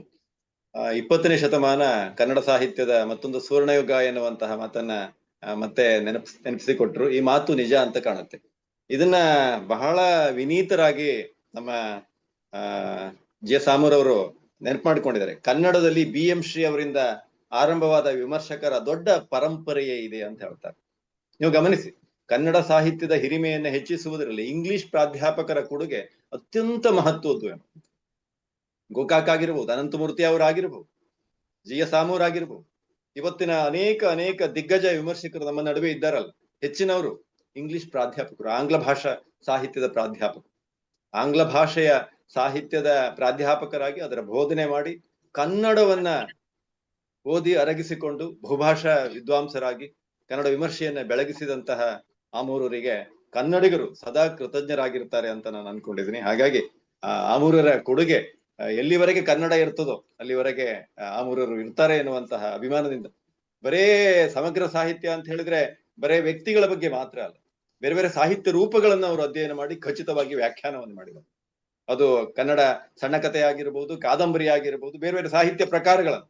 ಇವತ್ತು ನಳಿನ ಪ್ರಸಾದ್ ನಮ್ಮ ವಿಭಾಗದ ಹೆಮ್ಮೆಯ ವಿದ್ಯಾರ್ಥಿ, ಅವರು ಈ ಕನ್ನಡ ಕಥನ ಸಾಹಿತ್ಯ ಕಾದಂಬರಿಯ ಕುರಿತು ಅವರು ವಿಶೇಷವಾಗಿ ಕುಸುಮಾಕರ ದೇವರಗಣ್ಣೂರ ಕುರಿತು ಅಧ್ಯಯನವನ್ನು ಮಾಡ್ತಾ ಇದ್ದಾರೆ. ಅವರು ಕಾದಂಬರಿಯ ಹಿನ್ನೆಲೆಯ ಓದು ಅಧ್ಯಯನದಲ್ಲಿ ತೊಡಗಿಕೊಂಡಿದ್ದಾರೆ. ಇದೀಗ ನಳಿನ ಪ್ರಸಾದ್ ಅವರು ಕನ್ನಡ ಕಥನ ಸಾಹಿತ್ಯ ಕಾದಂಬರಿ ಕುರಿತು ಚುಟುಕಾಗಿ ಕೆಲವು ಮಾತುಗಳನ್ನು ಆಡಬೇಕು ಅಂತ ಕೇಳಿಕೊಳ್ತಾ ಇದ್ದೀನಿ. ವೇದಿಕೆ ನಳಿನ ಅವರಿಗೆ. ಧನ್ಯವಾದಗಳು ಸರ್. ನಮಸ್ಕಾರ ಎಲ್ಲರಿಗೂ. ಕಳೆದ 4 ದಶಕಗಳಿಗಿಂತಲೂ ಹೆಚ್ಚು ಕಾಲ ನಿರಂತರವಾಗಿ ಸಾಹಿತ್ಯ ವಿಮರ್ಶೆ ಹಾಗೂ ಸಂಶೋಧನೆಯಲ್ಲಿ ತಮ್ಮನ್ನು ತೊಡಗಿಸಿಕೊಂಡಿದ್ದ ಖ್ಯಾತ ವಿಮರ್ಶಕ ಡಾಕ್ಟರ್ ಜಿ.ಎಸ್. ಆಮೂರರ ಜನ್ಮ ಶತಾಬ್ದಿಯ ನೆನಪಿನ ಈ ಹೊತ್ತಿನಲ್ಲಿ ಅವರ ಅಧ್ಯಯನಶೀಲತೆ ಇರ್ಬೋದು, ಸಂಶೋಧನಾಸಕ್ತಿ ಇರ್ಬೋದು, ಪ್ರತಿಭೆ ಹಾಗೂ ವೈಚಾರಿಕ ಮನೋಧರ್ಮಗಳಿಗೆ ಹಿಡಿದ ಕನ್ನಡಿಯಂತಿರುವ ಕನ್ನಡ ಕಥನ ಸಾಹಿತ್ಯ ಕಾದಂಬರಿ, ಇದನ್ನು ಕುರಿತು 4 ಮಾತು. ಶ್ರೀಹರಿ ಪ್ರಕಾಶನ ಧಾರವಾಡದಿಂದ 1994ರಲ್ಲಿ ಮೊದಲ ಮುದ್ರಣವನ್ನ ಕಂಡಂತ ಈ ಕೃತಿಯಲ್ಲಿ ತಮ್ಮ ಸುದೀರ್ಘ ಸಾಹಿತ್ಯ ಸಾತತ್ಯ, ಅದರಲ್ಲೂ ವಿಶೇಷವಾಗಿ ಕಾದಂಬರಿ ಕುರಿತಾದಂತಹ ಬಹುಮುಖಿ ಅಧ್ಯಯನ, ವಿಚಾರ, ವಿಮರ್ಶೆಗಳ ಅನನ್ಯ ಲೋಕವನ್ನೇ ಇಲ್ಲಿ ತೆರೆದಿಡ್ತಾರೆ ಆಮೂರ್ ಅವರು. ವಿಮರ್ಶೆಯ ಪರಂಪರೆಯನ್ನೇ ಕೇಂದ್ರವನ್ನಾಗಿಟ್ಟುಕೊಂಡು ಬರೆಯುವ ಆಮೂರರು, ನನ್ನೀ ಕೃತಿ ಕನ್ನಡ ಕಾದಂಬರಿಯ ಸಮಗ್ರ ಇತಿಹಾಸವಲ್ಲ, ನನ್ನ ಉದ್ದೇಶ ಕನ್ನಡ ಕಾದಂಬರಿಯ ಕೇಂದ್ರ ಪರಂಪರೆಯ ವಿವರಣೆಗೆ ಮಾತ್ರ ಸೀಮಿತವಾಗಿದೆ. ನನ್ನ ಅಭಿಪ್ರಾಯದಲ್ಲಿ ಈ ಪರಂಪರೆ ವಾಸ್ತವ ಮಾರ್ಗದ ಪರಂಪರೆ ಎಂದು ಓದುಗರಿಗೆ ತಮ್ಮ ಕೃತಿಯ ಉದ್ದೇಶವನ್ನು ಸ್ಪಷ್ಟಪಡಿಸುತ್ತಾರೆ. ಈ ಗ್ರಂಥದಲ್ಲಿ ಒಟ್ಟು 5 ಭಾಗಗಳಿದೆ. ಮೊದಲನೆಯ ಭಾಗದಲ್ಲಿ ಭಾರತೀಯ ಕಾದಂಬರಿ ಸಾಹಿತ್ಯ ಚರಿತ್ರೆಯ ಹಿನ್ನೆಲೆಯಲ್ಲಿ ವಸಾಹತುವಾದದ ಪ್ರಭಾವದಿಂದಾದ ಕನ್ನಡ ಕಾದಂಬರಿ ಸಾಹಿತ್ಯದ ಹುಟ್ಟು, ಬೆಳವಣಿಗೆ ಮತ್ತು ಸ್ವರೂಪಗಳನ್ನ ವಿಶೇಷವಾಗಿ ಕಟ್ಟಿಕೊಟ್ಟಿದ್ದಾರೆ. ಎರಡನೆಯ ಭಾಗ ಕಾದಂಬರಿ ಲೋಕವನ್ನು ಪ್ರವೇಶಿಸುತ್ತಾ ಉದಯ ಕಾಲದ 3 ಕಾದಂಬರಿಗಳನ್ನ ಆಧಾರವಾಗಿಟ್ಟುಕೊಂಡು ವಾಸ್ತವ ಮಾರ್ಗ, ಕಾಲ್ಪನಿಕ ಹಾಗೂ ಆದರ್ಶ ಮತ್ತು ವಾಸ್ತವಗಳ ಸಂಯೋಗಗಳಿರುವಂತಹ ಗುಲ್ವಾಡಿಯವರ ಇಂದಿರಾಬಾಯಿ ಇರ್ಬೋದು, ಕೆರೂರು ವಾಸುದೇವಾಚಾರ್ಯರ ಇಂದಿರೆ, ಪುಟ್ಟಣ್ಣನವರ ಮಾಡಿದುಣ್ಣೋ ಮಹಾರಾಯ ಇವುಗಳನ್ನ ಅವಲೋಕನ ಮಾಡ್ತಾರೆ. ಮೂರನೇ ಭಾಗದಲ್ಲಿ ನವೋದಯ, ಪ್ರಗತಿಶೀಲ ಕಾದಂಬರಿಗಳತ್ತ ಗಮನ ಹರಿಸಲಾಗಿದೆ. ನವೋದಯದ ಕಾದಂಬರಿಕಾರರು ತಮ್ಮ ಅಸ್ತಿತ್ವದ ಶೋಧ ನಡೆಸುತ್ತಾ ಸಮಾಜವನ್ನೇ ವಸ್ತುವನ್ನಾಗಿಸಿಕೊಂಡು ದೇಶಭಕ್ತಿ ಹಾಗೂ ದೇಶದಲ್ಲಿ ಆಗಿದ್ದಂತಹ ಪರಿವರ್ತನೆಯ ಹಂತದಲ್ಲಿನ ಸಮಸ್ಯೆಗಳು, ಪರಿಸರ ಪ್ರಜ್ಞೆ, ಪ್ರಾದೇಶಿಕತೆ ಇವುಗಳನ್ನ ಆಧರಿಸಿ ವಾಸ್ತವದ ರಾಜಮಾರ್ಗದಲ್ಲಿ ಕೃತಿ ರಚನೆ ಮಾಡಿರುವುದನ್ನ ಆಮೂರರು ಪ್ರಸ್ತಾಪ ಮಾಡ್ತಾರೆ. ನವೋದಯ ಹಾಗೂ ಪ್ರಗತಿಶೀಲ ಕಾದಂಬರಿಕಾರರ ಕೃತಿಗಳೊಂದಿಗಿನ ಅಮೂರರ ಸಂವಾದ ಏನಿದೆಯಲ್ಲ, ಇಲ್ಲಿ ಕುತೂಹಲಕಾರಿ ವಿಮರ್ಶೆಗೆ ದಾರಿ ಮಾಡಿಕೊಟ್ಟಿರುವುದನ್ನ ನಾವು ಗಮನಿಸಬಹುದಾಗಿದೆ. ನಾಲ್ಕನೆಯ ಭಾಗ ನವ್ಯ ನವ್ಯೋತ್ತರ ಕಾದಂಬರಿಗಳಿಗೆ ಸಂಬಂಧಿಸಿದ್ದು. ಸಾಹಿತ್ಯ ಚರಿತ್ರೆಯುದ್ದಕ್ಕೂ ಕನ್ನಡ ಕಾದಂಬರಿ ಪರಿವರ್ತನೆಯ ಪ್ರಕ್ರಿಯೆಯಲ್ಲಿ ಗಂಭೀರವಾಗಿ ತೊಡಗಿಕೊಂಡಿರುವುದನ್ನ ನಾವು ಕಾಣ್ತೇವೆ. ಇಲ್ಲಿ ವ್ಯಕ್ತಿ ಹಾಗೂ ಸಮಾಜದ ಬದಲಾವಣೆಗೆ ಸೂಕ್ಷ್ಮವಾಗಿ ತೆರೆದಿಟ್ಟುಕೊಂಡಿರುವುದನ್ನ ಆಮೂರರು ವಿಶ್ಲೇಷಣಾತ್ಮಕವಾಗಿ ದಾಖಲಿಸ್ತಾರೆ. ನವೋದಯ ಕಾಲದಲ್ಲಿ ಪರಿಸರದ ಮೇಲಿದ್ದಂತಹ ಗಮನ ನವ್ಯದಲ್ಲಿ ಕ್ರಮೇಣ ಪ್ರಜ್ಞೆಯತ್ತ ಹರಿಯಿತು ಹಾಗೂ ವಾಸ್ತವದತ್ತ ನೋಡುವ ಆತ್ಮನಿಷ್ಠ ದೃಷ್ಟಿ ಬದಲಾಯಿತು. ಹಾಗಾಗಿ ಕಾದಂಬರಿಯ ತಂತ್ರದಲ್ಲಿ ಕೂಡ ಬಹಳ ಬದಲಾವಣೆಗಳಾದವು ಎಂಬ ಮುಖ್ಯ ಅಂಶಗಳನ್ನು ಆಮೂರರು ಸೋದಾಹರಣವಾಗಿ ಚಿತ್ರಿಸ್ತಾರೆ. ನವ್ಯದ ಕಾದಂಬರಿಗಳು ಮಾನವನ ಮೂಲಭೂತ ಅವಸ್ಥೆಯಾದಂತಹ ಏಕಾಕಿತನವಾದ್ದರಿಂದ ಸಂಸ್ಕೃತಿಯ ಸ್ವರೂಪವನ್ನೇ ಬದಲಿಸಲು ಹೊಸ ಮೌಲ್ಯಗಳನ್ನ ಅರಸಿ ಹೊರಟಿದ್ದು ಆಮೂರರ ವಿಮರ್ಶೆಯಲ್ಲಿ ಸೂಕ್ಷ್ಮವಾಗಿ ಧ್ವನಿತವಾಗತ್ತೆ.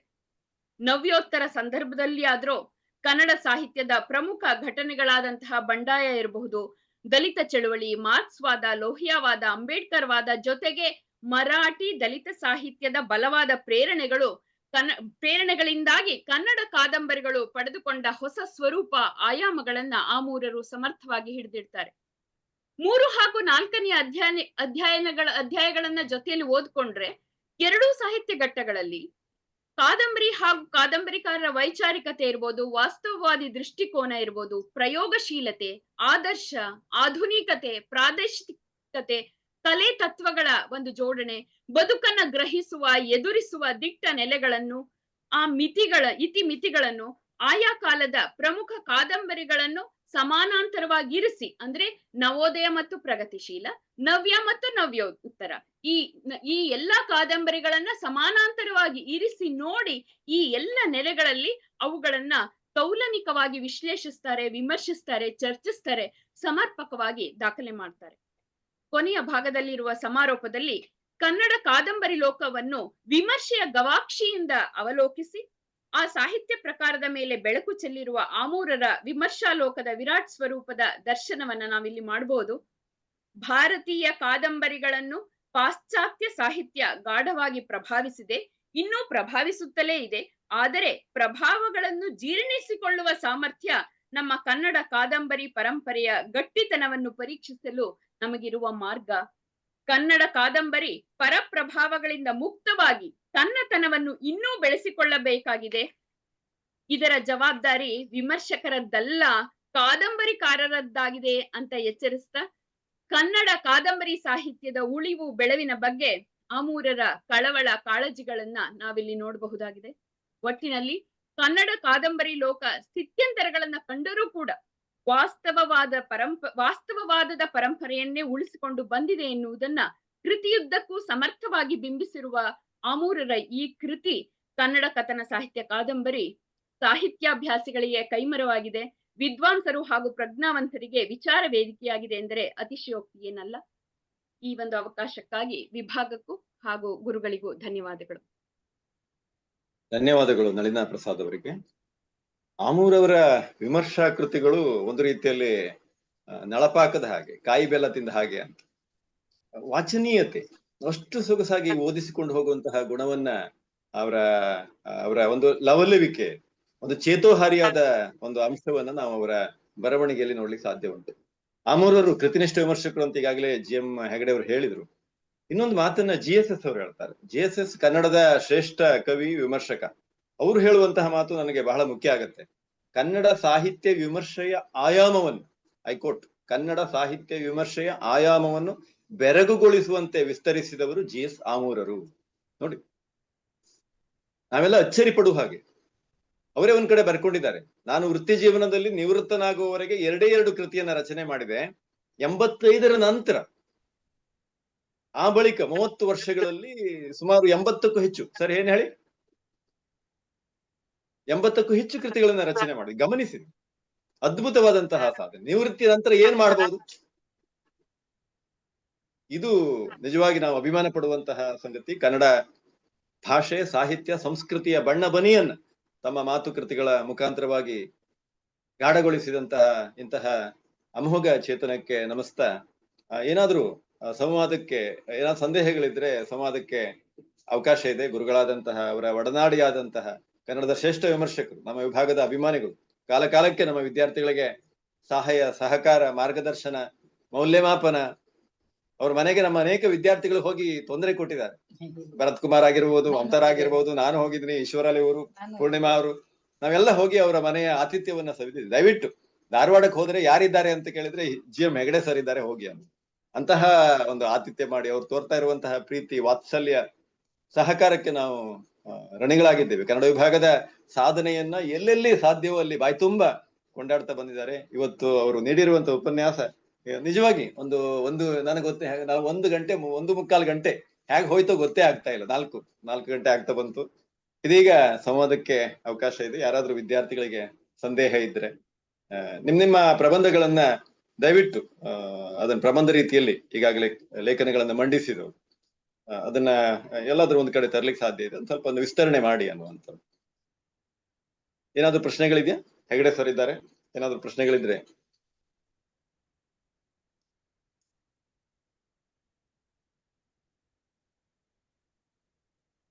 ಹೆಗಡೆ ಸರ್ ಕೇಳ್ತದೆ? ಕೇಳಿ. ಆಗತ್ತೆ ಸರ್, ನಮಸ್ಕಾರ. ನನಗ ಚತುರ್ಮುಖ ಗುರು ಪರಂಪರೆ, ಅವರ ಚತುರ್ಮುಖ ಆ ಒಂದು ಕಾಣಿಕೆ ಇದೆಯಲ್ಲ, ಅದರ ಬಗ್ಗೆ ನನ್ಗೆ ಇನ್ನೂ ಸ್ವಲ್ಪ ಕುತೂಹಲ ಇದೆ ಸರ್. ನಾನು ಅರ್ಥ ಮಾಡ್ಕೊಂಡಿರೋ ಸ್ವಲ್ಪ ಇನ್ನೂ ಕಡಿಮೆನೆ ಅಂತ ಅನಿಸ್ತಾ ಇದೆ. ಅವ್ರು ಅದನ್ನ ಯಾವ ರೀತಿ ತಂದಿದ್ದಾರೆ ಅನ್ನೋದನ್ನ ಇನ್ನೊಂದ್ ಸ್ವಲ್ಪ ನನಗೆ ಅದರದ್ದು ಇದ್ ಬೇಕು, ವಿವರಣೆ ಬೇಕು ಅಂತ ಅನಿಸ್ತಾ ಇದೆ ಸರ್. ಅಂದ್ರೆ ಬೇಂದ್ರೆಯವರ ಭುವನದ ಭಾಗ್ಯ ಕೃತಿಯಲ್ಲಿ ಅವರು ಆ ಚತುರ್ಮುಖ ದರ್ಶನ ಅಂತ ಹೇಳಿದ್ದಾರೆ. ಬೇಂದ್ರೆಯವರ ಆ ಚತುರ್ಮುಖ ದರ್ಶನ ಅಂತ. ಅದಕ್ಕೆ ಮತ್ತೆ ಈ ಬೇಂದ್ರೆಯವರ ಈ 4 ಅನ್ನೋಂತ ಪದ ಅದು ಏನೋ ಕೊಂಡಿ ಮಾಡಿರ್ಬೋದಾ ಅವರು, ಅಥವಾ ಆ 4 ತಂತಿ ಅವರ ಮೇಲೆ ಪ್ರಭಾವ, ಅದು ಹೇಳ್ಕೊಂಡಿದ್ದಾರೆ ಅವರ ಮೇಲೆ 4 ಗುರು ಇವರು ಪ್ರಭಾವ ಬೀರಿದ್ದಾರೆ ಅನ್ನೋದು. ಸಂಬಂಧಪಟ್ಟಂತೆ ಅವರ ಒಳಗಿರುವ ಬೆಳಕು ಪುಸ್ತಕ ನಾನು ಉಪಾಧ್ಯಾಯ ಅವರಿಗೆ ಕಳಿಸಿದ್ದೇನೆ. ಇದ್ರೊಳಗೆ ಅದ್ರ ಬಗ್ಗೆ ವಿಶ್ಲೇಷಣೆ ಇದೆ, ನೀವು ದಯಮಾಡಿ ನೋಡಿ ಅದನ್ನು. ನಮ್ಮಲ್ಲಿದೆ ಸರ್, ಕೊಡ್ತೇನೆ ಅವರಿಗೆ. ನೀವು ಕೇಳಿದ ಪ್ರಶ್ನೆಗೆ ಅದು ಅಮೂರ್ ಅವ್ರದ್ದು ವಿಮರ್ಶೆಯ ಲೇಖನ ಇದ್ರೊಳಗಿದೆ. ಆಗ್ಲಿ ಸರ್, ಇದ್ರೊಳಗಿದೆ, ನೋಡಿ.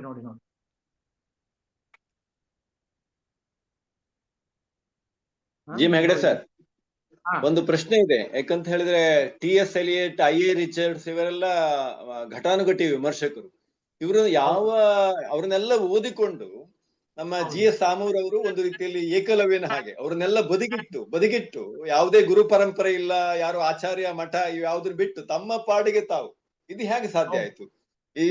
ಇವ್ರನ್ನೆಲ್ಲ ಒಂದು ರೀತಿಯಲ್ಲಿ ದೇಸಿ ಬಗ್ಗೆ ಅವರು ಯೋಚನೆ ಮಾಡ್ತಾರೆ, ಭಾರತೀಯ ಪರಂಪರೆ, ಭಾರತೀಯ ಸಂಸ್ಕೃತಿ, ಇದರ ಬಗ್ಗೆ ಅವರು ಭಾಗವತದ ಬಗ್ಗೆನೂ ಬರೀತಾರೆ.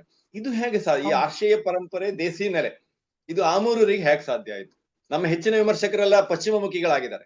ಅಲ್ಲಿಯ ವಿಮರ್ಶೆಯ ಪರಿಕಲ್ಪನೆಗಳನ್ನೇ ಅವರು ಹಿಡ್ಕೊಂಡು ನೇತಾಡ್ತಾರೆ, ಹೌದಾ? ಆದ್ರೆ ಆಮೂರರು ಹಾಗಲ್ಲ. ಇದು ಯಾಕೆ ಸರಿ? ನೀವು ಅವರ ಒಡನಾಡಿ ಆದ್ರಿಂದ ಕೇಳ್ತಾ ಇದ್ದೀನಿ, ಕುತೂಹಲ ಇದೆ ನನಗೆ. ಇದು ಏನಂದ್ರೆ, ಅಮೂರ್ ಅವರು ತಾನು ನಿವೃತ್ತನಾಗಿ ಔರಂಗಾಬಾದ್ನಿಂದ ನಿವೃತ್ತನಾಗಿ ಧಾರವಾಡಕ್ಕೆ ಬಂದ ನಂತರ ನಾನು ಅವರನ್ನು ಭೇಟಿಯಾದಾಗ ಹೇಳಿದ ಮಾತು ಏನು ಅಂತಂದ್ರೆ, ಇಷ್ಟು ದಿನಗಳ ಕಾಲ ನಾನು ಇಂಗ್ಲಿಷ್ ಲೇಖಕರ, ಇಂಗ್ಲಿಷ್ ಸಾಹಿತ್ಯದ, ಇಂಗ್ಲಿಷ್ ವಿದ್ಯಾರ್ಥಿಗಳಿಗೆ ನಾನು ಏನೇನು ಕೊಡಬೇಕಾಗಿದೆಯೋ ಅದನ್ನೆಲ್ಲ ಕೊಟ್ಟಿದ್ದೇನೆ. ಆದರೆ ಕನ್ನಡದ ಓದುಗರಿಗೆ, ಕನ್ನಡ ಸಾಹಿತ್ಯಕ್ಕೆ ನನ್ನದೇನಾದ್ರೂ ಒಂದು ಕಾಣಿಕೆ ಸಲ್ಲಿಸಬೇಕು ಎನ್ನುವ ಭಾವನೆ ನನ್ನ ಮನಸ್ಸಿನಲ್ಲಿ ಬಂದಿದೆ. ನಾನು ಯಾವುದೇ ಹುದ್ದೆಯನ್ನ ಬಯಸಲಿಲ್ಲ. ನಿವೃತ್ತನಾದ ನಂತರ ನನಗೆ ಬೇರೆ ಬೇರೆ ವಿಶ್ವವಿದ್ಯಾಲಯಗಳಲ್ಲಿ ಹೋಗಿ ಶೈಕ್ಷಣಿಕವಾಗಿ ಅಧಿಕಾರಿಯಾಗಿ ಕೆಲಸ ಮಾಡುವಂತ ಅವಕಾಶಗಳು ನನ್ನ ಎದುರಿಗೆ ಇದ್ದು, ಆದ್ರೆ ಅವು ಯಾವುದನ್ನೂ ನಾನು ಬಯಸಲಿಲ್ಲ. ನಾನು ಕನ್ನಡ ಸಾಹಿತ್ಯಕ್ಕಾಗಿ ಏನಾದರೂ ಕೊಡುಗೆಯನ್ನು ಕೊಡಬೇಕು. ಕನ್ನಡ ಸಾಹಿತ್ಯದಲ್ಲಿ ನಾನು ಮಾಡಿದ ಕೆಲಸ ಕಡಿಮೆ. ಇಂಗ್ಲಿಷ್ ಪ್ರಾಧ್ಯಾಪಕನಾಗಿ ನಾನು ಇಂಗ್ಲಿಷ್ಗೆ ಏನು ಸೇವೆ ಸಲ್ಲಿಸಿದ್ದೇನೆಯೋ ಅದೇ ಪ್ರಮಾಣದಲ್ಲಿ ನನ್ನ ಮಾತೃಭಾಷೆ ಸಾಹಿತ್ಯಕ್ಕೆ ನಾನು ಕೊಡಬೇಕಾದಂಥ ಕಾಣಿಕೆ ಇದೆ ಅಂತ ನನ್ನ ಮನಸ್ಸಿನಲ್ಲಿ ಬಂದಿದೆ. ನಿವೃತ್ತಿಯ ಜೀವನವನ್ನೆಲ್ಲ ನಾನು ಯಾವ ಅಧಿಕಾರವನ್ನೂ ಒಪ್ಪಿಕೊಳ್ಳದೆ ಈ ಕೆಲಸದಲ್ಲಿ ನನ್ನ ಮನಸ್ಸನ್ನು ತೊಡಗಿಸಿಕೊಳ್ಳಬೇಕು. ಯಾವಾಗಲೂ ನಿವೃತ್ತಿಯ ನಂತರ ನಾನು ಏನು ಮಾಡಬೇಕು ಎನ್ನುವ ಸಮಸ್ಯೆ ನಿವೃತ್ತರಾದವರಿಗೆ ಕಾಡ್ತಾ ಇರ್ತದೆ. ಆದ್ರೆ ಅವರವರಿಗೆ ಕಾಡಿದ ಒಂದೇ ಒಂದು ವಿಚಾರ ಅಂತಂದ್ರೆ ಕನ್ನಡ ಸಾಹಿತ್ಯವನ್ನ ಸಮೃದ್ಧಗೊಳಿಸುವುದು. ಅಮೂರವರು 2 ಪುಸ್ತಕ ಅವರು ಕನ್ನಡದಲ್ಲಿ ಬರೆದು ಇಂಗ್ಲಿಷ್ನಲ್ಲಿ 20 ಪುಸ್ತಕ ಬರೆದಂತ ಸಂದರ್ಭದಲ್ಲಿ D.R. ನಾಗರಾಜ್ ಅವರಿಗೆ ಪ್ರಶ್ನೆ ಕೇಳಿದ್ರು, ನೀವು ಕನ್ನಡದಲ್ಲಿ ಯಾಕೆ ನೀವು ಹೆಚ್ಚಿಗೆ ಬರಬೇಕಾಗಿತ್ತು ಅಂತ. G. ಶಿವರುದ್ರಪ್ಪನವರು ಧಾರವಾಡಕ್ಕೆ ಅಮೂರವರು ಭೇಟಿ ಬಂದಾಗ ಕಣಿವೆ ಅವ್ರ ಜೊತೆ ಅವ್ರ ಮನೆಗೆ ಬಂದಾಗ ಅವ್ರು ಹೇಳಿದ್ರು, ನೀವು ಕನ್ನಡದಲ್ಲೂ ಕೂಡ ನೀವು ಬರಿಬೇಕು ಅಂತ. ನಾನು ಬರೀಬೇಕು ಎಂದೇ ನಾ ಬಂದಿದ್ದೇನೆ. ಬೇಂದ್ರೆಯವರು ಸೊಲ್ಲಾಪುರ ಬಿಟ್ಟು ಹೀಗೆ ಧಾರವಾಡಕ್ಕೆ ಬಂದ್ರು, ಮೊಕಾಶಿ ಅವರು ಮುಂಬೈ ಬಿಟ್ಟು ಹೇಗೆ ಧಾರವಾಡಕ್ಕೆ ಬಂದ್ರು, ಹಾಗೆ ನಮ್ಮ ನಾನು ಕನ್ನಡದ ಕೆಲಸ ಮಾಡಬೇಕು ಅಂತ ಅಮೂರವರು ಆಶಿಸಿದ್ರು. ಈಗ ಕನ್ನಡದ ಕೆಲಸ ಮಾಡಬೇಕೆಂಬ ಅವರ ಪ್ರಜ್ಞೆ ಇದೆಯಲ್ಲ, ಇದು ಕನ್ನಡ ಸಾಹಿತ್ಯವನ್ನ ಮುನ್ನಡೆಸಲಿಕ್ಕೆ ಅವರಿಗೆ ಒಂದು ಪ್ರೇರಕ ಶಕ್ತಿ ಆಯಿತು. ಇದು ಒಂದನೇ ವಿಚಾರ. ಎರಡನೇದಾಗಿ ಅವರು ವಿದ್ಯಾರ್ಥಿ ಪ್ರೇಮಿಯಾಗಿದ್ರು ಹೇಳುವುದು ಕೂಡ ಒಂದು ಬಹಳ ಮಹತ್ವದ ಮಾತು. ಅವರ ವಿದ್ಯಾರ್ಥಿನಿಯಾದಂಥ ನಿರುಪಮಾ ರಾವ್ ನಮ್ಮ ದೇಶದ ವಿದೇಶ ವಿಭಾಗ ಖಾತೆಯಲ್ಲಿ ಅತ್ಯುನ್ನತ ಅಧಿಕಾರಿಯಾಗಿ ಇದ್ದಾರೆ.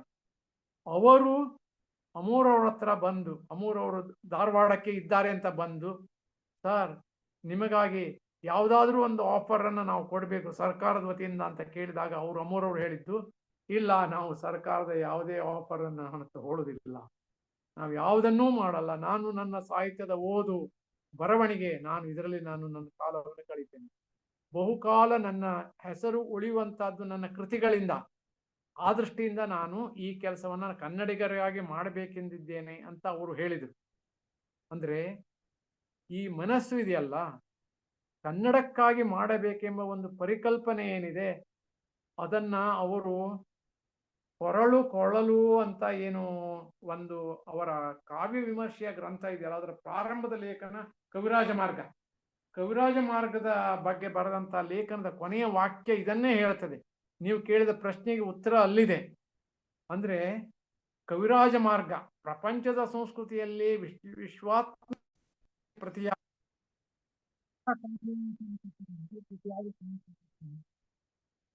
ಹೀಗಾಗಿ ಈ ಕೃತಿ ಏನಿದೆ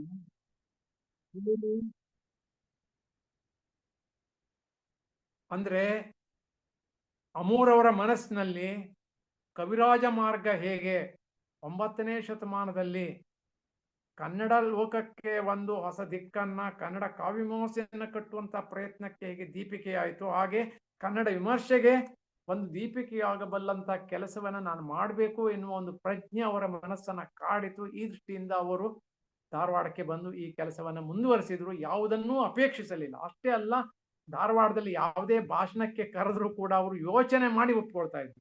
ಅದು ಅತ್ಯುತ್ತಮವಾದಂತಹ ಕಾರ್ಯಕ್ರಮ ಆದ್ರೆ ಮಾತ್ರ, ಸಾಹಿತ್ಯಿಕವಾದ ಚರ್ಚೆಯಲ್ಲಿ ಇದ್ರೆ ಮಾತ್ರ ಅವರು ಪ್ರವೇಶ ಮಾಡ್ತಾ ಇದ್ರೆ ಹೊರತು ಬೇರೆ ಯಾವುದರಲ್ಲಿಯೂ ಅವರು ಸಾಮಾನ್ಯವಾದ ಕಾರ್ಯಕ್ರಮಗಳಿಗೆ ಅವರು ಬರ್ತಾ ಇರಲಿಲ್ಲ. ಹಾಗೆ ವಿದ್ವತ್ಪೂರ್ಣವಾದ ಗೋಷ್ಠಿಗಳಲ್ಲಿ ಪ್ರಬಂಧ ಮಂಡನೆ ಮಾಡುವುದು, ಸಾಹಿತ್ಯ ಚರ್ಚೆಯಲ್ಲಿ ಭಾಗವಹಿಸುವುದು, ಕೃತಿಗಳನ್ನು ಬರೆಯುವುದು, ಓದುವುದು, ಬರೆಯುವುದು, ಇದು ನಿರಂತರವಾದ ಒಂದು ಪ್ರಕ್ರಿಯೆ. ಆ ಪ್ರಕ್ರಿಯೆಯಲ್ಲಿ ತೊಡಕೊಂಡಾಗ ಮಾತ್ರ ಅವರಿಗೆ ಅದು ಸಾಧ್ಯ ಆಗ್ತದೆ. ಅದನ್ನ ಅವರು ಮಾಡಿ ತೋರಿಸಿದ್ರು.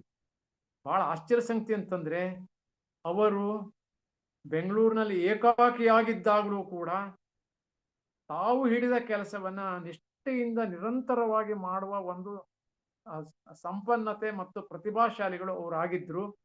ಈ ದಕ್ಷಿಣಾಮೂರ್ತಿ ಸ್ತೋತ್ರದ ಆಧ್ಯಾತ್ಮ ವೇದಾಂತವನ್ನ ಅವರು ಕನ್ನಡಕ್ಕೆ ತರುವಂತ ಪ್ರಯತ್ನ ಮಾಡಿದಲ್ಲ, ನನಗೂ ಬಹಳ ಆಶ್ಚರ್ಯ ಅನಿಸಿದೆ. ಇದು ಹೇಗೆ ಸಾಧ್ಯ ಆಯ್ತು, ಇದು ಹೇಗೆ ಅವ್ರು ಮಾಡ್ತಾ ಇದ್ದಾರೆ ಅಂತ. ಈ ವಯಸ್ಸಿನಲ್ಲಿ 95ನೇ ವಯಸ್ಸಿನಲ್ಲಿ ದೇಹ ಎಲ್ಲ ಕ್ಷೀಣ ಆಗಿದೆ. ಅವರೇ ಹೇಳ್ತಾರೆ, ನನಗೆ ಮತ್ತೊಂದು ಕಣ್ಣು ಕುರುಡಾಗುವ ಸಂದರ್ಭ ಬಂದಿದೆ, ಮುಂದೆ ಏನ್ ಮಾಡ್ಬೇಕು ಗೊತ್ತಾಗ್ತಾ ಇಲ್ಲ. ಅಂತ ಸಂದರ್ಭದಲ್ಲೂ ಕೂಡ ಅವರು ಧೃತಿಗೆಡಲಿಲ್ಲ. ಅಂದ್ರೆ ಒಂದು ಕಡೆಗೆ ಈ ಆಧ್ಯಾತ್ಮದ ಒಲವು, ಅವರು ತಮ್ಮ ಒಂದು ಪುಸ್ತಕಕ್ಕೆ ಆತ್ಮಚರಿತ್ರೆ ನೀರ ಮೇಲನ ಗೊಳ್ಳೆ ಅಂತ ಕರೆದಿದ್ದಾರೆ. ಇದು ಪುರಂದರದಾಸರ ಹಾಡಿನಲ್ಲಿ ಬರುವಂತಹದ್ದು. ನೀರ ಮೇಲಿನ ಗೊಳ್ಳೆ ನಿಜವಲ್ಲ ಹರಿಯೇ ಅಂತ. ಈ ಜೀವನ ಅಂತ ಅನ್ನೋದು ನೀರ್ ಮೇಲಿನ ಗುಳ್ಳೆ ಇದ್ದಾಗ ಯಾವಾಗಿದು ಏನಾಗ್ತದೆ ಅಂತ ಗೊತ್ತಿಲ್ಲ. ಆದರೆ ನಮಗೆ ದೈವ ಕೊಟ್ಟಂತ ಈ ಬದುಕನ್ನ ಸಾರ್ಥಕಪಡಿಸಿಕೊಳ್ಳುವ ಕೆಲಸವನ್ನ ನಾವು ನಿರಂತರವಾಗಿ ಮಾಡಬೇಕಾಗ್ತದೆ. ಆ ರೀತಿ ಯಾವ ಮನುಷ್ಯ ಯೋಚನೆ ಮಾಡ್ತಾನೆ ಅವನ ಬದುಕು ಸಾರ್ಥಕ ಆಗ್ತದೆ. ಈ ಒಂದು ತತ್ವ ಜಿಜ್ಞಾಸೆ ಅವರ ಎಲ್ಲ ಬರಹಗಳ ಹಿಂದೆ ಇದೆ. ಅವರ ಜೀವನ ದೃಷ್ಟಿ ಆ ರೀತಿಯದಾಗಿತ್ತು. ಇದು ಜೀವನ ದೃಷ್ಟಿಯ ಪ್ರಶ್ನೆ. ಇದು ನೀವು ಕೇಳಿದ ಪ್ರಶ್ನೆ ಜೀವನ ದೃಷ್ಟಿಗೆ ಸಂಬಂಧಪಟ್ಟಂತಹದ್ದು. ಅವರ ಜೀವನ ದೃಷ್ಟಿ ಅದು ಈ ರೀತಿಯ ವಿವೇಕಯುತವಾದ ಶ್ರದ್ಧೆಯಲ್ಲಿ ಇರುವಂತಹದ್ದು. ಬಹಳ ಆಶ್ಚರ್ಯದ ಸಂಗತಿ ಅಂತಂದ್ರೆ, ಅವರು ಒಂದ್ ಸಂದರ್ಭದಲ್ಲಿ ನನ್ನ ನಂತರ ಹೇಳಿದ್ರು, ನನ್ನ ಮನೆತನದವರು ದ್ವೈತ ಸಿದ್ಧಾಂತಕ್ಕೆ ಸೇರಿದವರು, ನಾನು ಅದ್ವೈತ ಸಿದ್ಧಾಂತಕ್ಕೆ ಸಂಬಂಧಪಟ್ಟಂತ ದಕ್ಷಿಣಾಮೂರ್ತಿ ಸ್ತೋತ್ರವನ್ನ ನಾನು ಈ ರೀತಿಯಲ್ಲಿ ಕನ್ನಡಕ್ಕೆ ಈ ತತ್ವ ಜಿಜ್ಞಾಸೆಯನ್ನ ನಾನು ಅನುವಾದ ಮಾಡಿಕೊಡ್ತಾ ಇದ್ದೇನೆ. ನನ್ನ ಜೀವನವನ್ನು ಅದಕ್ಕಾಗಿ ಕೂಡ ನಾನು ತೆರೆದಿಟ್ಟಿದ್ದೇನೆ. ಹಾಗೆ ಭಗವದ್ಗೀತೆ ಬಗ್ಗೆಯೂ ಕೂಡ ಅವರ ವಿದ್ವತ್ಪೂರ್ಣವಾದಂತಹ ಚಿಂತನೆಯನ್ನ, ಬಹುಕಾಲದ ಓದನ್ನ ಅದಕ್ಕೆ ಅವರು ಮೀಸಲಾಗಿಟ್ಟಿದ್ದನ್ನು ನಾವು ಕಾಣ್ತೇವೆ. ಅಂದ್ರೆ ಅವರ ಮನಸ್ಸು ವಿಶ್ವವ್ಯಾಪಕತ್ವದ ಬಗ್ಗೆ ವಿಶಾಲವಾದ ದೃಷ್ಟಿಕೋನವನ್ನು ಹೊಂದಿರುವುದರಿಂದ ಅದು ಸಾಧ್ಯ ಆಯಿತು ಅಂತನ್ನುವಂಥದ್ದು. ಅದಕ್ಕಾಗಿ ಯಾರ ಬಗ್ಗೂ ದ್ವೇಷ ಇಲ್ಲದೆ, ಯಾರ ಬಗ್ಗೂ ಅತಿಯಾದ ಪ್ರೀತಿ ಇಲ್ಲದೆ, ಮಮತೆ ಇಲ್ಲದೆ, ಯಾವುದನ್ನು ಮನಸ್ಸಿಗೆ ಹಚ್ಚಿಕೊಳ್ಳದೆ